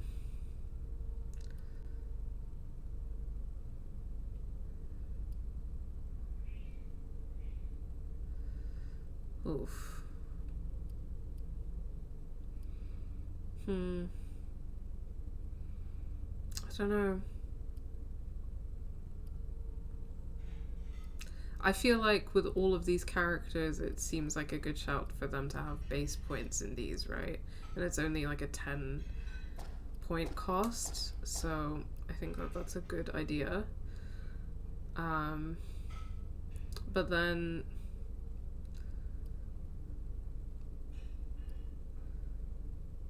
Persuasion, rhetoric, intimidation. Maybe rhetoric or intimidation is his vibe, you know?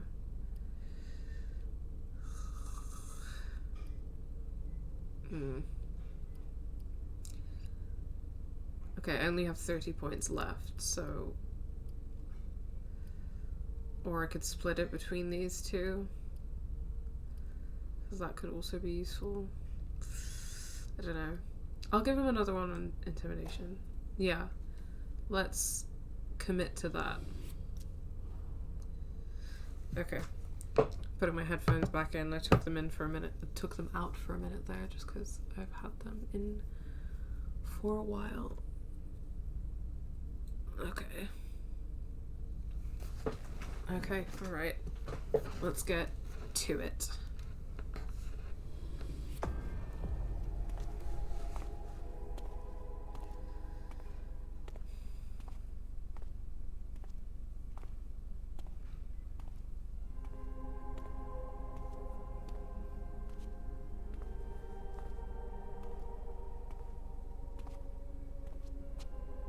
My prince.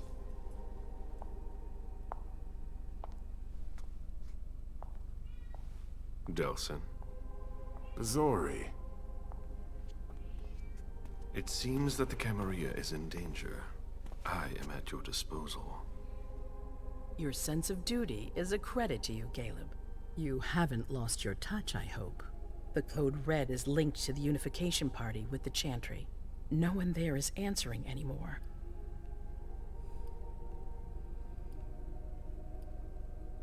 Who was there from our side? How many of us were there? Probably a good 20, give or take. Dr. Dunham and our top spy, Jara Drury, were already there. We might have lost 2 members of the Primogen. Any word from Hartford? What about Hartford? Have you heard from them?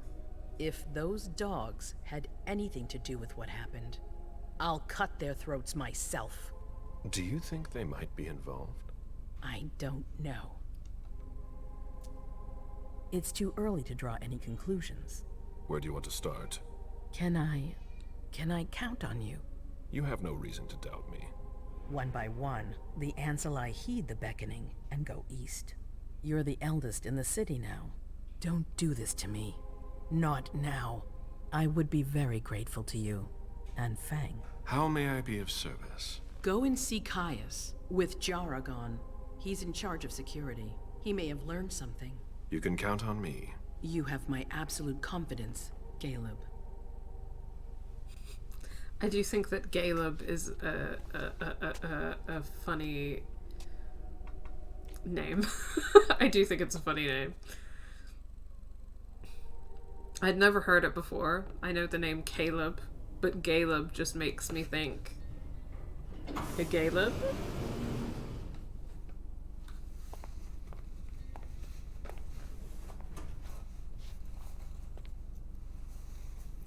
Also realised that I forgot to put my silly little rings on after the last break, which we just can't have that, can we?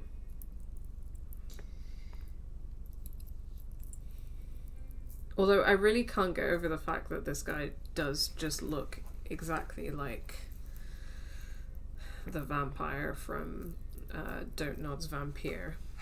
Like, he really does look exactly the same, except for not having a fade. Anyway. I mean, all white guys do look the same to me, so... Oh, I can't run. Mr. Underwood, I'm sorry, but my instructions are clear. You little shit. I'm just following orders.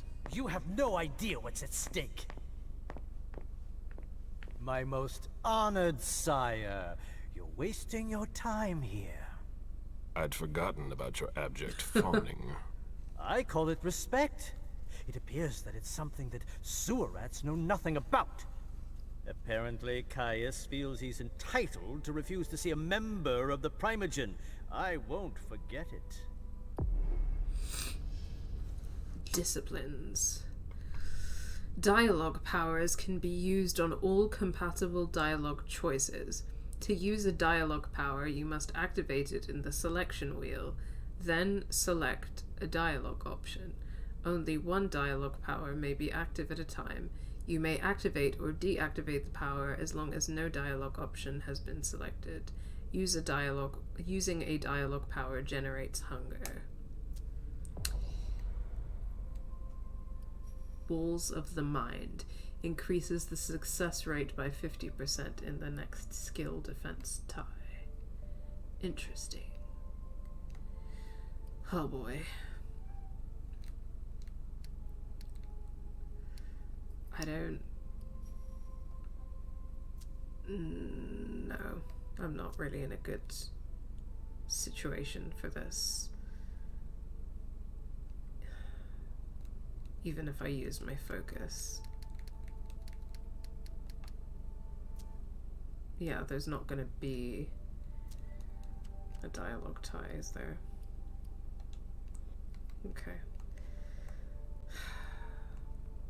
He seems tense. That's okay, so I can't do anything. So that's absolutely fantastic, isn't it? Too bad for him. Sorry to hear it. Tell me, you haven't introduced me to your charming protege yet. Zhu Feng. Yes, Zhu Feng. A name that's as delectable as her blood, I'm sure. Ah, you're planning to introduce her to the very select club of Galeb Bazori's progeny, aren't you? Those are words. For sure, they are words. Okay, well, I can't really... Yeah. I hope that the prince will allow me to, shortly. I hope so for your sake. Who knows? Dear Hazel is so unpredictable. By letting down his guard. Ugh. Shit. I didn't actually mean to press defend, either. At any rate, it would be an honor for me to welcome and guide her. You will speak of nothing with her at all. Is that an order? A word of advice. Oh, pardon me. I fell out of the habit of receiving advice from you so long ago. Well, if you'll excuse me, I must end this ever so pleasant conversation. I need to find a way to avoid losing too much money. Well, I fucked it. Great. This is a handwritten list. These names sound familiar. Barrel's handwriting. He was trying to contact his associates. What are you up to, Beryl? Mr. Bazori, can I help you? I need to see Caius. He doesn't want anyone to bother him. Prince's orders. I see. He's holed up in the server room. You'll need a pass to get in. There's one on his desk. Thank you.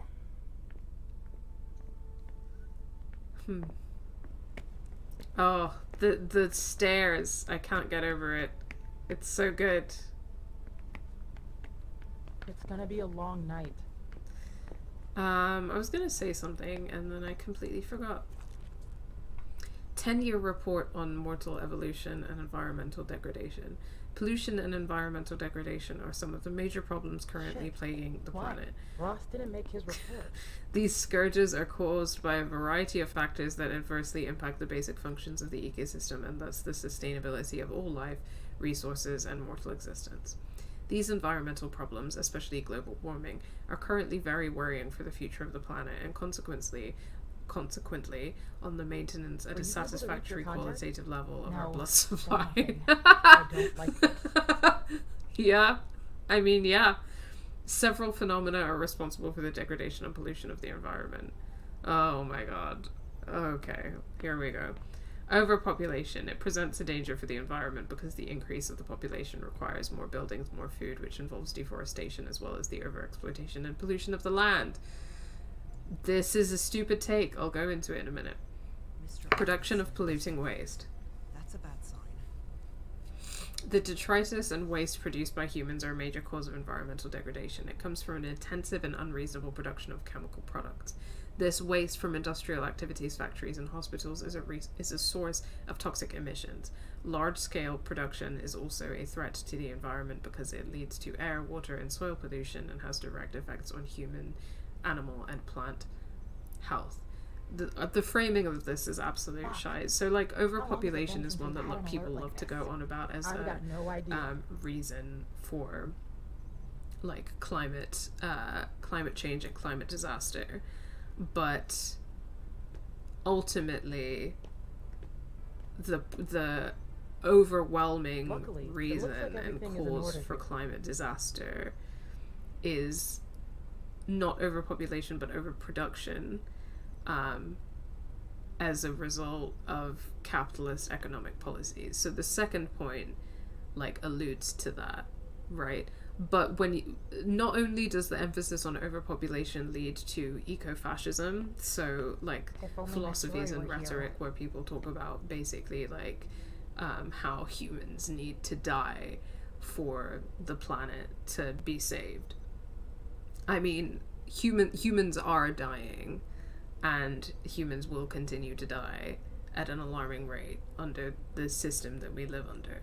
So overpopulation is never really going to be as much of a threat, because in any case, even if you were like, oh, we should kill off, like, or limit the reproduction of humans, like leading to horrendous draconian and inhumane policies, then it wouldn't solve the root problem, which is the result of kind of a very small minority of humans, like, enforcing a system of capitalism, like global capitalism.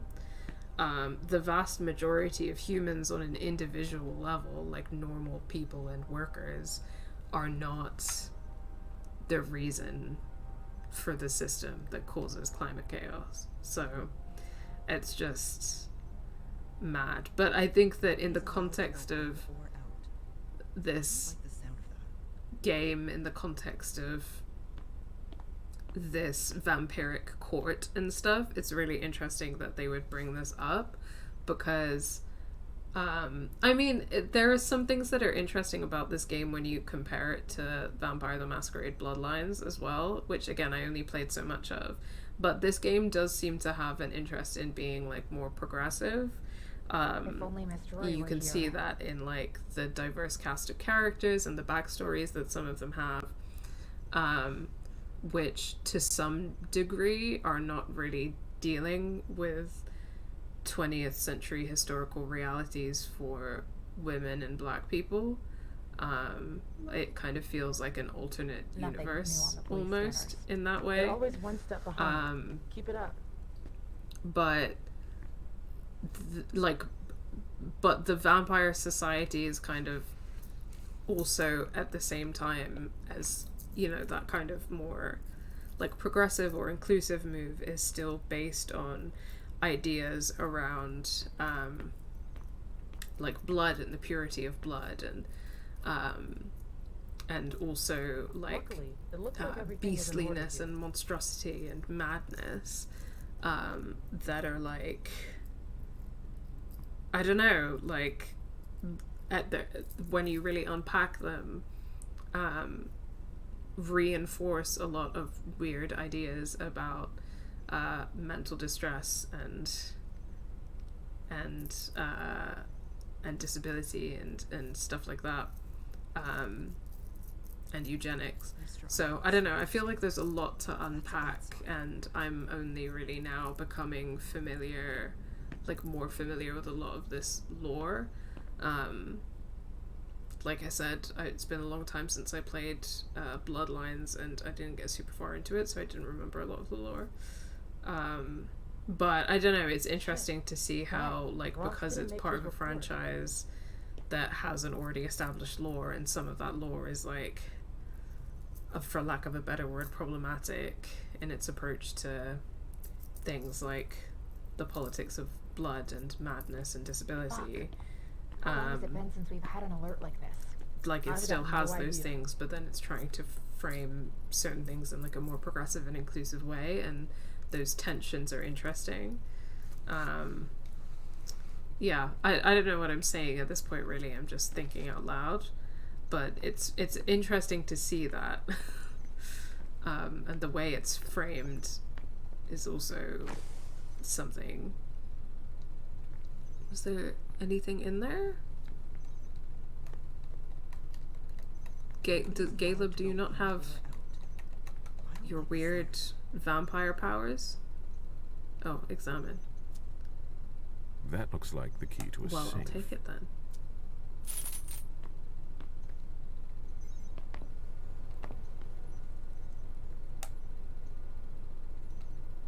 Oh, I'm not educated Blood enough. tests from the Red Salon.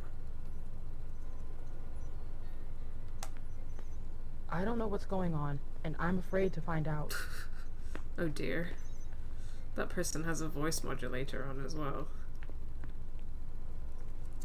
It's all very foreboding. I need quiet.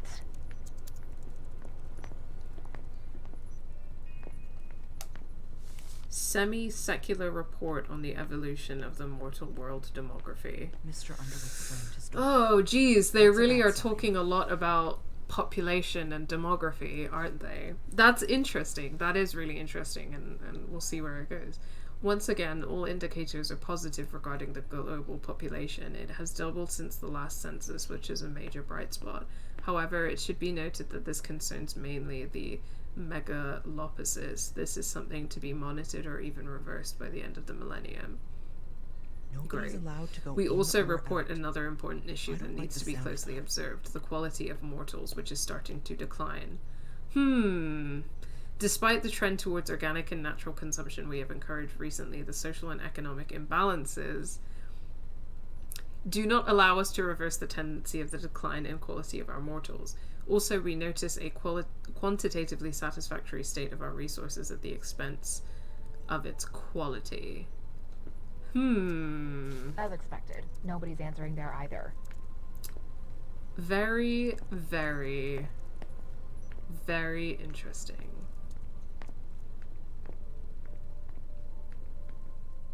What's my find Caius? Oh, no, not yet. That's his office. I'm not going there yet. I'm going here first. Mr. Underwood slammed his door. That's a bad sign. If I can do anything to help, let me know. Can you... No? No? Okay. Well... Okay, I guess we'll see Caius. Caius's office. The key card must be in there.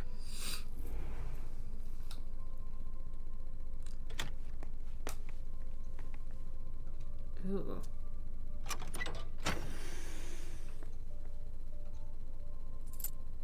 Old coins.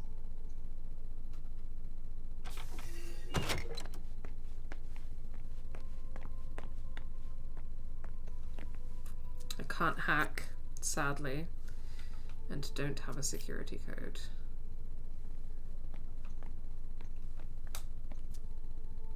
I've seen Caius use this type of card to access the servers. Yay! Hopefully that will get me into the server room. These screens aren't going to watch themselves. Okay, alright, buddy.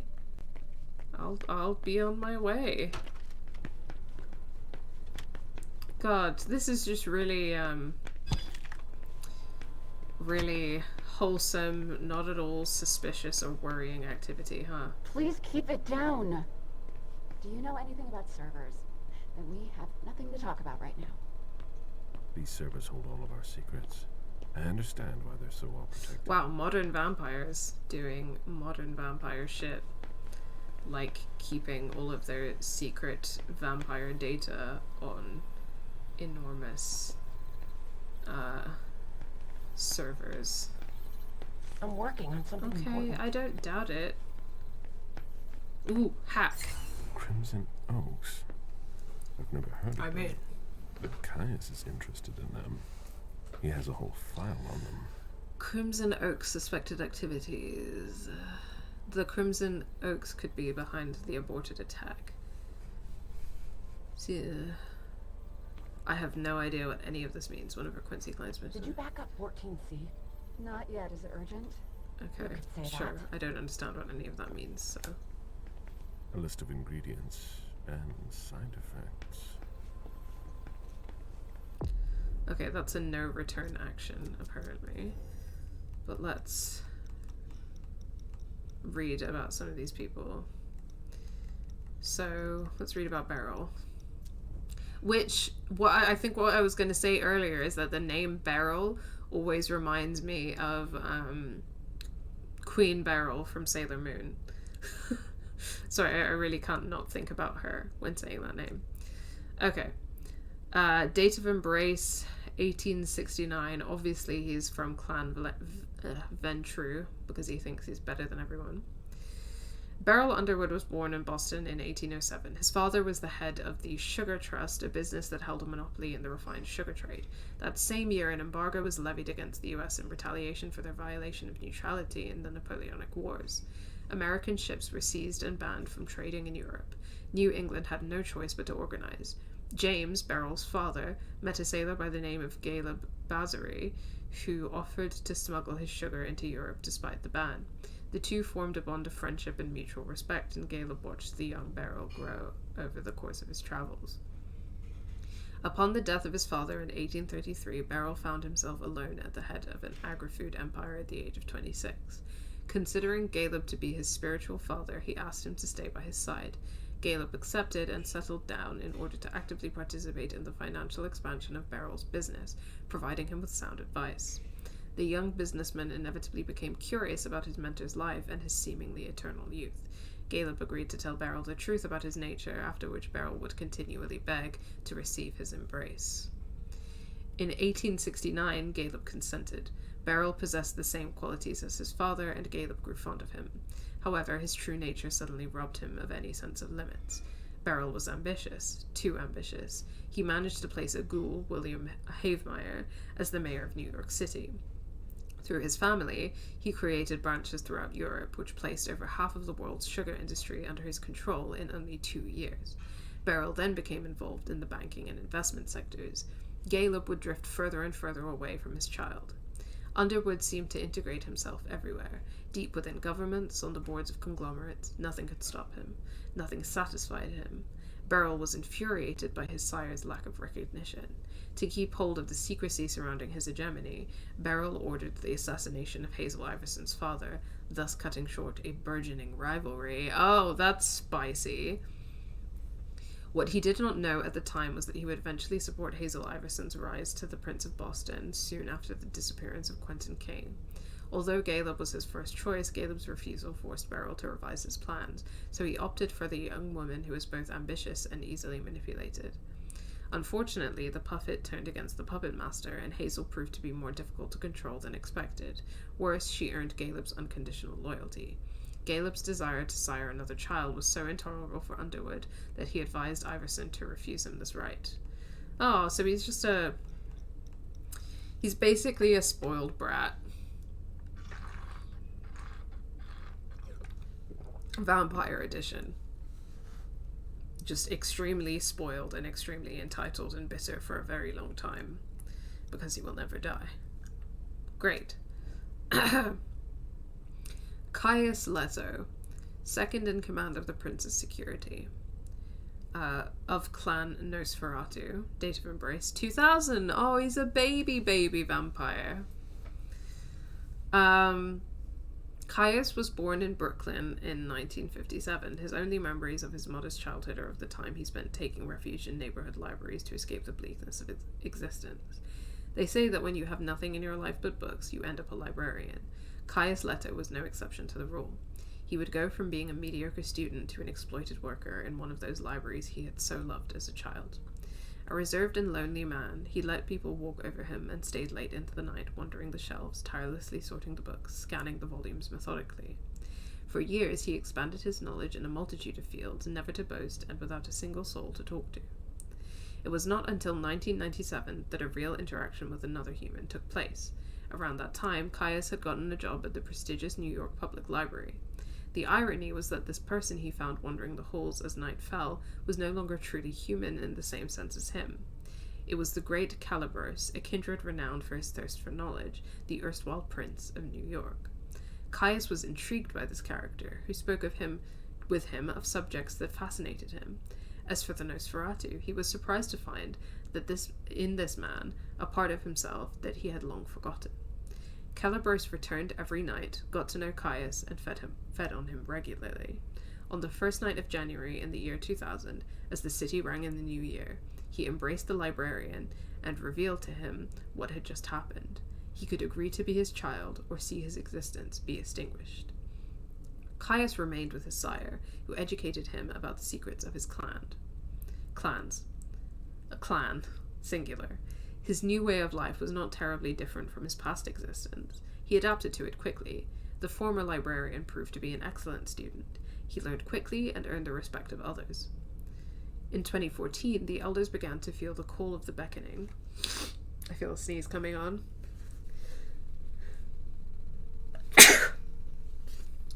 Sorry.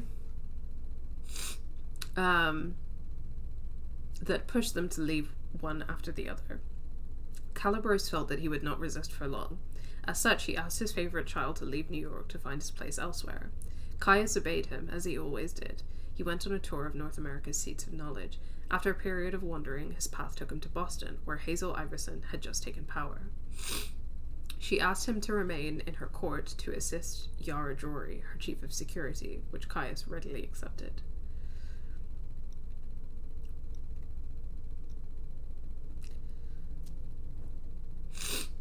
We can read about Richard and Victoria next time, I think.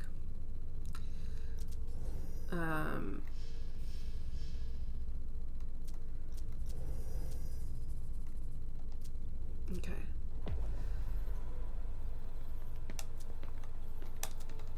Can I not talk to him yet? I think it's telling me that I can't talk to him yet. Well, that's annoying.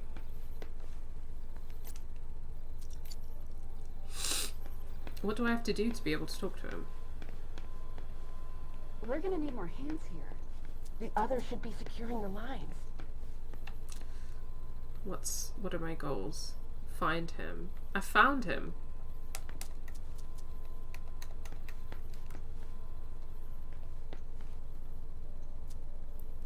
Dejan wanted to warn us about the Hartford Chantry's favorite rituals. He doesn't trust Deneb Osborne. Oh, okay, there we go. Now I can talk to him. I imagine she sent you. Finally, some good news on this shitty night. What's the situation? Not good.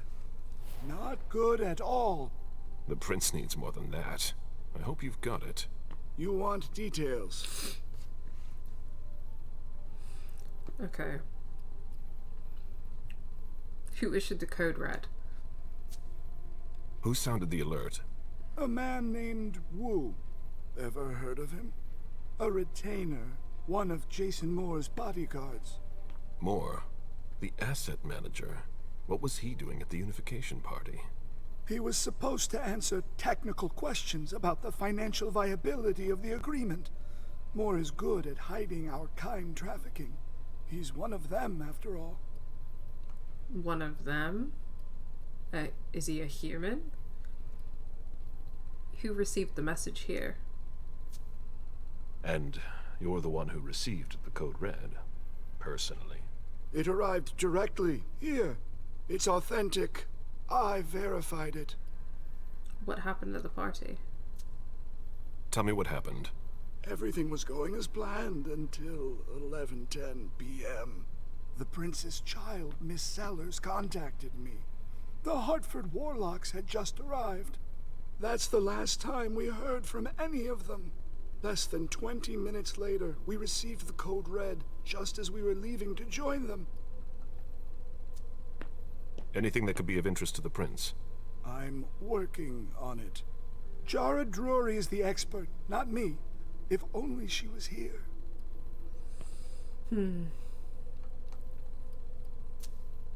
Any sign of Jara?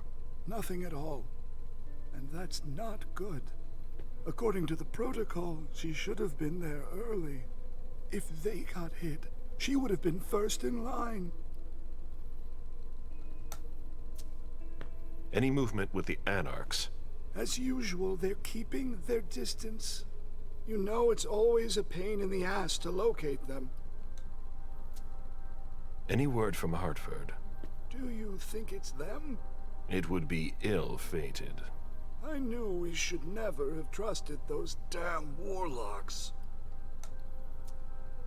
There's one thing we haven't considered. The Crimson Oaks. Who are the Crimson Oaks? I've heard of them. Yeah, go on. They were behind the Quincy Market attack, weren't they? I don't have any proof. We just caught a thin blood who wanted to trap the prince, and who told us about them. Apparently they're new in town, but Miss Drury thinks he's giving us the runaround. Did you look into it? I tried, but I didn't have the resources to discover anything else. Leave no stone unturned.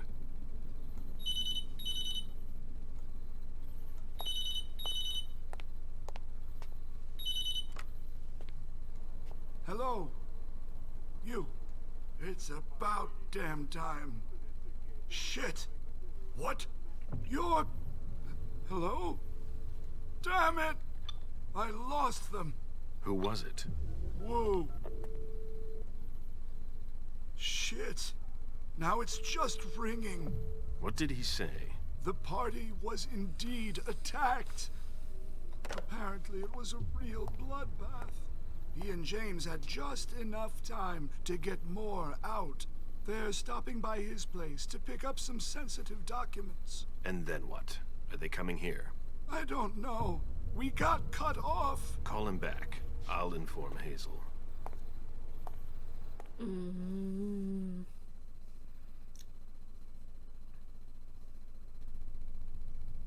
This is a critical moment for us. I have summoned you here tonight to organize our reaction to an imminent threat. What threat exactly? We've got no reason yet to Call her off again and I'll slit your throat. Whoa. Oh, excuse me. Careful, Hazel. How dare you speak to me like that? Enough! I command you to be silent and listen to me. Oh, so that's how it is. That's enough, Beryl. Yes, it's come to this. You would do well to listen to your sire. We have just been attacked. This is not a time for childish displays of discontent. Galeb, the Code Red was sent by Wu. Go to Moore's and find out what's going on. As you wish. And bring Moore back to me. He was supposed to be at the party. I don't understand why he's the only one who was able to call us. I would like to speak to him very much. Consider it done. I trust you. He might be involved in this, so gather any documents you can find there that could tie us to him. Very well. Delson, see if you can get Caius to find us a new middleman in the cane business to manage our interests. I don't want to take any chances. Then, I want you to talk to everyone. Somebody must have seen or heard something. Dajan, make sure all our defenses are in place. Yes, Hazel. Emem, you will go to the old Jefferson Library. What's there? That's where the Hartford Chantry calls home here. I gave them the building so they could have a base in Boston. I demand to take her place. Request denied. What game are you playing, Hazel? It's a suicide mission. It's all right. I got this. I'm not made of sugar. She's not ready for this kind of mission. I should go with her, at the very least. No, you will remain here. Emem goes alone. Why don't you send Dajan instead? Enough, Hilda. Dajan has work to do elsewhere, and I don't kind of need see to why myself. Hilda is pissing Hazel, Emem off. If anything happens to her, I'll... Nothing, Hilda. You'll do nothing. It's high time you learned to trust her. For real. She's acting like she's a baby. Sent to the party. She's already left. What? Who? I sent Leysha. Are you serious? A few hours ago, she was snoozing behind locked doors in a psych ward. Shut up. You're playing a dangerous game, Hazel. Without us, you would never have come into power. Right. You've chosen the worst possible moment to turn your back on us. On the contrary, I find this moment very appropriate. I am the Prince of Boston, and you are the Primogen. I owe you nothing. Delson, escort them out. The session is adjourned. You all have your instructions.